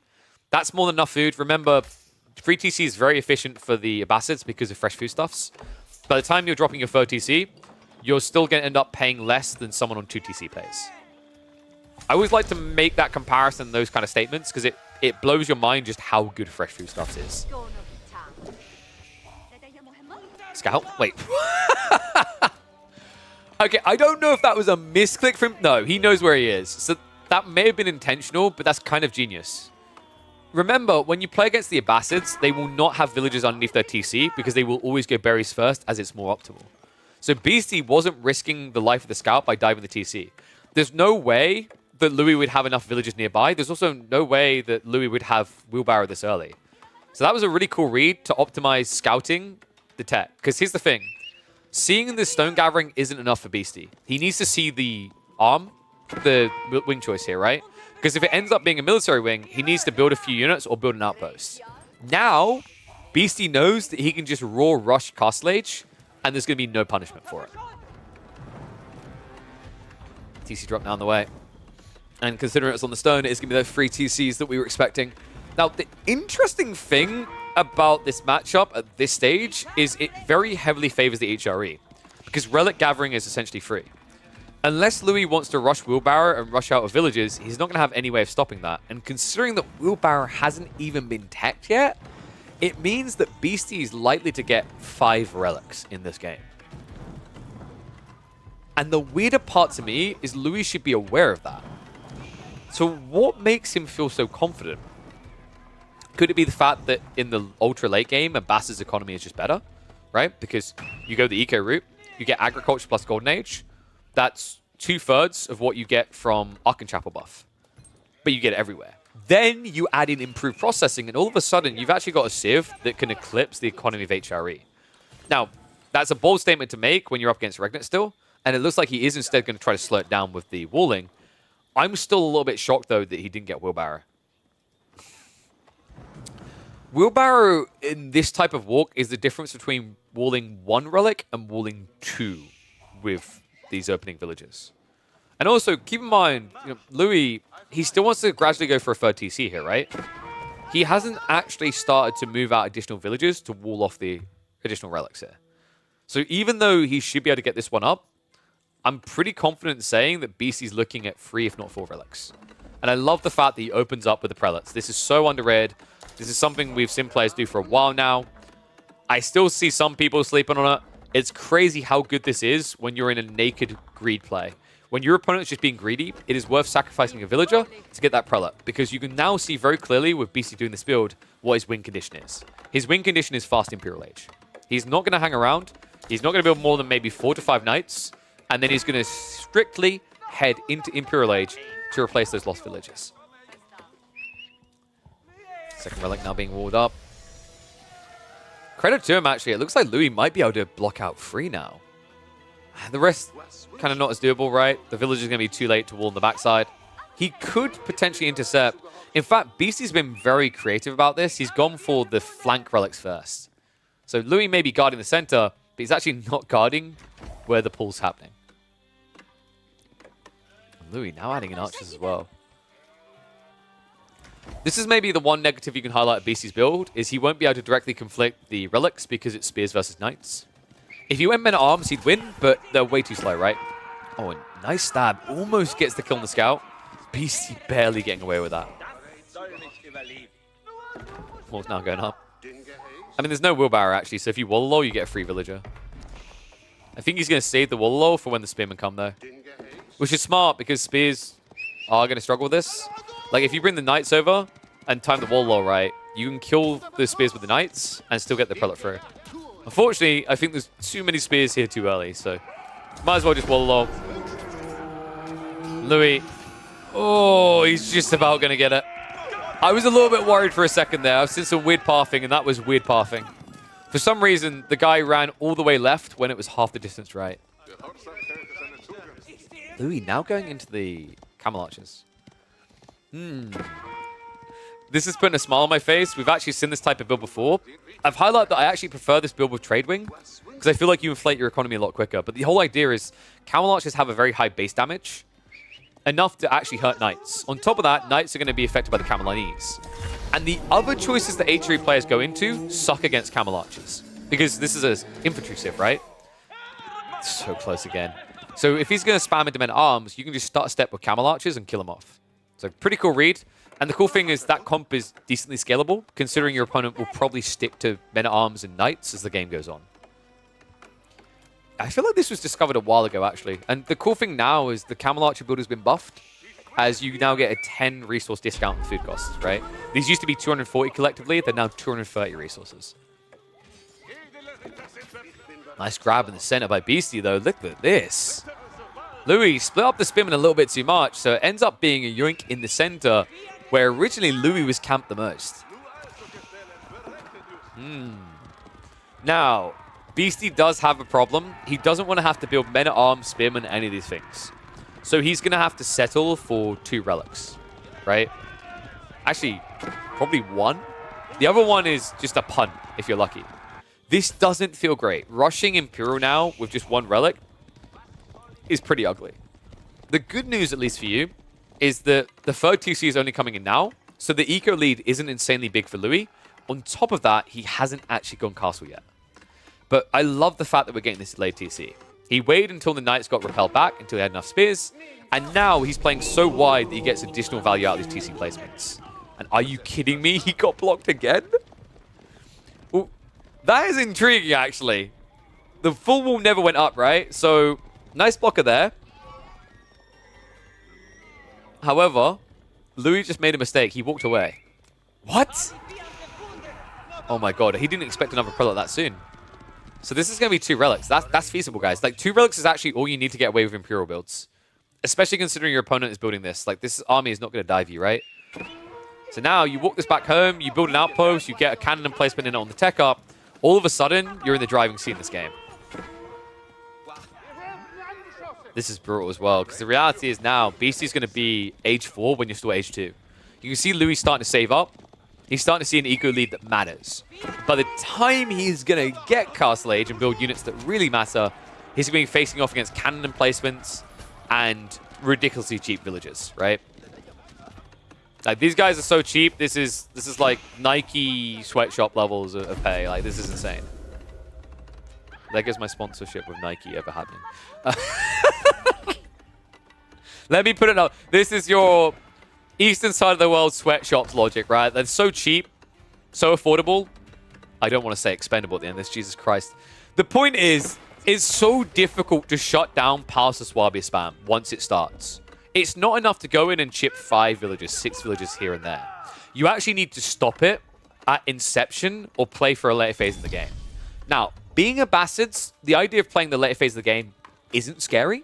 This is a Civ with Eco Wing already that knows that if we go to 140 pop, they are going to be more efficient when they reach Imperial. The problem in this matchup, and this is the thing that has made HRE really annoying for most players, is that this Civ gets Imperial so much quicker than you. They unlock their full potential much faster. And the thing that tilts me to this day, as it should many a player, about HRE, is the fact that they get away with it because of this detail right here. The cannon emplacements with relics is too damn good. Add in the fact that the HRE get discounts on these emplacements, and you have a recipe for nightmares. Because this army isn't going to do any damage for Louis. Nothing that matters. He'll kill maybe 3 villages if he's lucky, and that's it. The upside right now for Louis, Beastie rushed Imperial so quickly, he didn't stop off for farms. So permanent food doesn't really exist, and it means he has to take risks. If Louis identifies this, he could do a lot of damage. Unfortunately, Louis never built another scout. So he has no way of peering in and seeing this, because if he dives even remotely close to this Archon, he's going to get his face blasted off.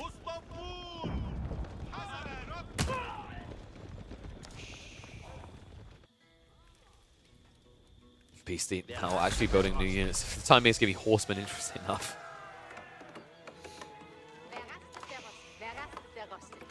Third outpost setup as well. The other interesting thing is Louis only just teched up. I'm hoping he's doing his double Moss build to try and rush these relics. You don't want to give a chance that Beastie gets more now. Mwah! El Magnifico. Straight away, double Moss drop, ready to go. Imam's coming up. This build is really sick. I love that Louis has been doing this a lot recently.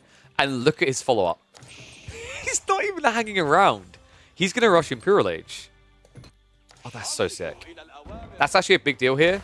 He hasn't gone farms yet, but when he goes farms, they're going to be insanely efficient. He's getting them cheaper with Fertile Crescent, and then the moment he drops them, with the Agriculture and the Golden Age buff, he basically has a mini Archon Chapel effect on each farm, right? It's 30% versus the 40%. You're practically there. That's a sick read. Melee Wing as well is intriguing. I don't think I've often seen someone do Military Wing Imperial in the last several months.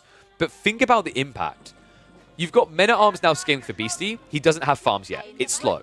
3 hand cannoneers might not sound like a lot in the grand scheme of things, but you have to think of those 3 hand cannoneers as like a mobile cannon outpost. What a cool build.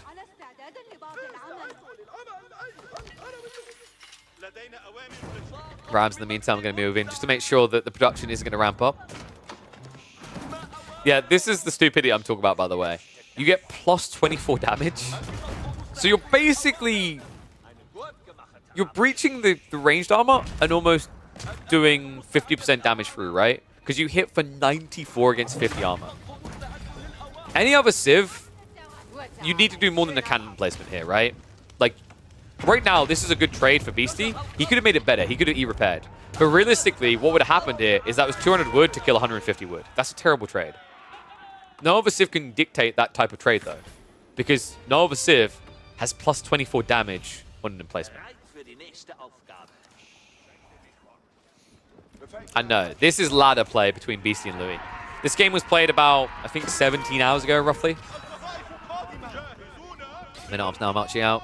Culverin also being prepped. Really good for defensive play. Really good against the Ambassadors who can build siege in the field. And just really good at sniping out units. Tech-up completes. Ecos are being queued up. Love the fact he's got Agriculture coming. So this is going to be a flock onto wood. Already got 23 there. I prefer you go up to 30 just to get the farm transition out of the way. The funny thing is actually Louis doesn't have to rush it because of these walls. I love these walls. Something that is critically underrated on Rocky River is playing the ponds and playing the berries and deer around them. Even though it's not stone walls, it buys enough time to safely gather these areas. And actually, it's the thing that's allowed the Abbas to stay ahead in a game that having to farm transition would have slowed you down. And one is Louis. This name right here is BC. Of course, BC had to be on his HRE. Farms now being set up. BC's game is looking pretty cozy right now. He's up to 20 farms already. Meanwhile, Louis is yet to add his in. Madrasa is being dropped really early. In fact, University is coming out about the same time. This is interesting though. Men-at-Arms versus Golems, not great for Louis, but that's why he's got the hand cannoneers. I really, really like Louis' comp. And with improved processing coming in, he should have quite a lot of inflation on his side. Add in the fact that he got 3 relics out of the 5 available, I would say the Abbas are ahead on economy right now. Like, raw number-wise, you could debate it. The food is a problem, sure, right? But it's the fact that the farm transition isn't even in yet. Once that kicks in, this number is going to rocket.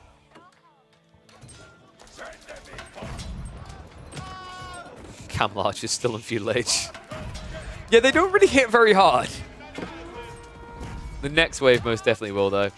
Little stab on the side. Looks like the men-at-arms are trying to break through. Louis now setting up the stone walls. This is really popular on this map. You will see this very often in late game Rocky River. It just allows you to easily and optimally protect yourself while attacking. Remember, because you're only essentially stonewalling half the map, this is actually one of the most efficient maps to stonewall. Right? If you think about it, most of the time, if you want to wall one side of the map to the other, you're probably going to spend about 1.2 to 1.4 times what you spend on this map. Because there's going to be some wood lines, but there's not going to be as many wood lines as there are fishing ponds in the way here. Little breakthrough here. Hand cannon is actually going to be targeted down. Mistakes most definitely made there. Louis is going to optimize it quickly. Just breaks the palisade walls and replaces it. So this little breakthrough is only going to be temporary. However, it did reveal something very important to Beastie. There's a hand cannoneer switch coming in.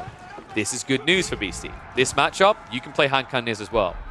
Now, Louis will be a bit more tanky with military boot camp, but yours are going to be notably faster. And you should have more gold in this matchup as the game goes on.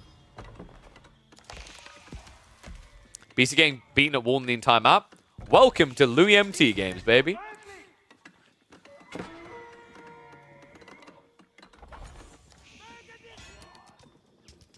What men-at-arms actually pain in the ass. So the question mark now is, I know some people mentioning trade. Are we going to see trade in this game? Could this go late enough? I actually don't think it is. Like, I'm looking at the comps right now, and I see a very big gap for Beastie. He doesn't actually have an answer to hand cannoneers at all. And you can't clutch go mangonels because you're in a Culver and Culver matchup. Even if you did get those hits out, these hand cannoneers are very tanky. Double mango won't kill hand cannoneers anyway. They'll struggle even more against plus 20 extra health. So yeah, very good position now for Louis. Full eco techs are coming through. This is going to just turn into a Golem spam, and the hand cannoneers will sweep away. So like, men-at-arms versus Golems, good fight for men-at-arms. Add in the hand cannoneers, and you're just fighting an attritional war you're losing. Do we often see transport ship plays here? I love that you bring that up, Larnak. Larnak, one of our plat players, thinking like a future conk. No. And it's crazy that we don't. Part of the problem is usually sieges around, outposts are around, and you might just get sniped straight away. It's also a case if you think about a vision perspective, it's very difficult to sneak in. Look at the vision right now for Louis. That's why you don't see dock plays, but I do think there are some games we've watched where dock play would have made a lot of sense. The problem is it becomes very micro-intensive. You have to garrison and un-garrison 16 at a time. You also have to waste pop cap on transport ships. That's one of the big problems with transport ships for me. They make more sense in the early game than the late. So might work in plat is what you're saying. There we go. He's on board. What the Larnak, did we load up one of your routes? I'm sorry, I did. I'm sorry. Yeah, that's okay. That is actually quite comedial. He lost the mill and didn't realize, and because he's not getting any idle notice, he's not going to realize. So that's very inefficient. Elite Golem's now on the way. That's the only reason that Louis isn't fighting right now. He's waiting for his full techs. Hand cannoneers also don't have chem. The Golems do not have elite army tactics either. So there's a lot of reasons why he doesn't want to fight. Once elite army tactics comes in, Golems kind of get insane. They're already at 224 HP. They got up to over 260 with that upgrade. And EAT did just get queued up. The problem right now with this fight is BC's wasting time with the Golems when he needs to be killing the hand cannoneers. Like, he's dying to the ranged units, not to the melee. Backside Razor coming in, though. Beastie starting to leak through the gaps. And this is one of the problems with Louis' comp, right? It's like Golems are a bit quicker than men-at-arms, but the HREM men-at-arms are still quicker. So it's very important that he just cauterizes these wounds, blocks off the map, and then heads down the center. 3 Sacred Sites locked in the meantime. And I'm wondering, what is Beastie's golden solution? Because these raids are cool, but ultimately, he just doesn't have mass on his side. I know some people's jaws are going to be dropping right now, like, oh my god, Beastie's getting out-ecoed by someone. Louis does this to him a lot. I really need to just emphasize that. Louis is starting to look like Beastie's kryptonite. This guy is crazy.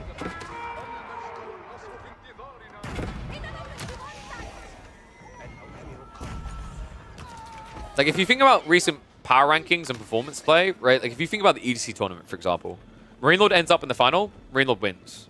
He beat Louis. He beat Poppy Paw. Poppy Paw beat Beastie. And then Louis beat Beastie. Like, the statistics support it. Right now, power rankings based on big tournaments is Marine Lord, Poppy Paw, Louis, and Beastie, right? Now, you can mix that up a bit when you think about Energy Slapfest. That's where it gets intriguing when you think about the likes of WAM. Marine Lord's definitely on top. But I think Louis is vying for that, like, top 3 position in terms of tournament performances right now. This kid is on fire. Cam now on the way.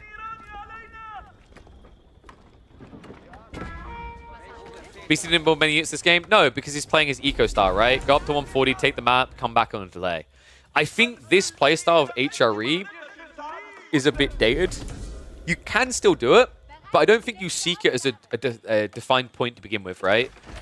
There's an opportunity to harass first that I think is a lot more valuable.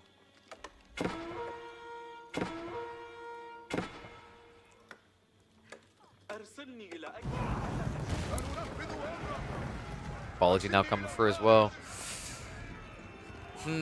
So Beastie's goal is to break the walls and just flood. That's kind of his only way here. And double Imperial now on the way, Louis, Jesus. So trading is on the way, guys. And this isn't just any trading, this is a Bassett trading. Peak of peak. I don't think there is a single Civ in the game that gets more value out of trading than this Civ. Balls in the meantime are going to be broke through. And it is a bit greedy what Louis has done here instead of attacking. He's worried about the ultra late game. Like, this is what I'm talking about, the thought process in mid.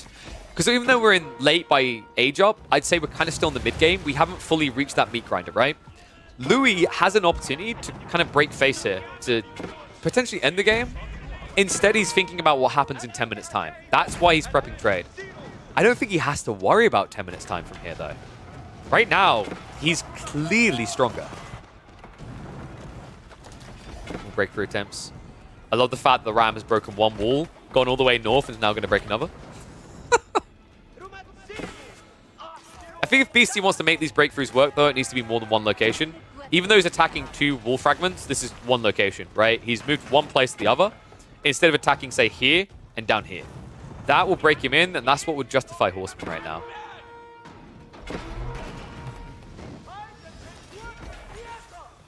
Little raid coming in from the Golems in the meantime, though. He's going to draw some attention, and that push through is going to be pushed back. That being said, with gaps being left right now by Louis, just kind of an overreaction sending every troop to one location. This is definition textbook running around putting out fires, right? Like one by one. And the reason why I like to use that metaphor is like when you talk about fires and taking them out, firemen are going to play it very safe. Go as a team, take it out together, right? You need to be a bit more gung-ho about this. Split the group up. Basically be the Scooby-Doo gang. Split up and look for clues. Because right now, keeping all your army together is giving BC a way back in.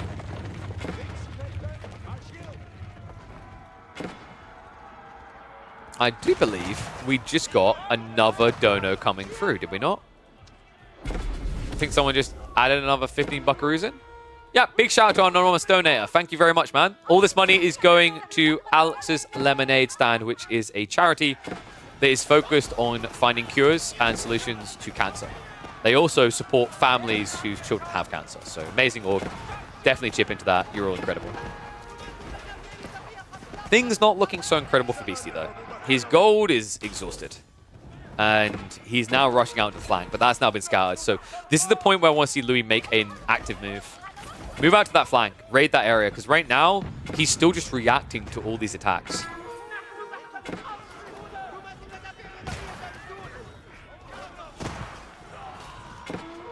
This is getting a little bit out of control. Like, he just needs to layer double stone walls and go.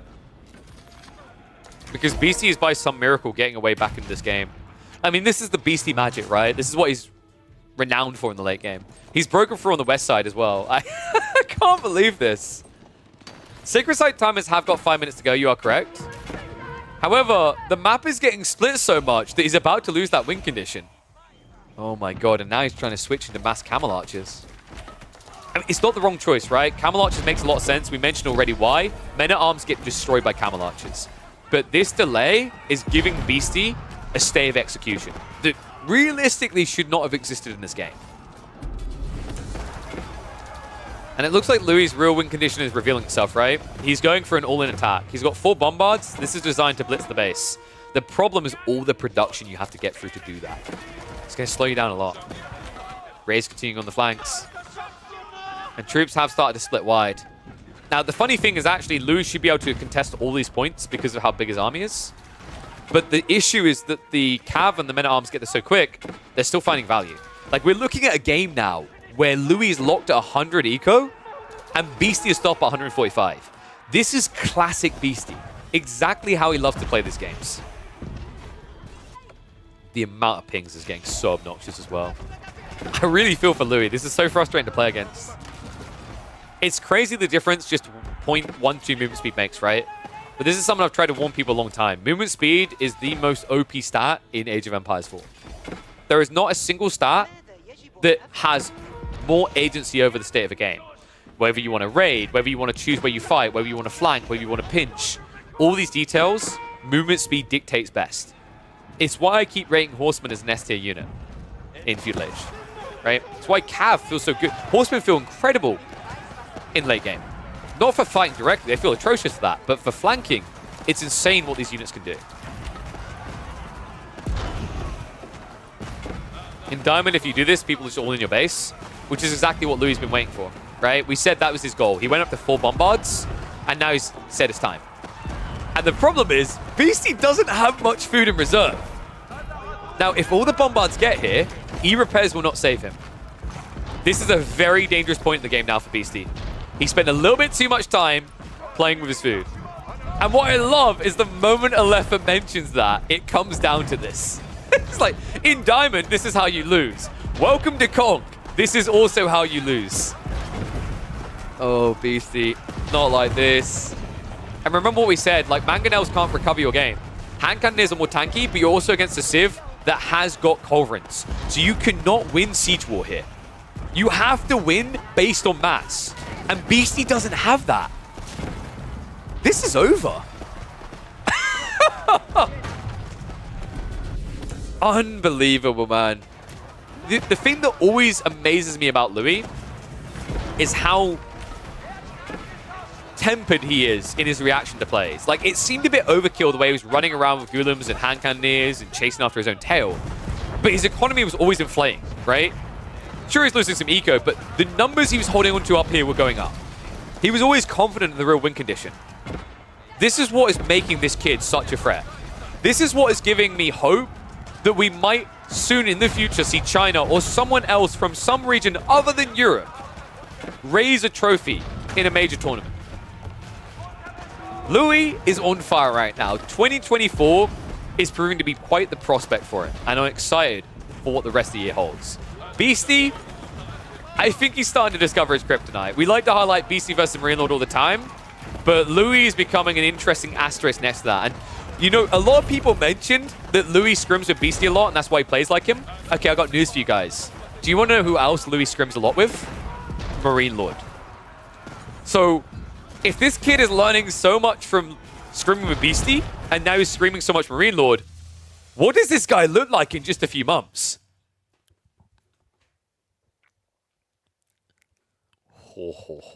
He looks like a scary boy is what. Really incredible players there. So I think we should call that one Beastie's Kryptonite.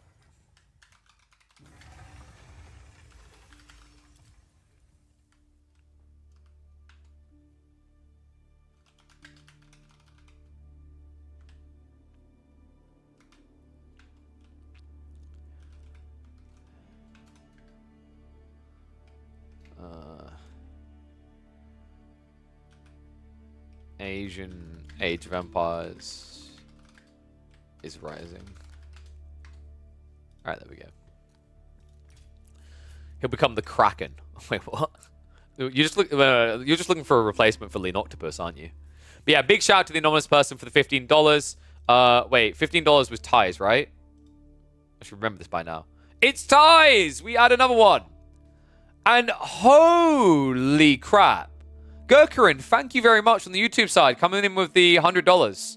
I'll have to translate that and convert it across. For the people on the YouTube side, just so you know, you can actually donate directly to the charity via Tiltify if you go here, if you do this. So I'll just link that in. Can I pin it as well? I can pin it. There we go. In fact, I think I can do that on my stream as well, so you guys know where to go. I'll sort that one off and send it across, because I can clearly see that's intended for the charity. I need to convert Canadian dollars to pounds to figure that out. So coming through with, what was that, 58 pounds. Well, actually, no, we're doing this in dollars, aren't we? I mean, whatever. I'm going to have to send it in pounds. But thank you very much, dude. You're incredible, Gurkarin. You've all been incredible. So that means we're actually going to breach the $1,000 mark. Let me... Oh, no. Now I've got to enter my card details, haven't I?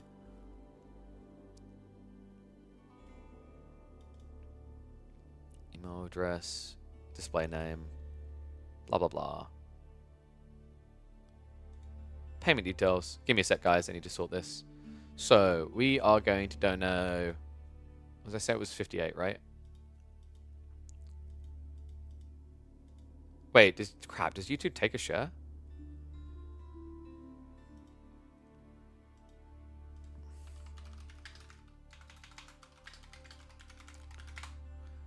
Can we get 4 ties? I don't know. They can say what they want for that. They basically donated 60 quid, which I think... Actually, I think that can be a shot if they want.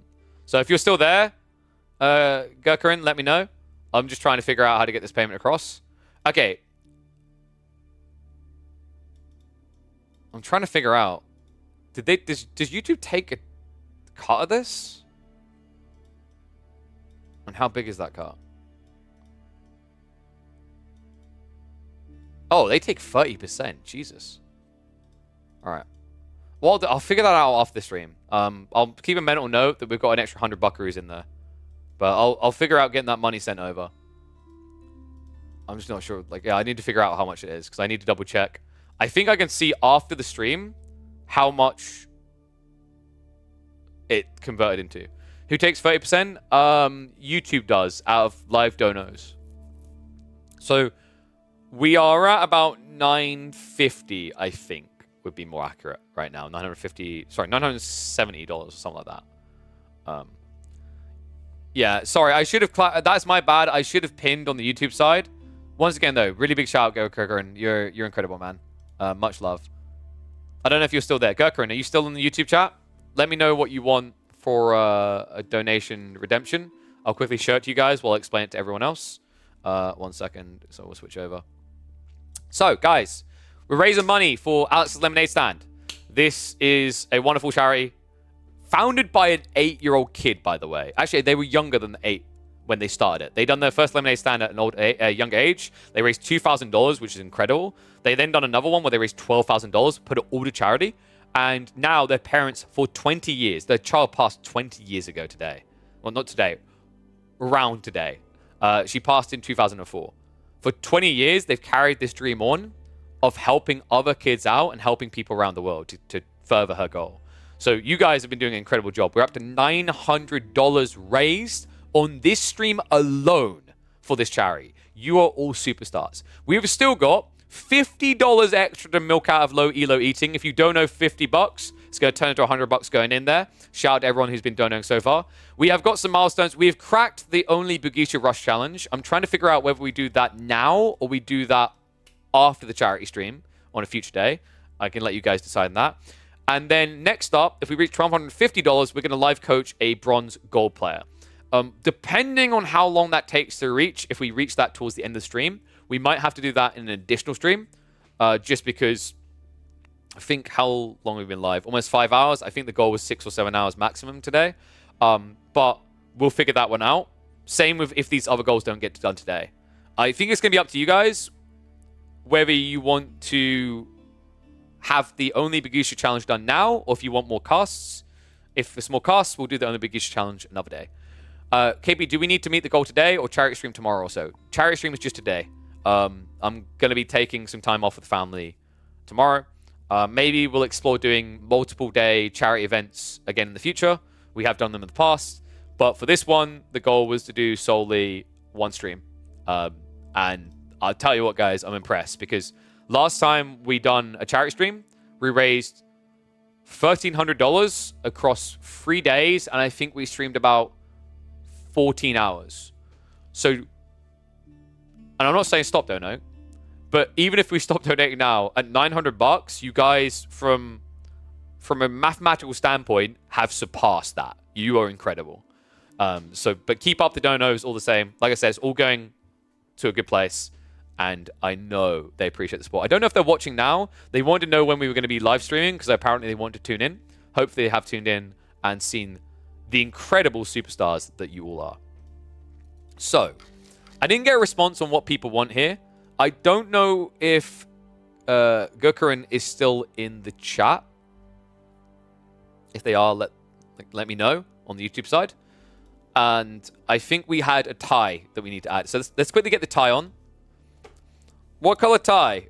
The anonymous, well, they're anonymous, so we don't know who it is. So we'll figure a color ourselves. Do we do red? Red on green. Oh, the fashion crimes right now. I guess we'll do red. We slap this one down the center, right? Well, no, because you got to keep going out, because otherwise, you're not really wearing the extra tie. Well, you are, but you're not really wearing the extra ties. So, what we do? God, this collar is getting much more difficult to lower. I got a fat neck. That's what it is. So, here, put the music on. Quickly come across here. Gonna keep doing the half Windsors. Really like this tie, actually. Kind of a sucker recently for the tartan ties. It can be, I don't want to say impossible to accessorize or anything like that. It can be harder, though, in certain ways. Did I do that tie? I done that tie way too short. Half Windsor, how could you? You're going to full Windsor a tie that thin. Dude. You're out of balance. You're out of whack. It doesn't make sense.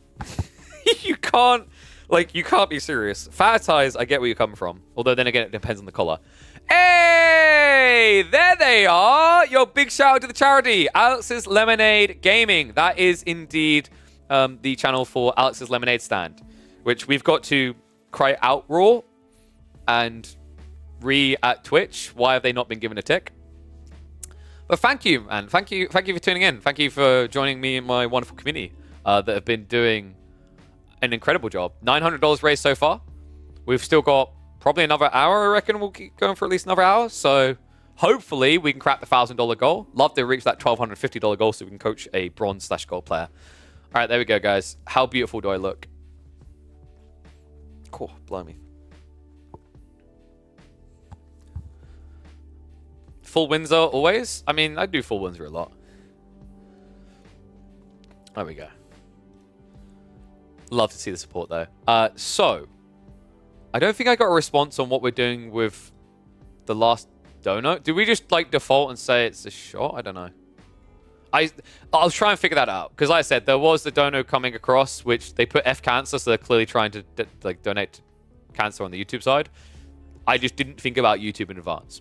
But like I said, so I think it's, if I'm not mistaken, it will probably come out at, wait, what is 70% of, 55? It'll probably come out at £39, £40. So we'll sort that one out. That's actually really cool, dude. I love that you've got like the statistics on that. 2 days of research funded, and all we had to do is hop in and do 1 day of streaming. Not bad. Not bad. Not bad ratio. Okay, so let's get ready to do some more casts. While I'm doing that, thank you very much, Ready Gamer 1. Exclamation mark charity. Get your butts across there. Make sure you are given to this wonderful cause. YouTube shouldn't take a cut if it's going to charity. The problem, Goldline, is because the person donated through YouTube in the YouTube chat, there's no way for me to now tell YouTube that that's for charity. It's just going to show up in my bank account with them minusing their cut. That's the problem. Yeah. So I've now pinned the charity link. I'll try and figure out what we send across after the stream, because me doing maths a few shots in is... I mean, me doing maths with no shots in is a bad idea. So we'll figure that out a little bit later. For now, let's get ready to cast some more games. Because I didn't see... I mean, I could put a poll up for you guys to decide. We can either cast Voldemort versus Numenor, or we can do the Only Bugisha challenge.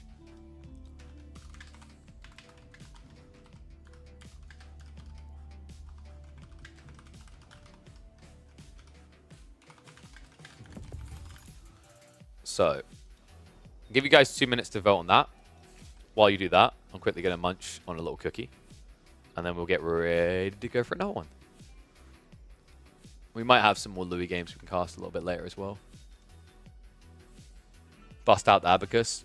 Yeah, dude, let me just use my fingers, and every time I'm like, I count to 10, we'll just bite off a digit. That's how we'd... Jesus. Alright. God. I get peckish from casting. Anyone else like white chocolate chip cookies?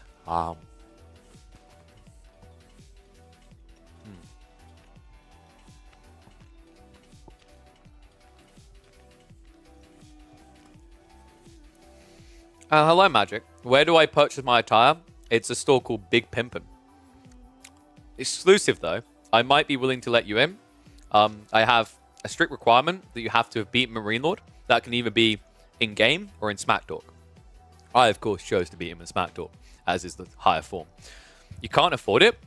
Whoa, whoa, whoa, whoa, whoa. Magic can't afford it? I don't believe that for a second. Magic's secretly a Canadian millionaire. Which means he has $20 or something. Yo! $25 more accurate there. Ready Gamer 1. You absolute legend. Thank you very much. We are now up to $950. The 25 bucks is the...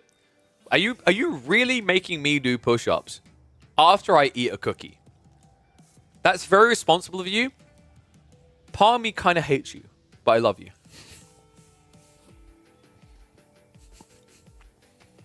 Nah, I'm kidding. I love you, man. All right. It was push-ups, right? I'm pretty sure it was push-ups. I'm just double-checking. Ties was 15. So we got to do some push-ups. Oh, no. But guys, I'm going to swear. All right. Poll came in. People want Voldemort vs. Numenor. No one wants to watch me play Only Bugisha. All right. So 10 push-ups. You guys are keeping me fit. Thank you very much. Having a job equals sitting at work watching KP streams, waiting for the end of the day.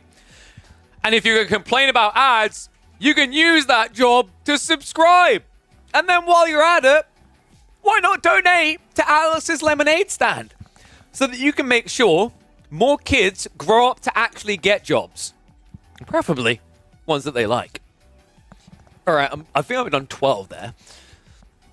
Push-ups done.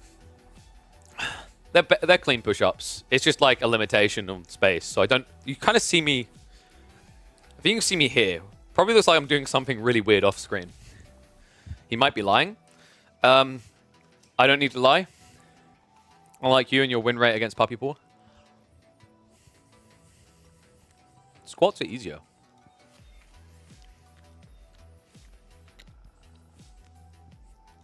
You did nothing? You have carpet in your bathroom? No. Who has carpet in their bathroom? I mean, we have a rug for when you step out of the... when you step out. Who has a carpet? The viewers demand evidence?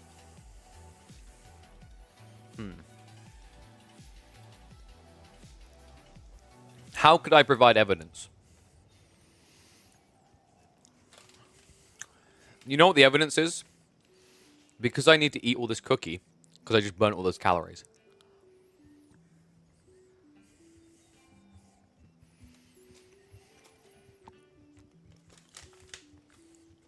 By the way, guys, we added an extra reward in. Dragavan's highlighting it. Dragavan is a conch level player.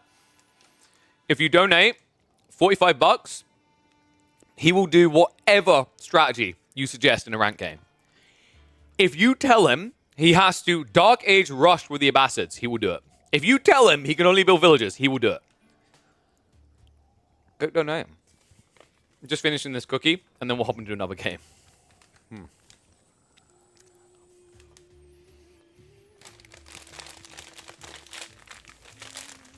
Roll up my sleeves and flex. Ready? Oh, look at... What's that? Be honest, that was more muscle mass than you were expecting, wasn't it? You know, dude, you know what? Now that I'm rolling them up like this, it's got that, you know, like that Fallout worker union guy on the side of things look to it? That's right. I can bench 4 Marine Lords. That's not really a big brag, but I can bench 4 of them. Hey, Magic. Are you sure that you're Canadian? Because I think you're American with how much you like my guns. Oh, okay. I'm good. Okay, dude. Get me in the game. Get me out of this crap. Jesus Christ.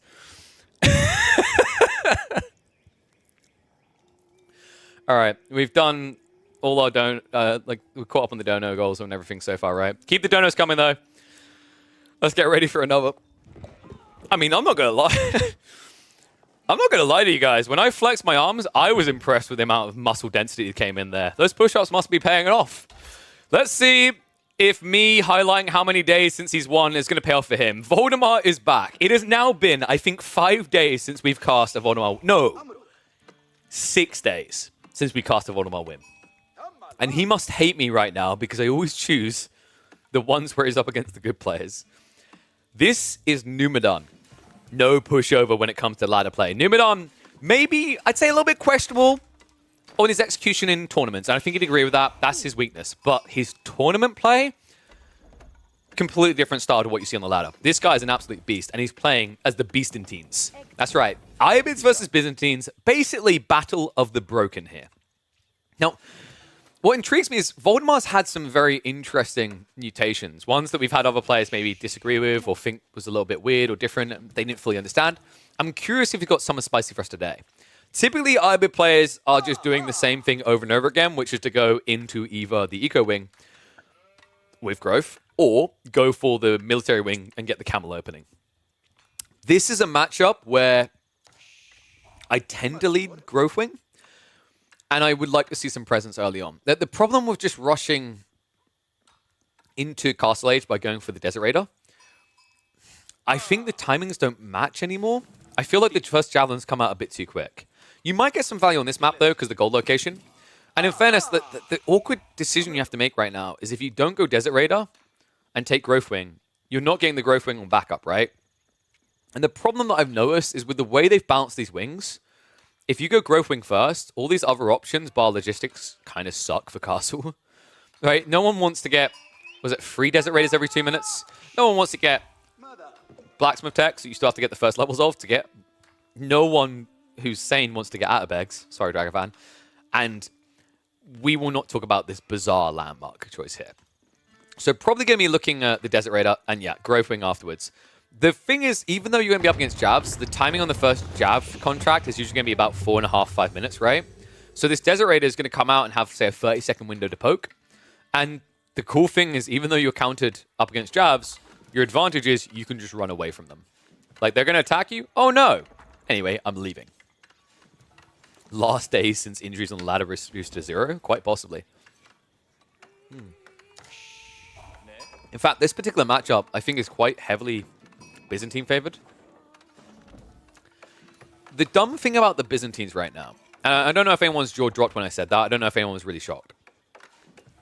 The absurdity of Byzantines right now that makes them a little bit ludicrous they can just reach Castle and spam Varangian, and they don't care if you go Camel Lancers. Because it isn't a matter of unit matchup, right? Like, oh, a Camel Lancer should beat a Varangian. It's a matter of quantity. The issue with the Byzantines right now is they not only have quality, they have quantity on their side. And they have a lot of quantity. When you reach Castle Age with System level 3 and start pumping Varangian, there's no slowing it down. It's comparative to when you watch a Delhi player and how quickly they surge points for military efficiency. This Civ is, quite frankly, vulgar. Now, I'm just checking the stats. Byzantines actually are on a little bit of a losing streak. 43% actually up against the Ibids. If we go to the previous patch where Byzantines were weaker, Byzantines versus Ibid play was actually a 56% win rate. I trust that a little bit more. I would say this is definitely Biz favored. And even more so now with the tweaks being made. You know what we do? We blame a lot of those Byzantine losses on Philisberto and his System the First Heal builds that we know he's doing all the time. Sorry, Philly. So Merkhouse now being dropped. Olival is a little bit slower in this game than I was maybe expecting. So Numidon didn't really rush towards that first Jav contract timing. But now, as a result of that, it means the Desert Raiders are probably going to get about almost a minute worth of aggro timing. This is awkward. It means you're going to have to either outpost your gold or idle in feudal. The good news when you're playing the Byzantines is idling in feudal doesn't suck. Why? Oh no, I can't just greedily tech up. I'm going to build some farms. Oh wait, my farms are the best farms in the entire game? Jackpot! I'm not even memeing, kidding, or exaggerating. The farms of the Byzantines are the best. No one else's are as good. You pay less wood than everyone else. You're a Civ that already has a 10% increased gathering rate at minute 1. And you get 20% oil alongside the food you gather. Nay, 32% when you're under this Grand Winery. It is insane. The fact that this Civ got buffed at this point is kind of wild. You know, it's kind of interesting because I remember even when these buffs came out, there were a few players that were like, I don't think Byzantines are going to be that strong. And I got flashbacks. Anyone who maybe followed me from my Dirt days, go back before I even started casting. In the early days of Dirt 2, you had these kind of interesting things that would happen. I still remember around, I think it was TI4, there's a character that got buffed, I think 20 times in a row, and it still wouldn't get picked by pros. And then all of a sudden, you reach the biggest tournament of the year, basically the Red Bull Waddle, and everyone picks it. Everyone's secret strat was that hero, right? It's kind of like Byzantines are reaching that point, but it's becoming so obvious you can't ignore it. And that hero was Skywrath Mage, by the way. The combo was Faceless Voice Skywrath Mage. Every single team thought they were very clever. They were. It's just everyone was simultaneously just as clever. First Jav now coming out. Not too much damage done here, but that's not the goal, right? The damage comes down the line. Voldemar is getting a very clean build into Castle Age, and he isn't going to have to rush it. It is going to be that Growth Wing. That's going to put him ahead, because Numidon doesn't have anything, right? He doesn't have an extra TC. He has some farms. He has some Javs. Problem now is you have to predictably go into Limitane, and actually, if you're not quick about this and getting the numbers together, your opponent could just out-Lance you. I actually think the safer way to go here for Voldemar, just drop double racks here. Double racks is kind of an instant win. And thank you very much, Gal. Appreciate the update on that. Is the 2v2 competition available? It is. I'm weighing up whether we continue the stream, because I've got food to go eat. So maybe we come back after round 1 and continue the stream. So I've got to try and weigh that up. This was part of the reason why I was like, do we have the charity stream go deep? Because we could just keep charity fundraising while watching the tournament. But I was kind of balancing up whether we maybe call it a little bit after now. We'll figure it out, though. We'll figure out with this one. Jav's now on the move. Numidon needs to start oppressing. And Voldemar needs to start impressing. Wood gathering's been a little bit slow here. But it's because he doesn't want to reveal his hand just yet. I do think that Rax makes a lot more sense than Stables here. Your opponent's already posturing against you, right? Like, you're actually at risk of your opening play not being able to do anything because there's Lemitane here with Javelins. So you can start losing villagers. I always shake my head when I see these builds because everyone is just locked, stocked, and ready to go, always with the idea that they want to play into Camel Lancers. Camel Lancers are incredibly powerful, don't get me wrong, I'm not discrediting that. I do think that Camel Lancers as a default action is very obtuse. I think it's very rigid. There's so many options for you on the Ibids to open up this. Right, Ghoulems, we've seen some Archer builds that make sense. Lancers might be individually the most powerful for options and where you choose the fights. But when your opponent is pushing you like this, a Ghoulam timing makes a lot of sense. It is a bit rough up against the Varangian. I understand where he's coming from. But we already mentioned that Varangian will actually outmass Lancers, even with this tech timing advantage. The problem is because you're going Lancers over Ghoulems, you could be having almost double the units out, right?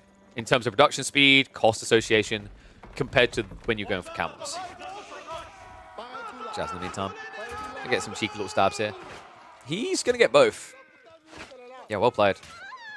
All of a sudden, Voldemar is going to be ahead by a few villages. Funnily enough, he had a housing crisis there, but it's not the full power now, right? You've actually lost 2. You've lost a quarter of your tech up advantage. Numenor isn't going to be too far behind himself. Golden Horn Tower, now primed and ready to go. Yeah, interesting change on the location. If you're wondering why did Numenor do that, because Lancers aren't here yet, it's because Lancers could get here. So he's just trying to take the safe route. Unfortunately for him, there is a Desert Raid around here that could easily poke and prod. In fact, Voldemar does see this. If he stands here, he should be able to be just out of TC range, because Numenor, I think he went 1 tile too far out. Yeah, so very important you just go stand ground here. Otherwise, that happens. Elsewhere, Limitana and Javelins are moving in. Outpost is going to keep them back. It's going to buy time. I really cannot recommend hard enough that maybe Ghoulems would make a lot of sense here.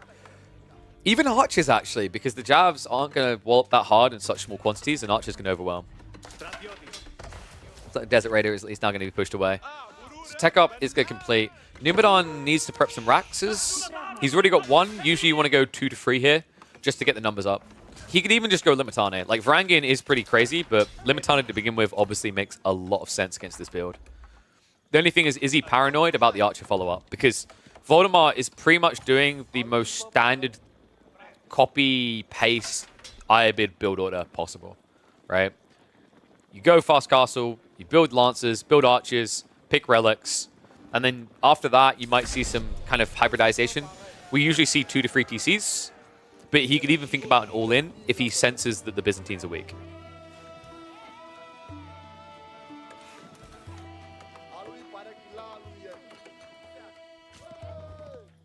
What do you think, guys? 1s, if you think Iabids can lock in. 2s, if you favor the Byzantines now. And also, big shout out to the anonymous donor. I think we just got another $10 coming through. You're absolute superstars. Monster Raid. Not doing crazy damage here, actually. The lead is building for Voldemar, however. He's now up by 10 villages. In fact, what happened? Does that mathematically make sense? I think there was a villager missing, right? I think someone missed production here. Because there's a 10 difference, but the difference here is 1. And growth gives you 8 villages.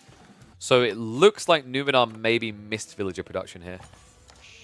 Huh, interesting. I mean, I wonder what he had to look at here. He's playing Byzantines, right? You do autopilot. You get. No, I'm kidding. Camel Lancer Race being a little bit annoying. I'm also noticing a very big issue with Numenor spawn. All of his food is on the right side. At least for one type. Left side is going to be berries, right? This is interesting because like any other civ almost, and this is bad. But for the Byzantines, this is kind of a jackpot because the wall's already up. He has so much olive oil in this game.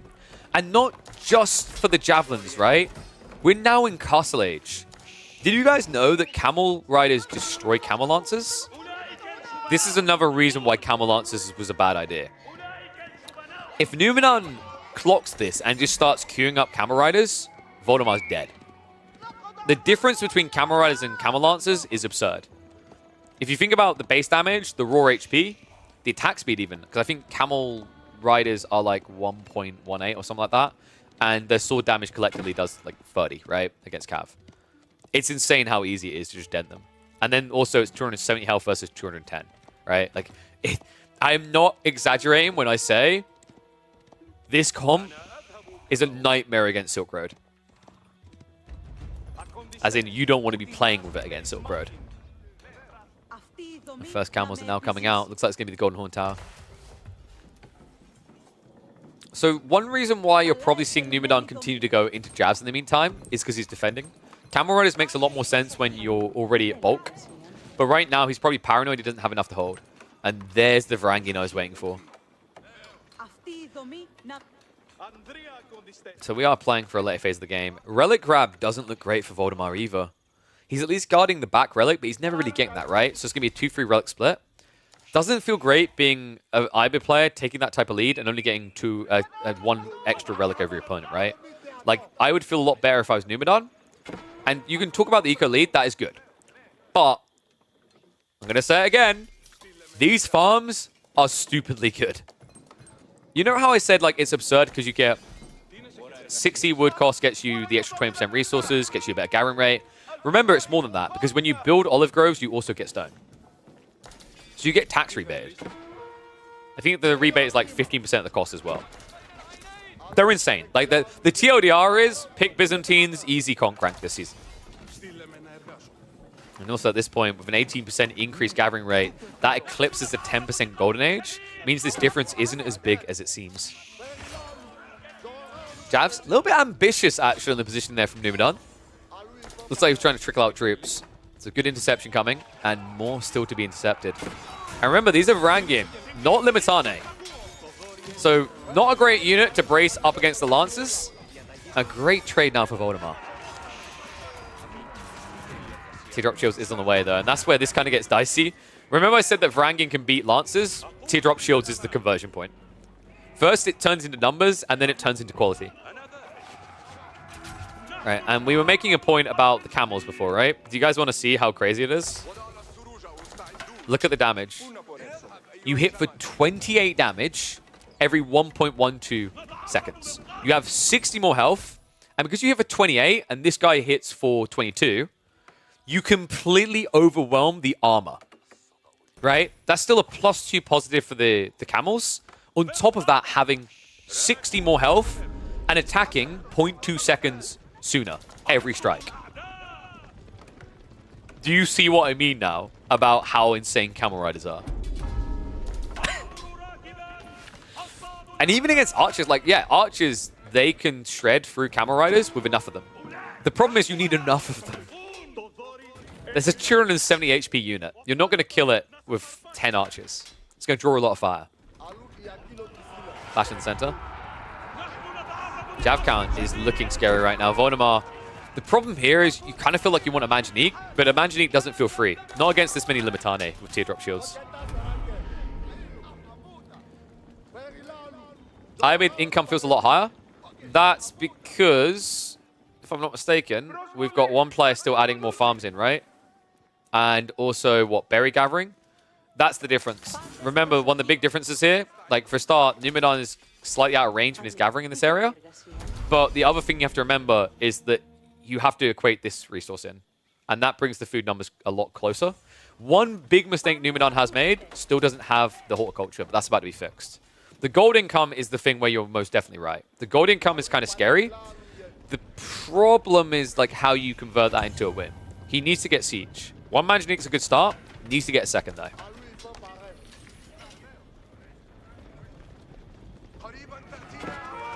Camel Rider's now here. Tanks the entire wave of Lancers. Probably not the best way to use them. However, the Varangian have been let in. Has to stand his ground right here. Manjanique behind it is going to get some wallops out. But the Javelins trading well here. And I feel like there's just too many Limitane in this. Lancers, how much health they got left over? Health bars are getting a little bit low, but credit to him, he actually mobs it up just in time. Health bars were not starting to look pretty there, but Voldemar able to break through. Son's Mamelukes actually surprisingly enough doing a lot of damage, and now in the retreat, Numidan could end up losing a lot more. Ay, ay, ay. These Javelins, they need more protection. More Limitane are at least arriving. And this is where you need to be a little bit careful. Voldemar, great strike here, but if you rush in, all these low HP units turn into no units. So very important that he tempers himself there. But I can't believe how well that worked. I mean, you know, I genuinely thought that that was going to be quite one-sided. But what I love is Voldemar's just showing you the power of the Mameluke's bravery there. compared to the javelins. Yeah, javelins can snipe out the archers, but when you boost that attack damage so easily, because you're sniping Limitane, even the Varangian don't feel very tanky. Another cool detail in this one has to be the melee tech extra damage coming in. That extra layer of defense up against Varangian, pretty effective for the Camel Lancers. So sick read by him, double Manjanique now in play. However, a Springwood has come out. And he's wasting time burning Olive Groves. Am I wrong for still not doubting the power of the Byzantines? I feel like I'm looking at this game, and every time I want to be like, yeah, Voldemar's got this, my brain is like, Byzantines. The Civ is pretty insane. I don't think Numenor is at a broken point yet, though. He's not got much olive oil left, really, for a guy who's only this many groves in, right? And what I think Voldemar is doing so well here is he's leveraging those berries also. It's keeping him away from farm spamming. If he had to farm spam right now, it's GG. If he had to go for a second TC to recover, GG. He's using every single ounce of the map to keep the pressure up. And what a brilliant pivot here. Love the fact he's also locking in Sacred Sites. Like, if you look at the lay of the land, Sacred Sites are free for him. Numenor has already given that over. It's not about the win condition, though. It's about the gold. The gold that's getting in the siege, which you can't contest. This is another thing I love about Bastards, Irobids, and Mongols for. You see anti-siege, you react with more anti-siege straight away. Trade's coming in. Not a good one for Numenor. He's rebolstered the army, but the quality is undeniable here. Yes, it's a lot of Limitane, but these archers can deal with that quite quickly. Camel Lancer count is also high. It means that Numenor has to make a stand sooner rather than later. Manjaniques, unfortunately, are in scenario mode. Springles have dealt with the siege now. They can start sniping out jabs. Villager's being pulled to the front side. Guys, I think he's dead. He's dead. Voldemar! We get to reset the timer. Holy crap. You know, I doubted the Camel Lancers. I still wonder if Guilliams could have worked better here. But you cannot fault his execution. Numenor, despite the power of the Byzantines, never really felt like he had a clean breakaway point in this game. Our boy done it. He won the game. Yeah, dude, that big fight with the Javelins and the Limitane, I actually thought he was going to fare better. So it was Sibo bringing the $10 in. Thank you very much, man. You're an absolute superstar. Okay, so I'm weighing up what we do now because I'm going to have to go eat either way. Do we call the stream there? I'm wondering. Or do we come back afterwards? Because my thought is, like, if I go away and leave you a replay for an hour or whatever, there's still a tournament going on, so...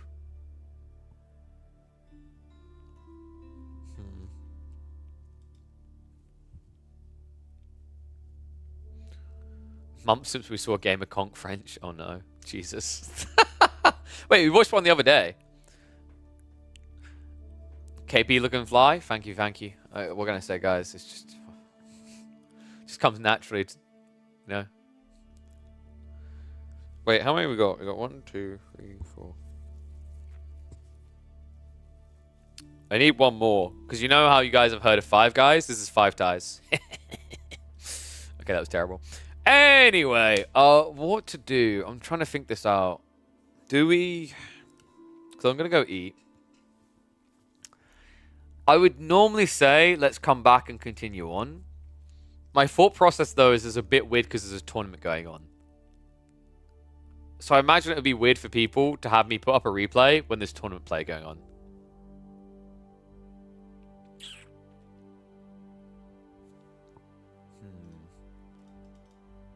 So maybe we call it.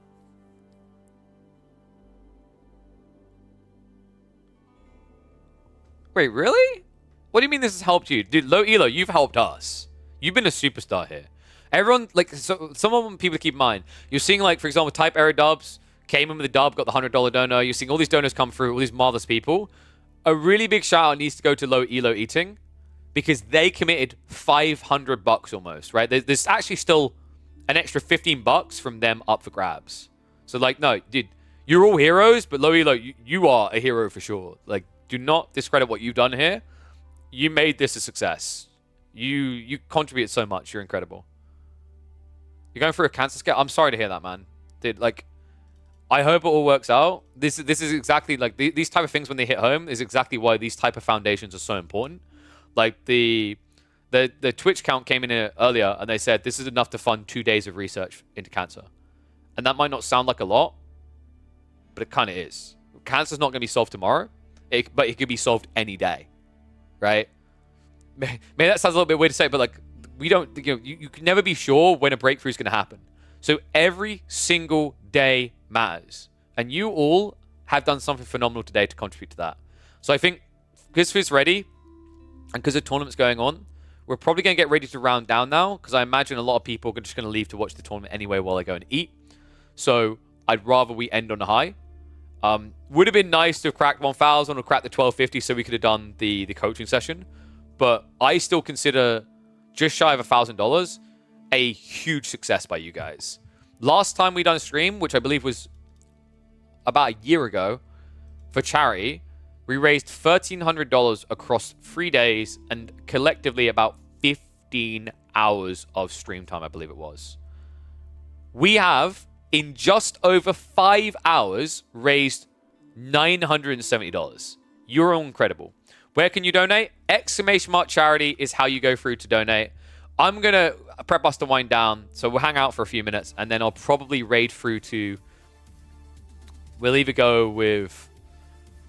there's two choices, right? There's either the Griot Barra tournament happening on Rising Empires, or there is a charity stream. I'm the charity stream. Or there is... I've had too many shots, clearly. Or there's the 2v2 tournament. So I'll let you guys decide between you which one you want to go to.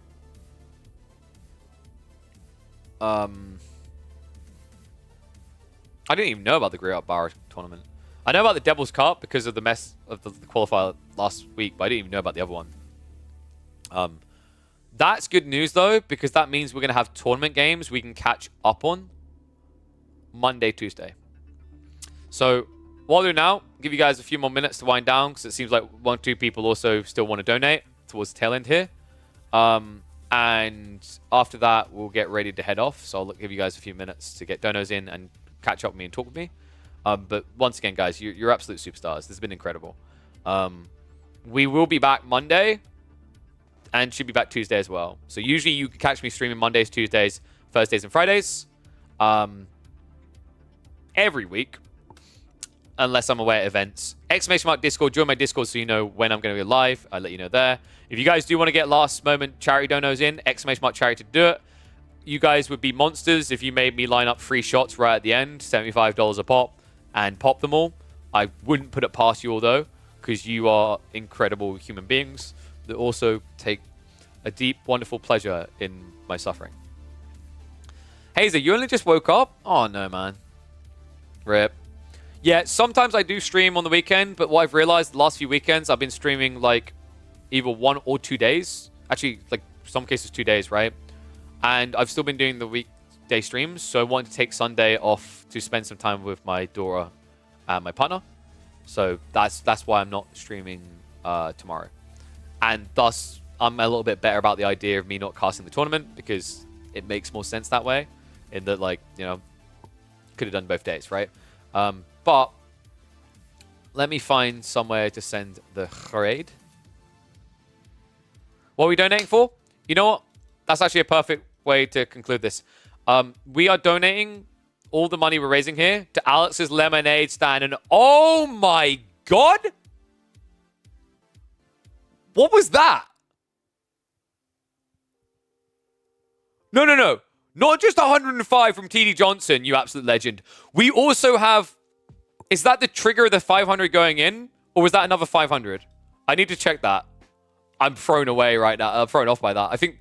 Okay, no, that's confirmation of the 500 lock. Okay, so really big shout out to Low Elo Eating. That was their $500 going in. Dude, I was about to have a heart attack there. Holy crap. They donated 500 to kick us off, conditional on they were going to double anyone else's dono. So that just got confirmed, locked through. But also, the person who got us to that final threshold, TD Johnson, thank you very much. $105 from them. You absolute superstars. That means we've raised over $1,000.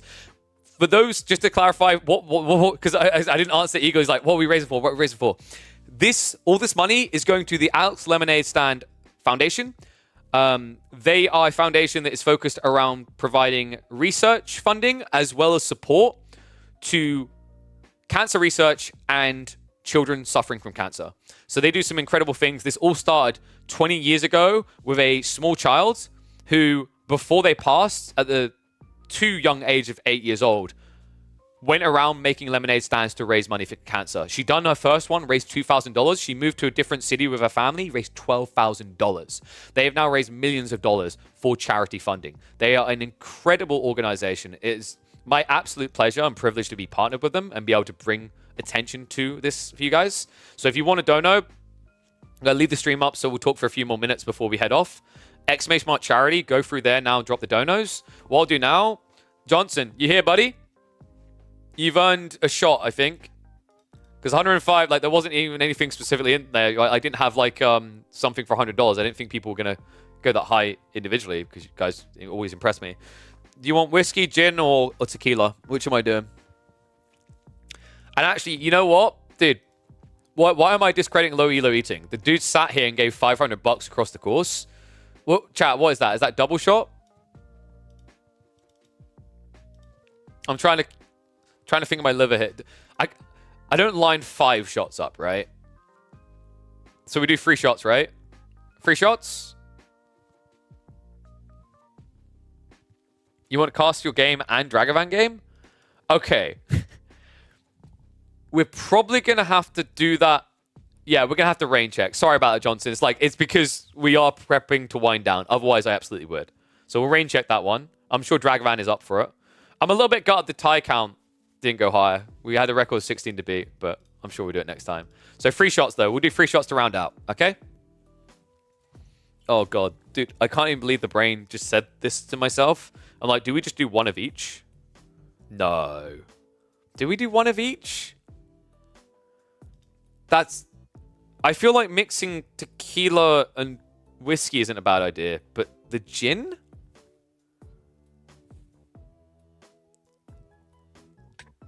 Alright, we're doing it. I'm not gonna lie. So, tequila first. I'm not gonna lie. Pouring shots out and yelling to Charity makes me feel like I'm in a strip club.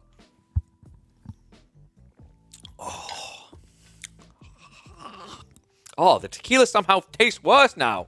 What happened? Why am I... What's worse is I'm leaving the gin, the worst one, until last. Why? All right, scotch. Chin chin.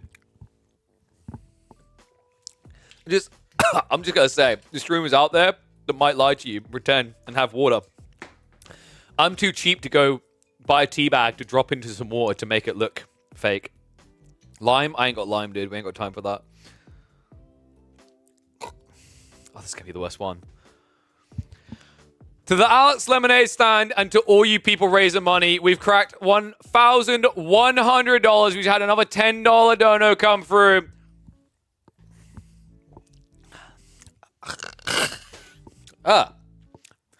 You know you're drinking too much too quickly when the gin starts to taste good. Oh, God. All right. Was that reasonable, low elo, or do I owe you another shot there? Because I'm trying to justify this, but because you gave 500, we done 2 shots, which is actually like $150 in dono. I'm trying to. Am I off the hook here? I can't do that many shots for sure. You know what? That always makes it better. God damn. That's a dangerous mix. Do a shot and then sip some of that. You could just keep going. Shots equal pigeon killer. Poo poo. So I feel bad, Ed.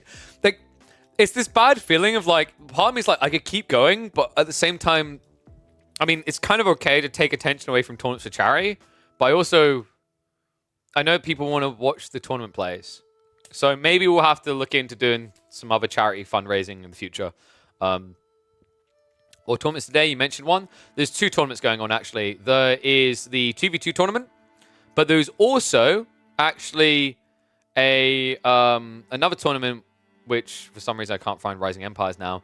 Rising Empires is hosting another tournament, which is the Griot Bara Classic. And I think they've got like people like Voldemort and Anatan playing. So you're sport for choices, right? But I have got to go eat. I feel like if I didn't have to go eat, I probably would have just kept going for another hour or two and we would have cast on the games. But I'm fine with this. I think we had a great stream today. We raised a lot of money. Once again, I am actually proud of all of you. But yeah, Dragavan, we'll have to hook Johnson up. He'll have to let you know his strategy and we'll have to figure it out. And then maybe you just relay him to me and I'll catch that game if you don't want to wait around for a stream to do it. But you're all incredible. Yeah. Once again, I think the charity, the Tiltify, should stay open for a while. If you guys want to donate to it, you can donate to it. Thank you for the sub, Eagle Eye. Appreciate you. Welcome to Swan Buddy. If you guys do, like, if you're scrambling for your credit card, trying to get involved in the moment, like, don't worry, I'll shout you out on my Discord and everywhere, and I'll bring it up next stream if there's additional donos. That Tiltify should stay up for a little bit longer, I think, until the end of the day, at least it should be live. So if you guys want to donate on a delay, you should be able to do so there. I appreciate it. I know that Alex's Lemonade Stand does. When I show them this, I think they're going to consider this a huge success. I think, like, coming into this, usually, like, someone on my size, I don't think they're expecting this much over, like, a short stream. So you guys went above and beyond. But, guys, let me get us ready to raid. I think what we'll do, we'll send you over to... All right, 1's for 2v2 tournament, 2's for 1v1 tournament.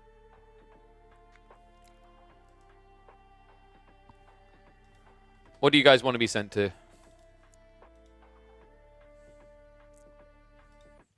Do the 2's have it? You guys want some 1v1s? Okay. Let's get ready for it. So, yeah.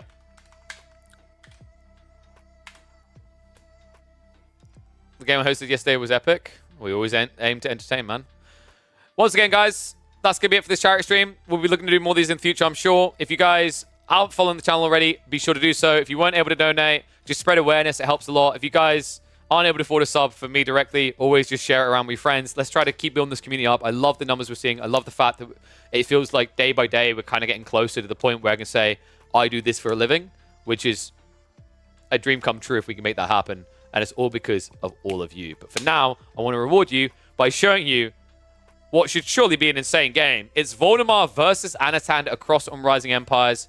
Be sure to check out the charity one last time. If you haven't already, if you've got a few dollars in there, drop it off there. I am going offline now. I'll try to fulfill any extra milestones that get checked before the campaign gets pulled down. As it stands, I owe people an Only Bigusha game at some point. But that's going to be it from me. Thank you very much, guys. And hopefully I'll see you on Monday or very soon. Toodaloo. See ya.